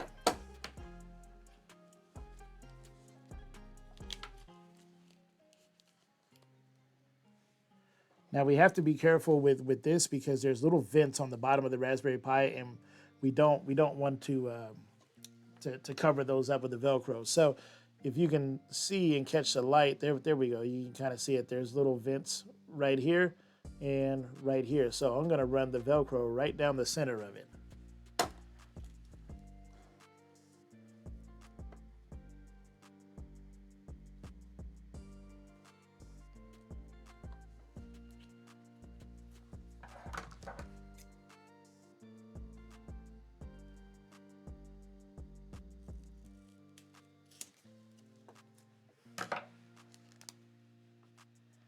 All right.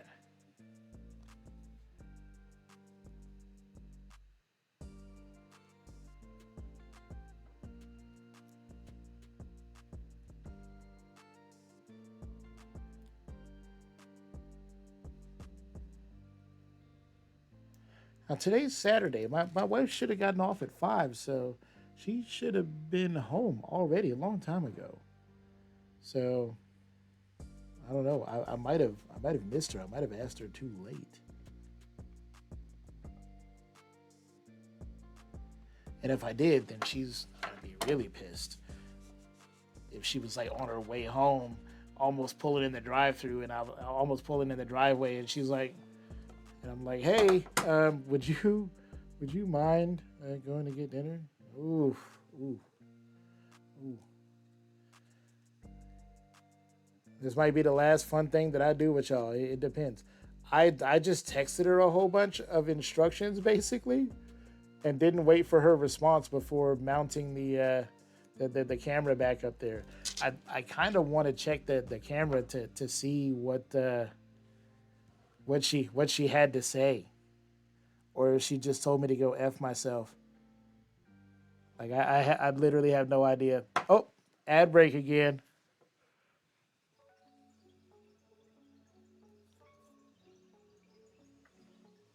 Well, I'm gonna stick this down here, and then if you guys will give me the chance, I'm all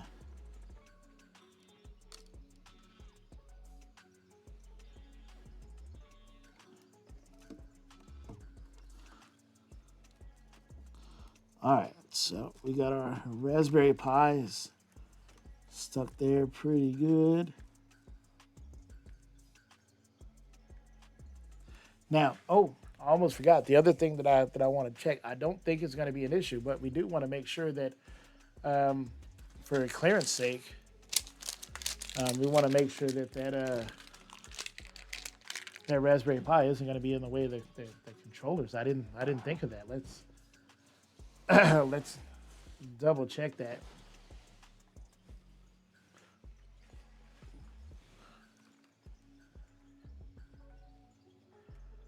Doesn't look like that's going to be an issue.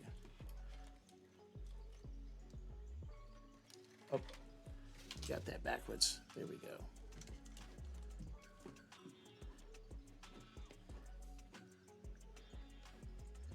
Yeah, that would be a huge miss on my part.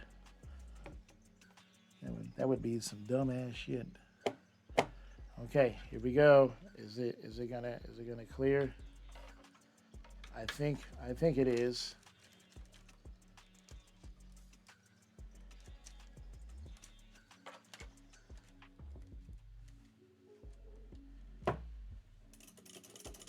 Yes. Okay. Awesome. Awesome sauce. Okay. So now we can pull this back out.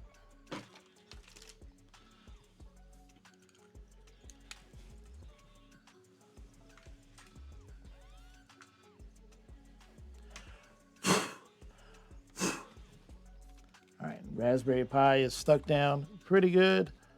Yeah, it looks like they'll be coming back from the ad break in a few minutes, which is cool.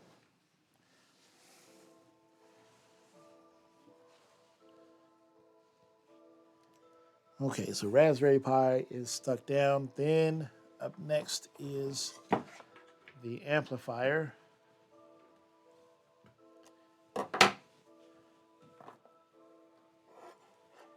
Everybody's coming back in 10 seconds.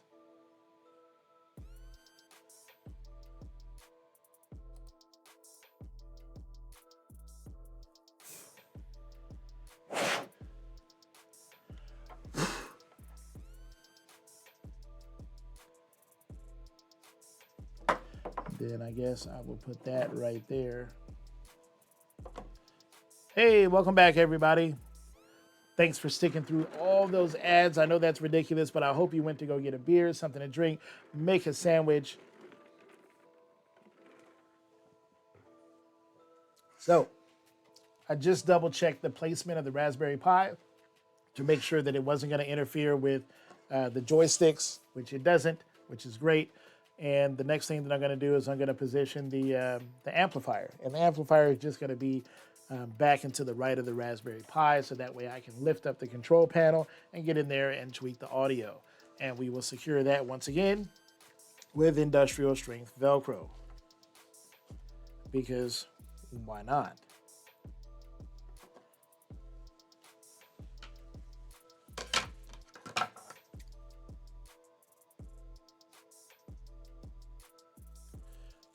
Does the amp have a subwoofer connector? No, it does not.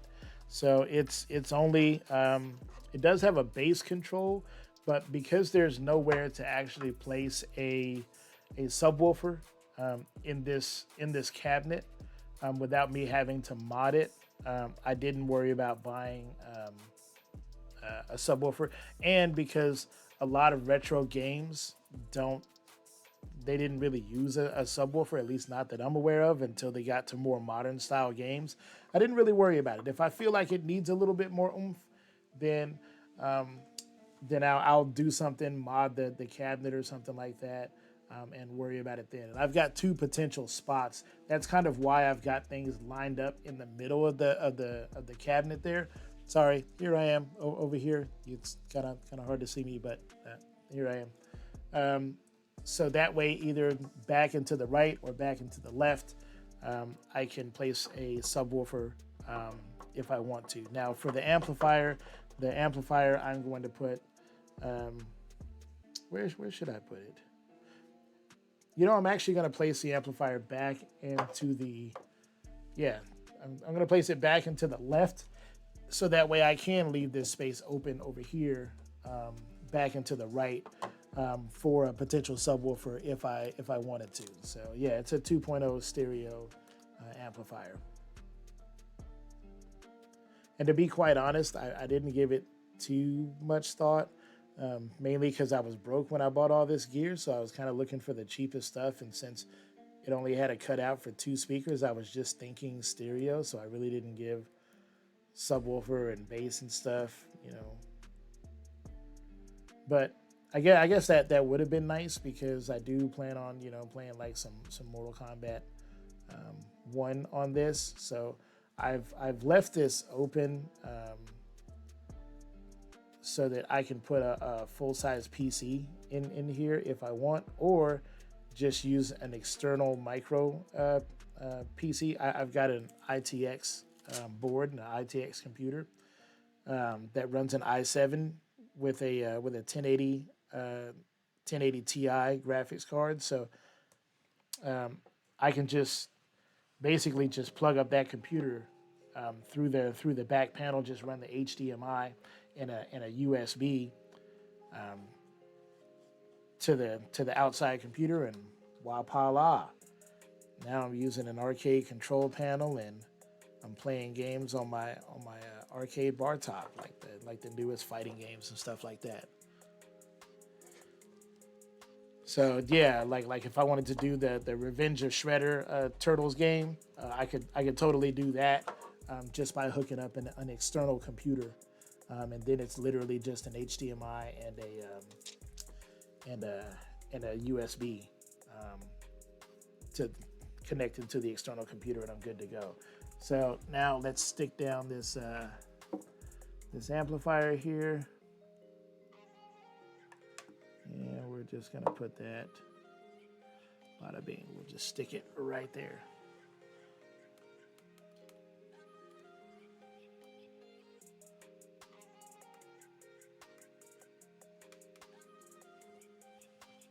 Yay, okay. So now there's our amplifier, our Raspberry Pi, our USB hub, our two keyboard encoders are installed. What else? Let's do the LED lighting.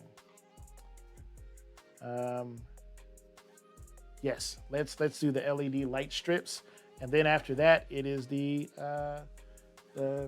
computer monitor. And then all I have to do is just hook in power, and we're good to go. So only 3 more hours. Thank you all for hanging out with me on this journey. It is fun. It is fun.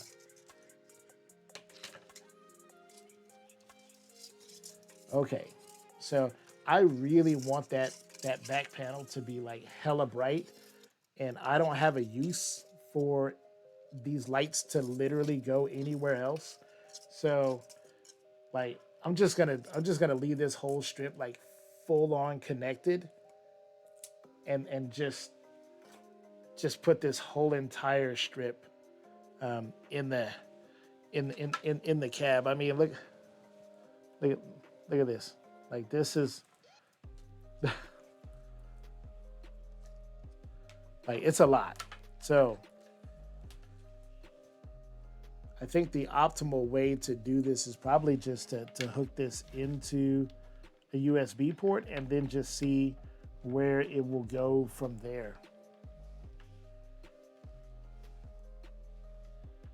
So I would bring it around the back side. So yeah, I would bring that, and see this actually has 3M tape on it, so I can actually just stick this down, which is friggin' perfect.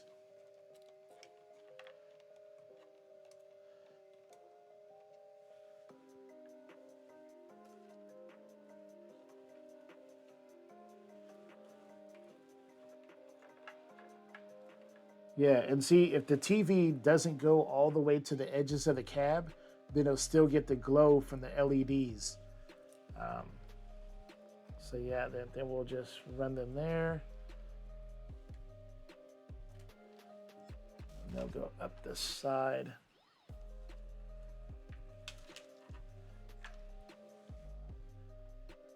So we'll just do like that.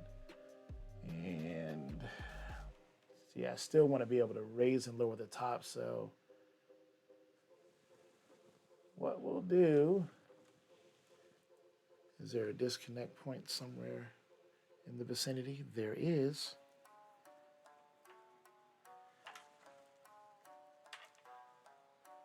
Okay. Okay. So I've got an LED plan now. All right, so let's take these apart. It should be like 4 strips long, I think. So there's 1, 2, 3, and 4. Okay. And then we have these little extensions here.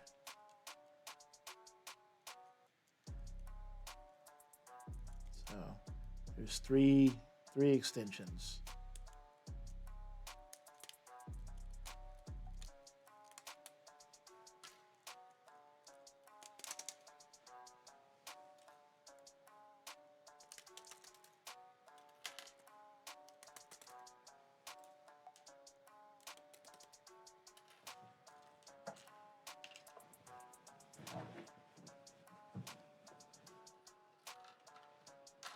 All right, so now how to connect everything.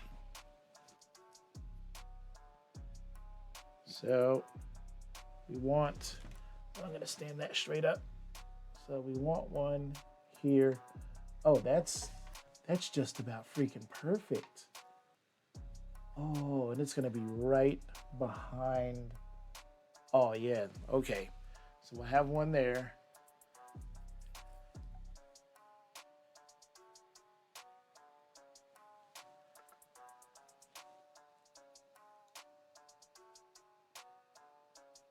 But then, and then we're going to need one on the bottom.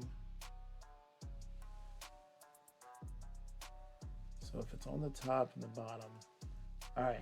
You have to forgive me, gang. I'm thinking it out. I'm thinking it through, okay?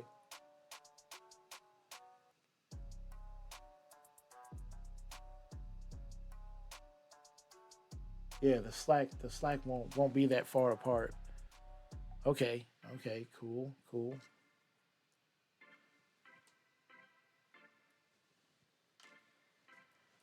So we're gonna run up. We're gonna run up the side here.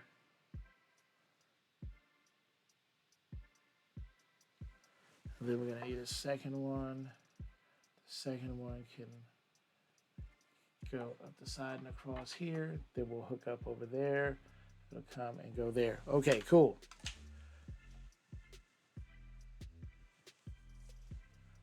I think that's the plan. So now we just have to take this adhesive backing off. Ooh, that is really sticky. That's what she said. Okay.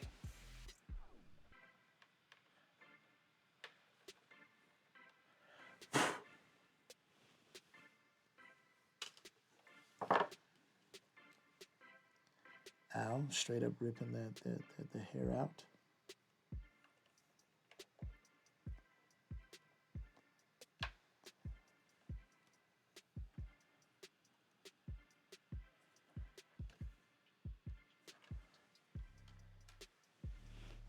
You know what?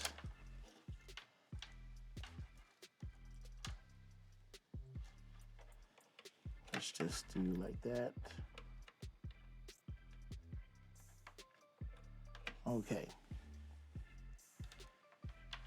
See, when you're trying to build something, really nice, you want it to turn out well, because I plan on having this for like a long time. So, I want it to be nice, look nice, perform nice.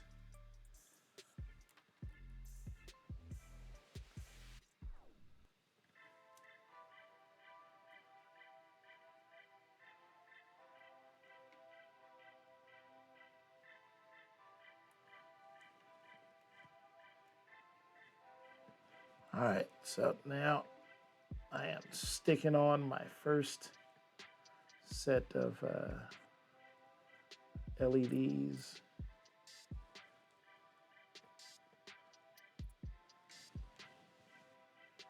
Going up on the back wall there. Here we go. All right. LEDs attached. They're started. Okay.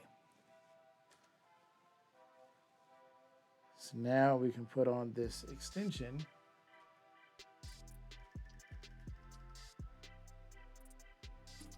Oops. Mental note, put on the extension before and pay attention to direction. So it should go like this.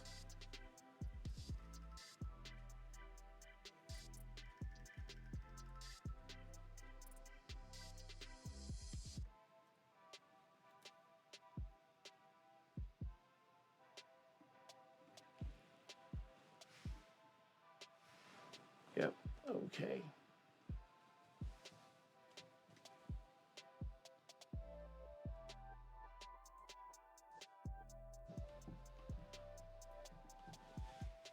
All right, so now we got that. Now, second set of LEDs.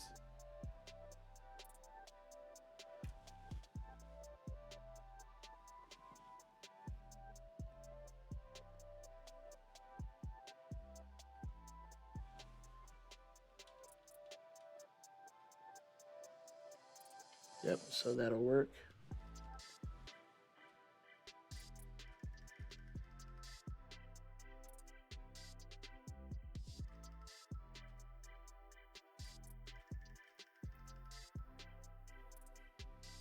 So now we actually have to do a little flip, twist those around.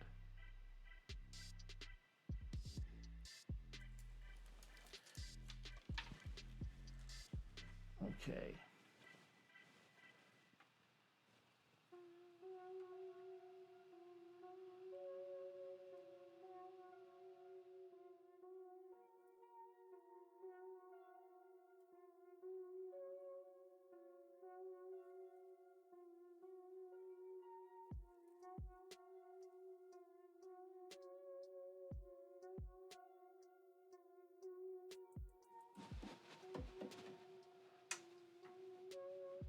All right, there's the LEDs stuck on there.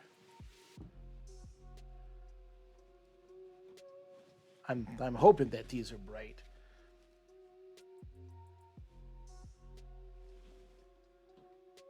Hoping. I think they will be. We'll remain positive.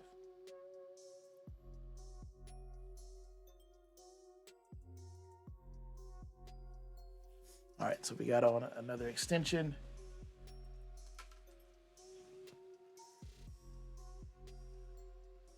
And then we need to turn this one this way. We're gonna plug it into the extension.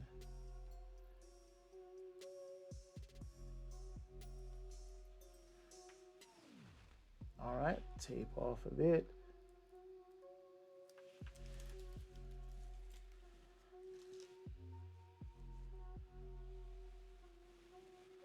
And then we'll mount this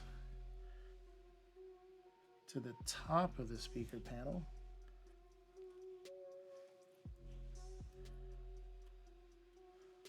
Hopefully without getting it stuck to anything else.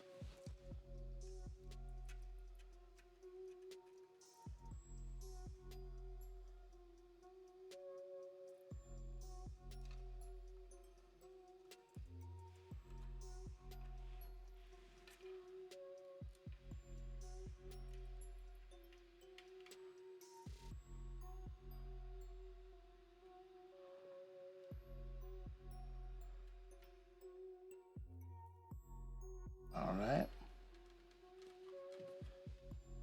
Got that stuck there.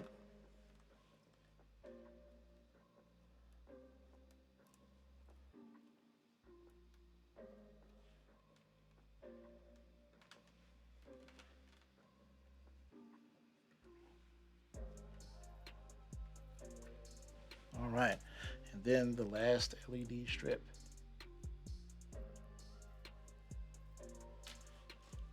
This last one needs a extension.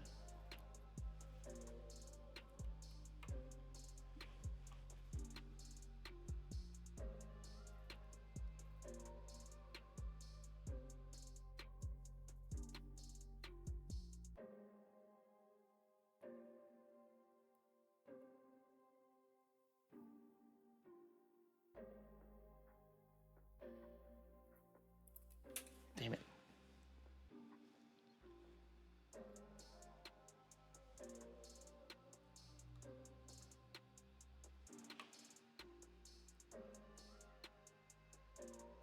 Ooh, I kinked that one pretty good.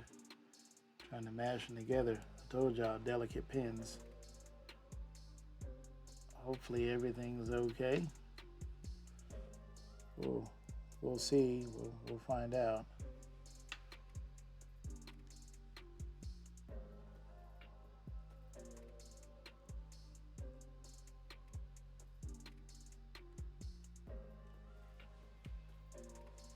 All right, last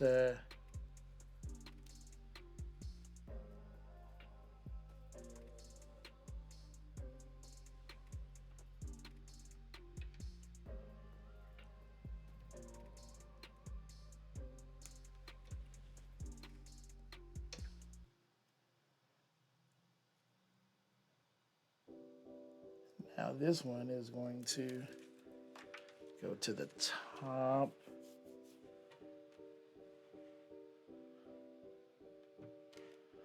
Of the speaker panel. Yeah.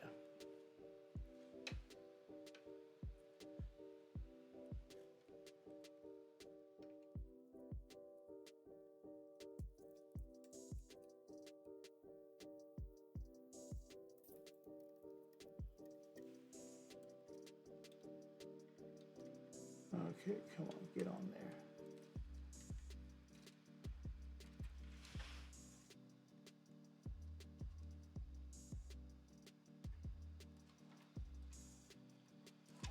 Yeah, buddy. Okay.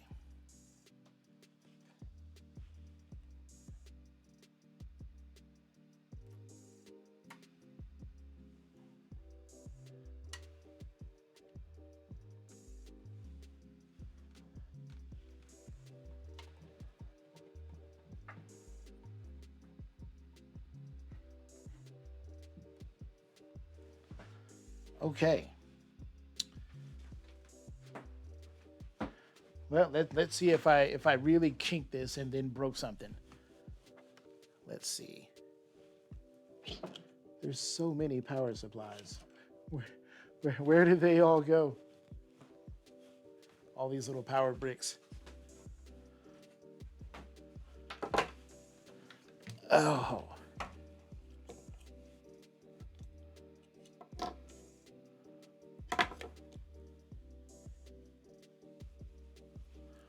Okay.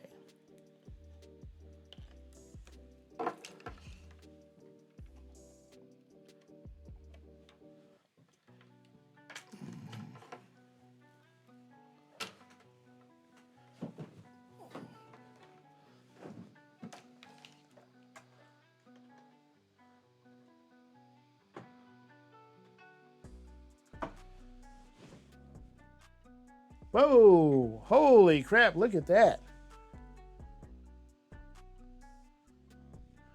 Woo-wee. Light them up, boys, light them up. Oh, okay. Man.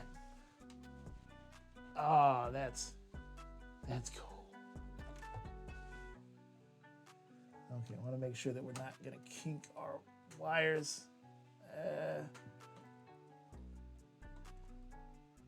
Man, okay, they don't really kink. They rub though, but they don't kink. That's okay. I can live with that. All right. Okay.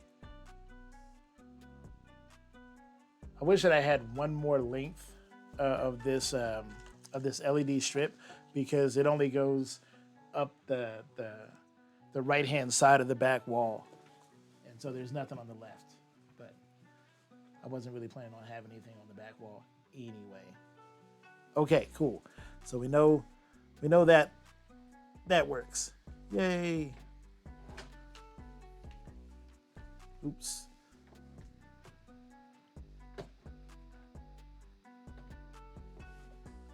Okay.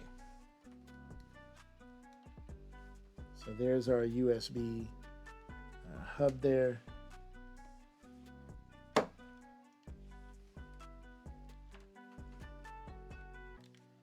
So we know that the USB hub works. So we'll plug that one into the middle. And then we should have one for, there's one for the Raspberry Pi. I think this one is for the amplifier.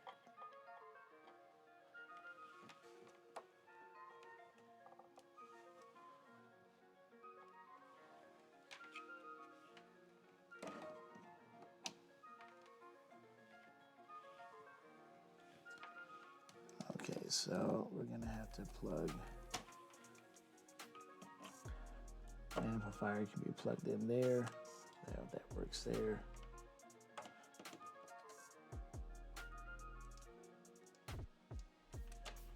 Let's see.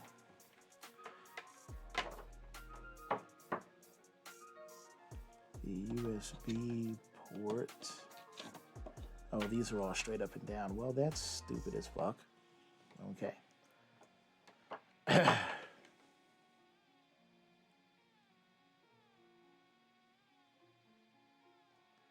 you can't really plug anything into...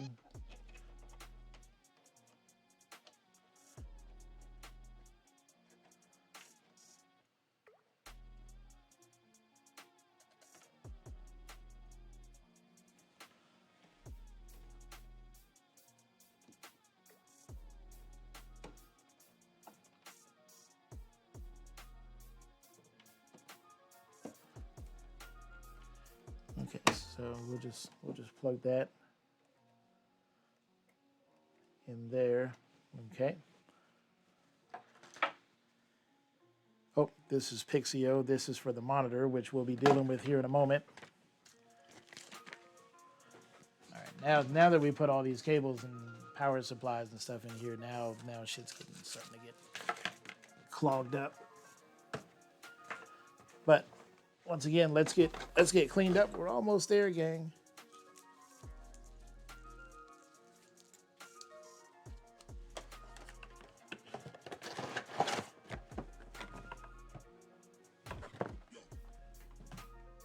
Okay.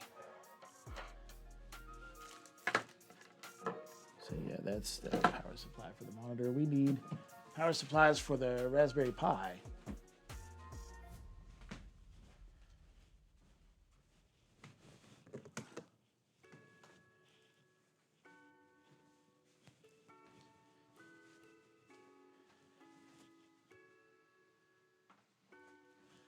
Yeah, so we got power supplies for the Raspberry Pi, along with our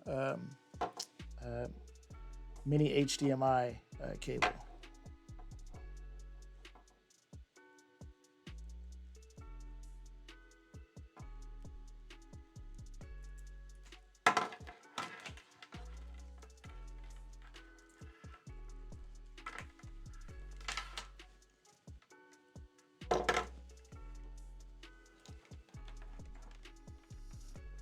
Raspberry Pi gets power via USB-C.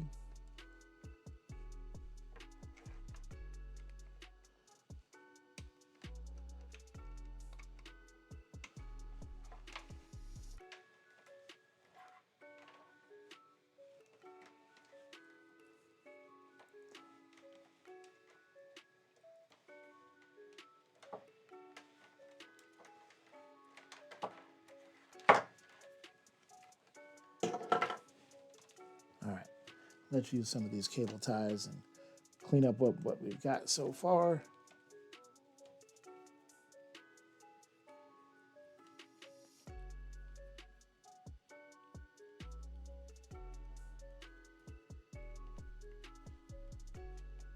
It's 7 o'clock, so traffic on the neighborhood street is getting busy outside. I can hear the cars going back and forth as people are getting home or they're leaving to go get dinner because it's Saturday night.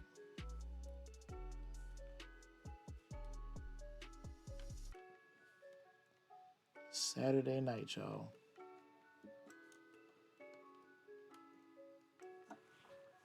So these twist ties are just a temporary thing just to make sure that I like everything. And then I've got some zip ties or I can use some little Velcro ties that I've got as well. But for now, we'll just use these twist ties.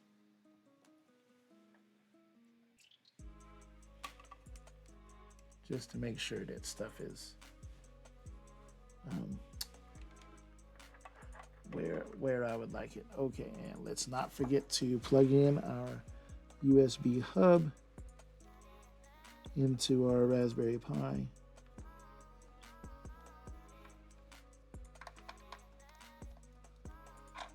And of course, always, when you're hooking up USB, you always have to get it wrong the first time and then get it wrong the second time.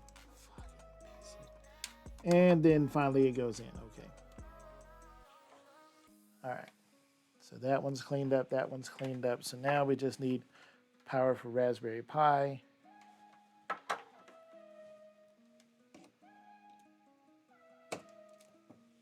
There we go. Power for a Raspberry Pi. What else needs power? The monitor. Let's move this. We're gonna move some things around. So we'll put power for Pi there. Then we'll put monitor on top there. Okay. Or not monitor, Pi. Pi, monitor. It's because I'm getting hungry. I literally haven't eaten anything all day. I meant to like order a pizza earlier, but I got distracted by Firebird's missing screws.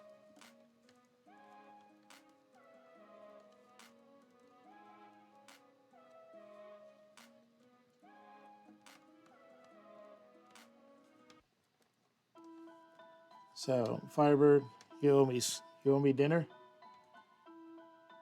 and a couple of screws.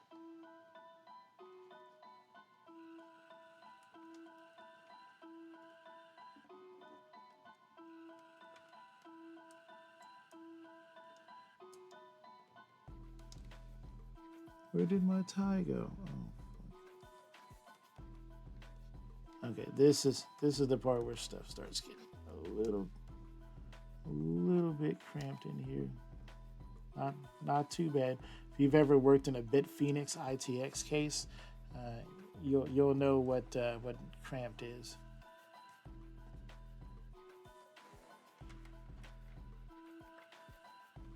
All right, so we'll go ahead and turn all those on. So now we've got our wires. Those are tied up.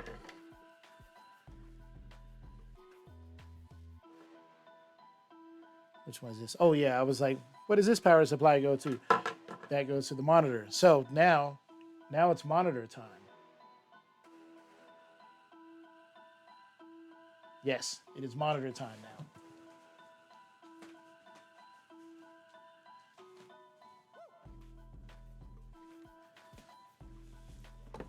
Alexa, turn the lights on in the lounge.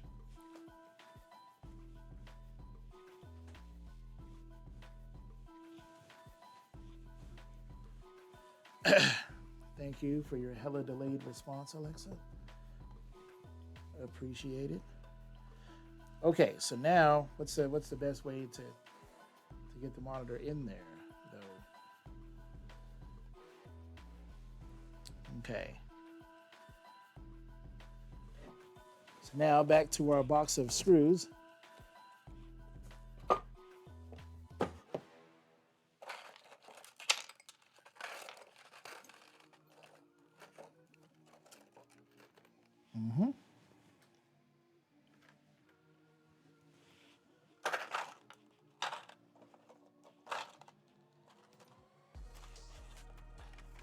All right, so we've got tiny washers.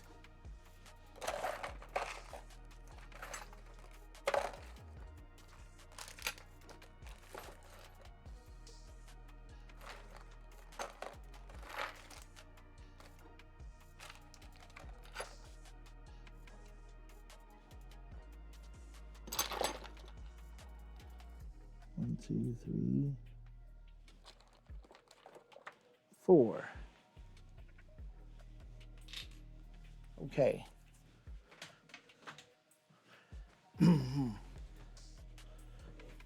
Oh, righty.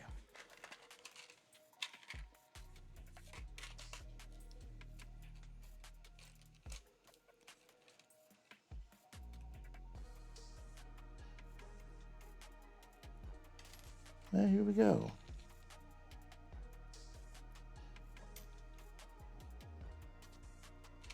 We're putting the washers on screws. Always exciting.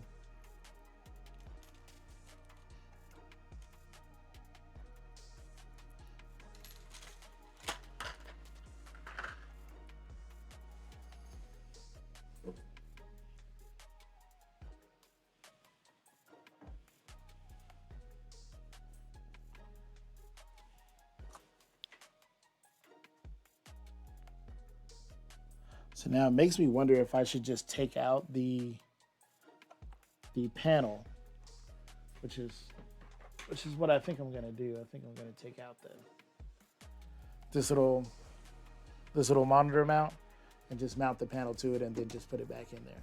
I think that's probably the easiest way to do that.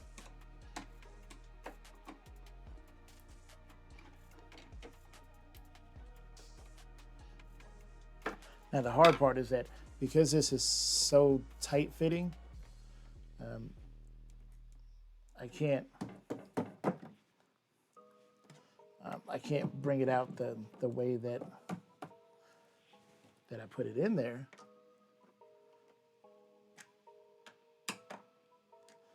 Because I'll tear off the LED lights that I had previously installed.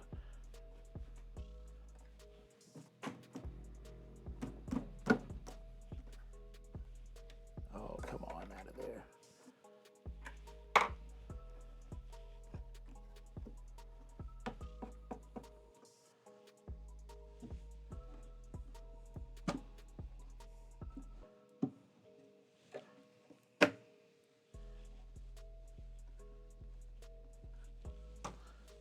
Okay, is it hammer time?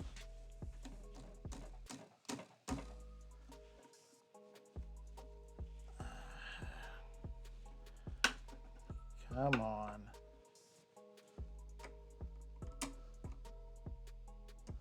There we go.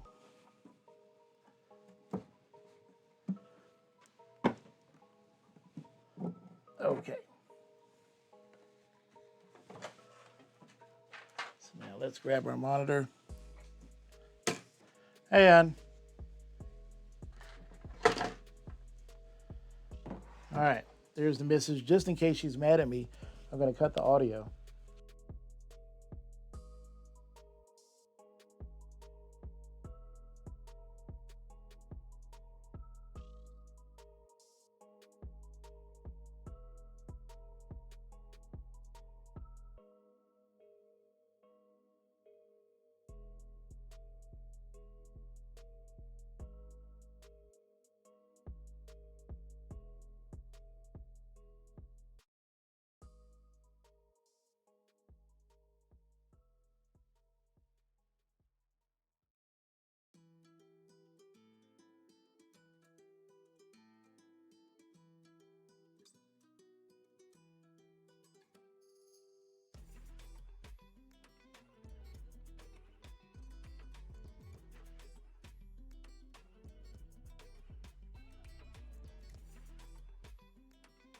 I used to.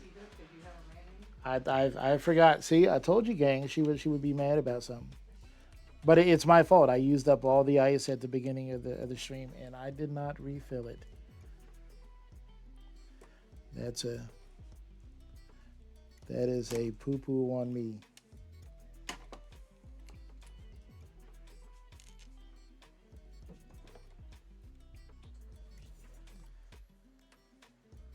I forgot to push the button. Okay.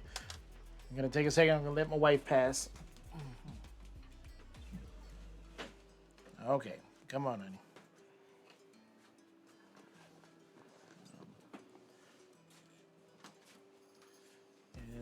It'll be a tight squeeze through there. Okay.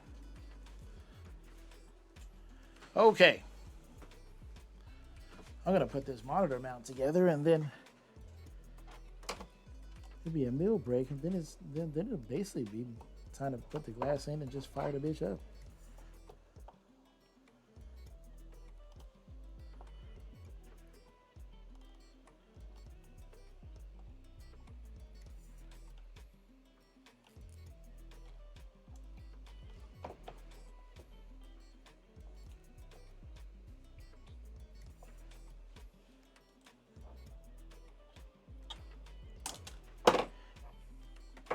I know these are the same. These are not the same screws that I tested this with last night. Damn it.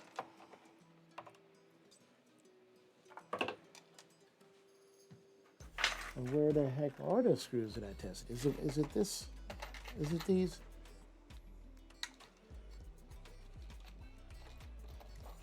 Watch it be these. Heck yes, it's these. because I'm stupid. Okay.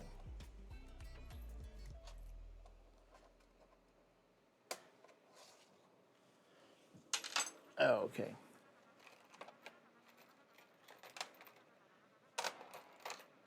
One, two, three, four.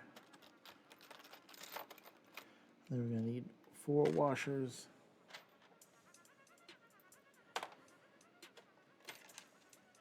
All right.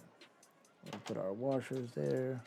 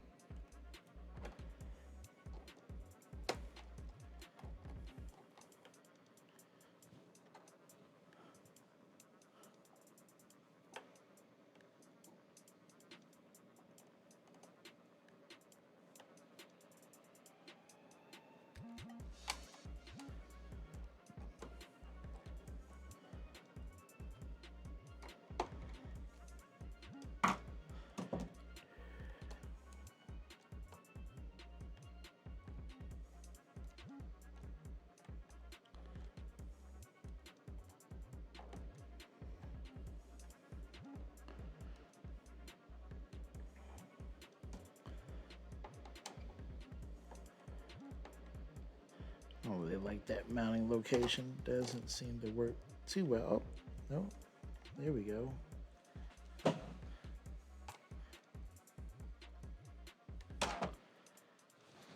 Okay. Now let's see. But then the rest of our screws don't line up.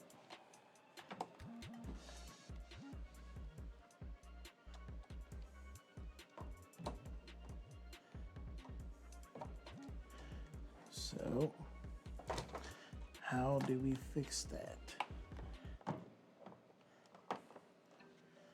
So that obviously is not the right answer.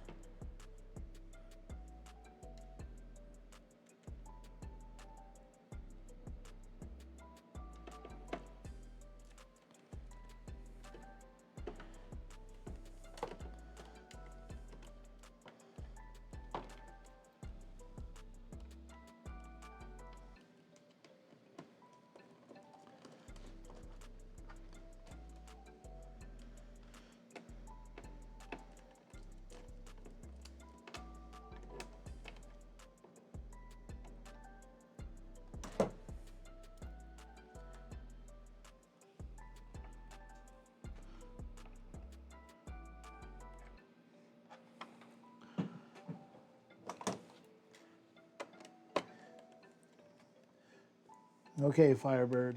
It's an interesting mounting solution. I don't know if it's the right one though. I thought that it would be a little easier than this. You have to put one. See, but then that's not going to be centered.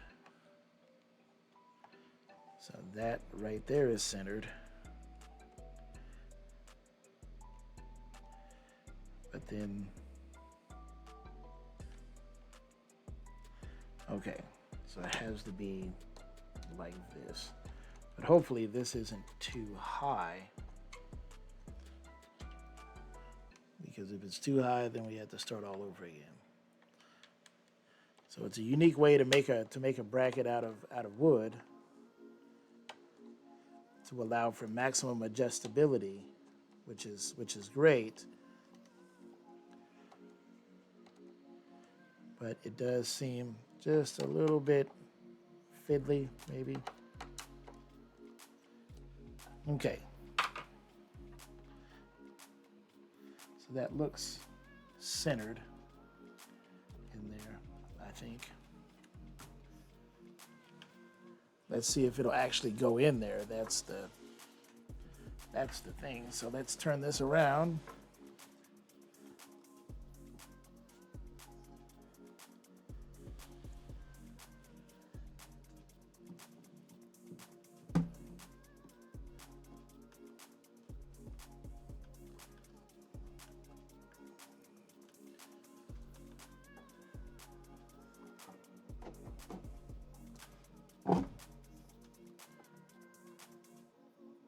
Oh, me. God damn it. Ah, I fucked up. Okay. God dang it.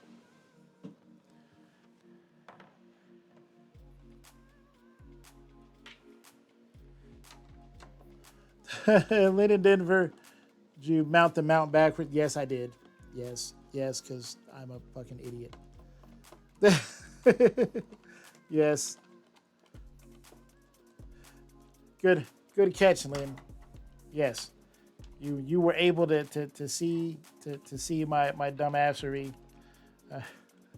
before before even I saw it. Fantastic catch. I should probably just eat something is what I should probably do. I should probably just go, you know what, we're almost there, but let's eat something and then finish it.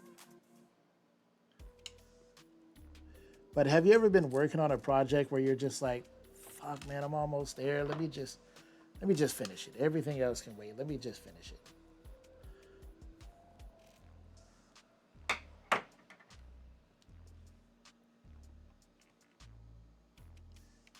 You ever feel that, Lynn?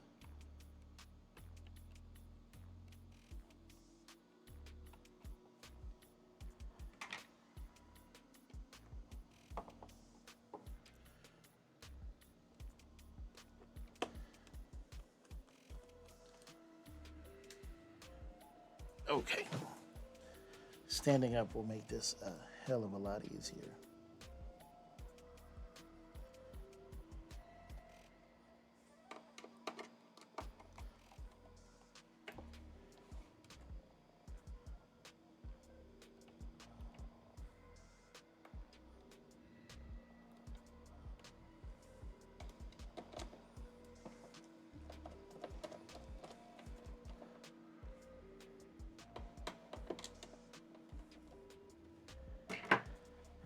Okay, so now I've got my mount on there.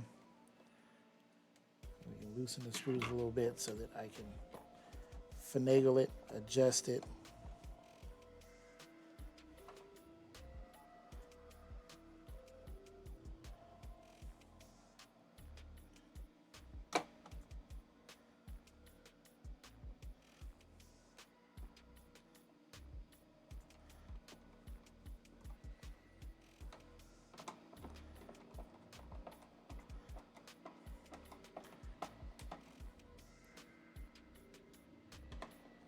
You see what they were trying to do? Vesa mounting, very vertical. Yes. So in this way, if you move this kind of up and down, it kind of spreads apart like this, so that no matter what, you always stay centered. The problem with that is that it ends up being just a tad fiddly.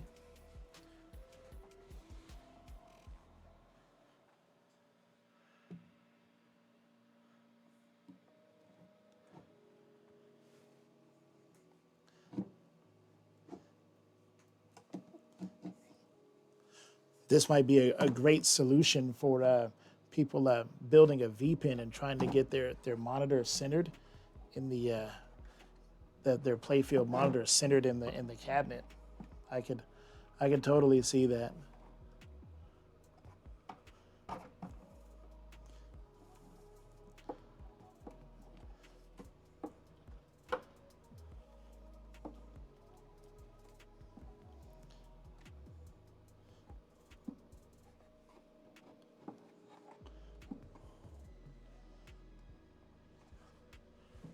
Okay.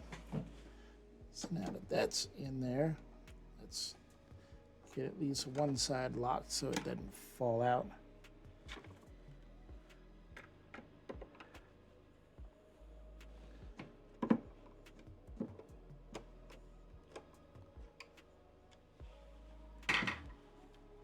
Okay. Yeah, very tight tolerances. Now, part of that is because I've painted the inside of the cabinet. That paint takes up tenths of millimeters, so you know when you CNC something, if you CNC it with no room for error, then you could end up with some potentially weird issues. Okay, so now our monitor is in there, definitely crooked for faux show. So now let's work on this mount and kind of figuring out how to set it straight.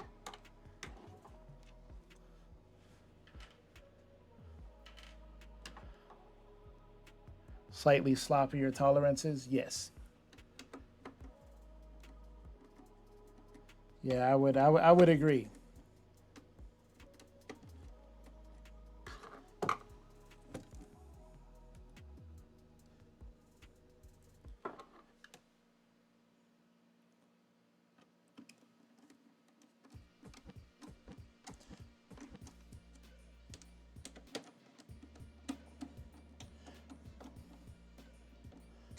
Okay, so now I should just have to rotate that back into place.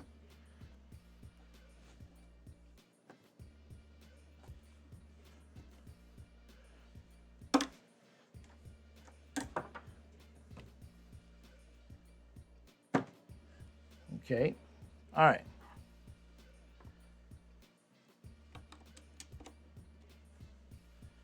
Now, before I get stuck in too much on the monitor, let's go ahead and get our HDMI cable plugged into the monitor.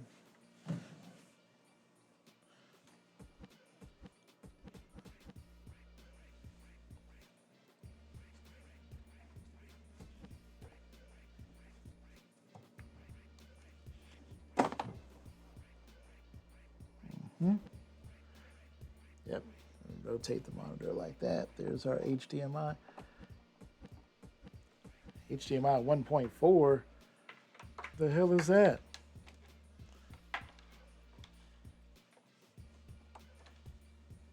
All right, so there's our HDMI in there. We'll rotate our monitor backwards. Now, Firebird probably didn't have this issue because maybe the inside of the cabinet wasn't painted black with double layers of thick black paint, which take up a few extra mils of space. So he might not have had that issue. Okay, and we'll save the last two screws over here.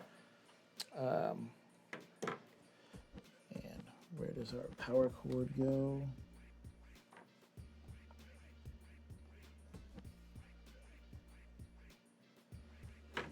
There we go. I can find that. Just use your finger, find the hole, and just push it in there. There you go. All right.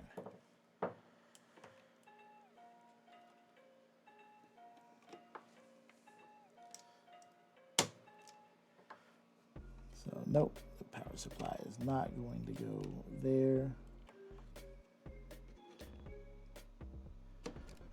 Possibly won't go there either. But maybe on the back side. Hell no. Okay. Where to put the power supply? Why do all these power supplies have to be so damn thick?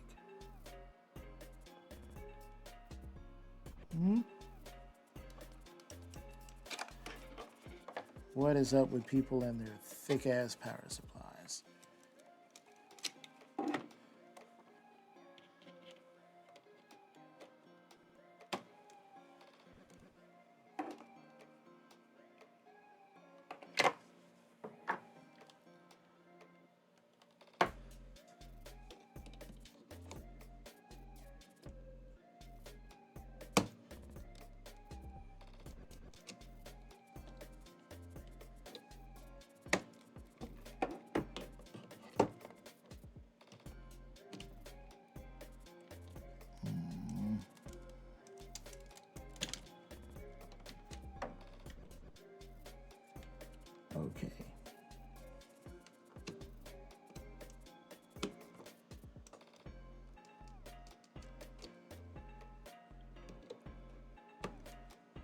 sad day, gang. I think I have to yeah,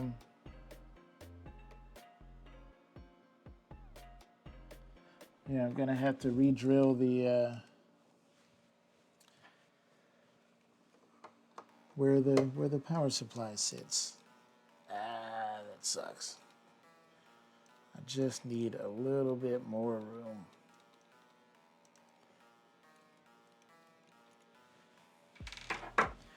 All right, what I do with my drill? This should be a quick fix. We'll just rotate that like that.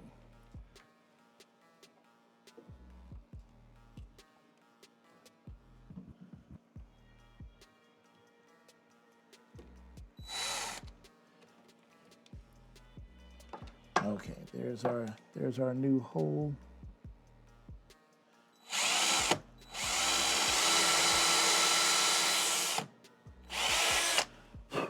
Okay. There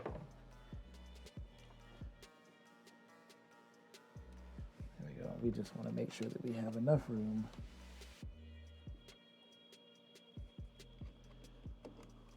For our power supply, and now we do. Cool.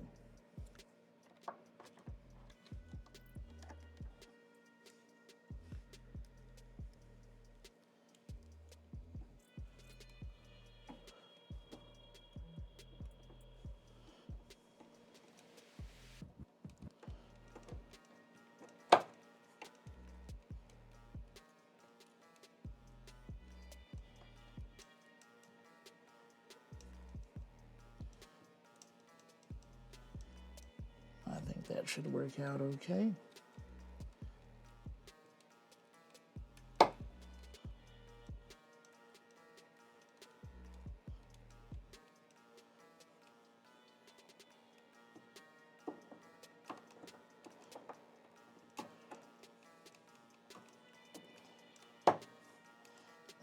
Come on, I'm screwing it in here. You can't see me. You can't see me. Okay. Now let's see if the back door fits on there.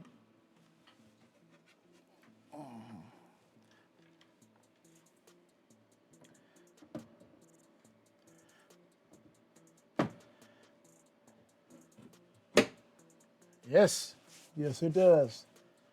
Sweet. Back door fits on there with just enough room. All right, so we can go ahead and switch on our power supply.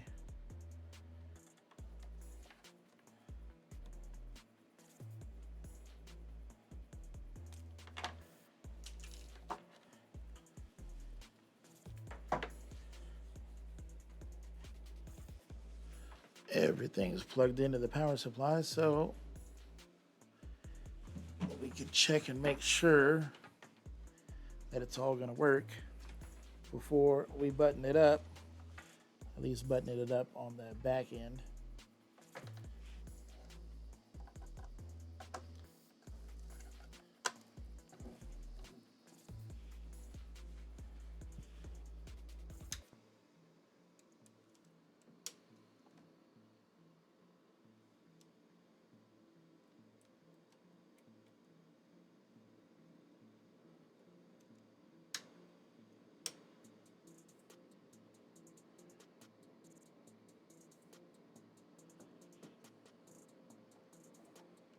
There's our flash from the LEDs, but they didn't stay lit like last time.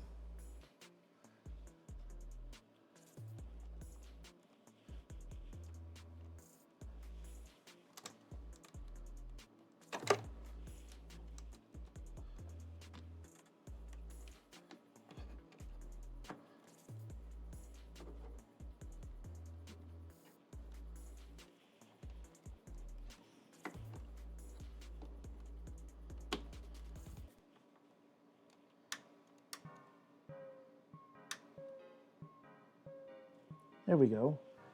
All right. So now we got LEDs. Let's turn it around and see if our monitor is in a good location.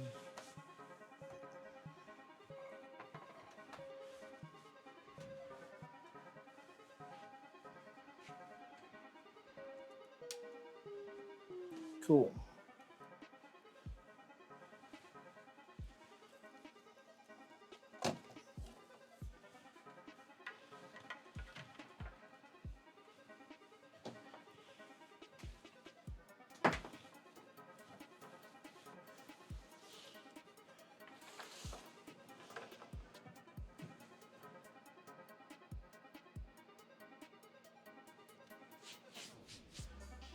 Monitor looks maybe like it's a little bit high.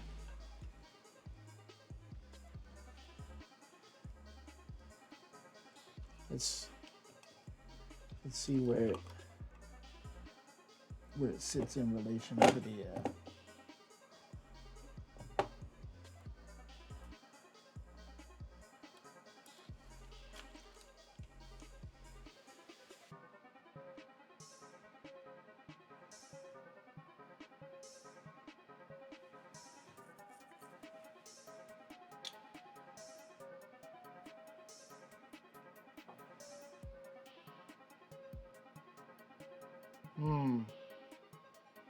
Well, the monitor. Okay, so two things.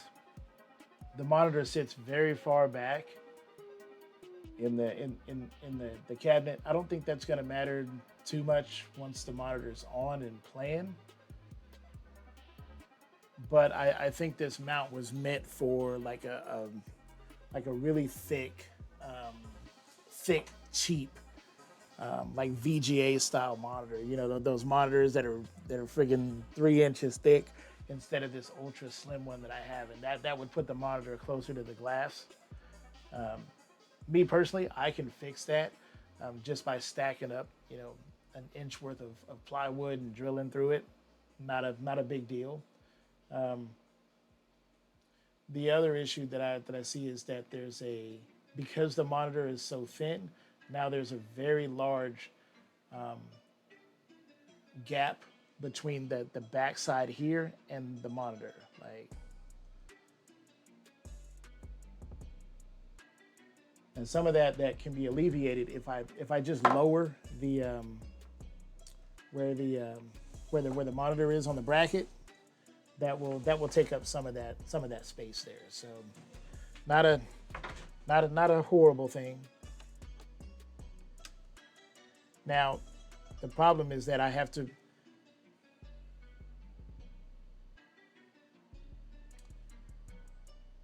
because if I want the monitor to sit lower,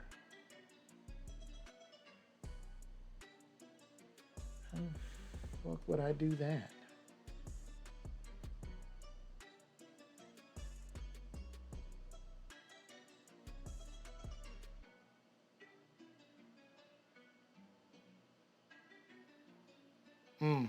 Okay.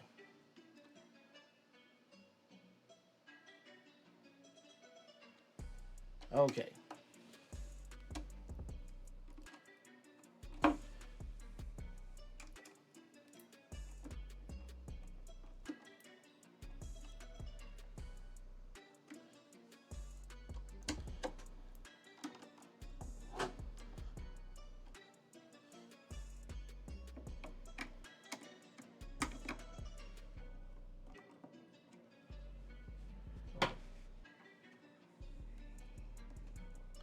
So first things first, I gotta pull the monitor.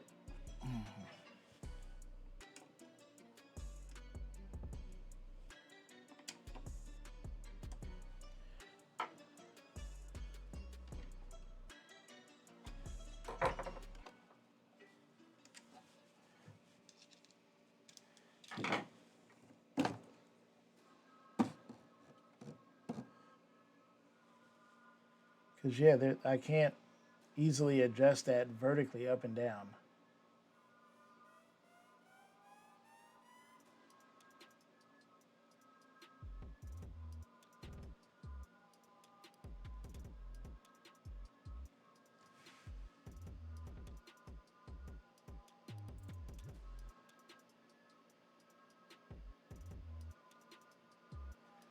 Okay. Before my dinner gets cold, I'm gonna shovel down some food real quick. So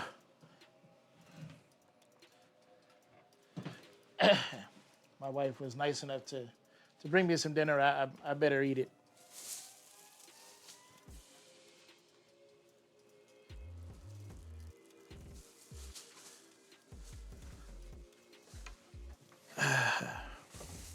Oh, nachos, sweet. I like nachos.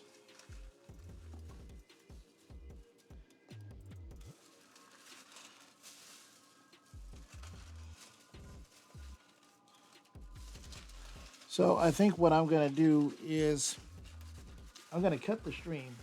I'm gonna eat my dinner, and I'll be back in about 30 minutes for the exciting conclusion. So sorry about that. I thought I could get it all done, but you guys don't want to see me sit here and shovel food into my face for 30 minutes. So I'm gonna let y'all go. I'm gonna think about how to get the monitor where I want it, and then and then we'll come back, and it should be time to just click in some buttons. Super easy to do, and put some plexiglass on it. That didn't sound too hard at all. So, all right. I will see you guys back in 30. I really appreciate you hanging out with me for this super long time, but that's why we test things before we release them to mass market. So I will see you guys really soon, okay? Love you. Back in 30.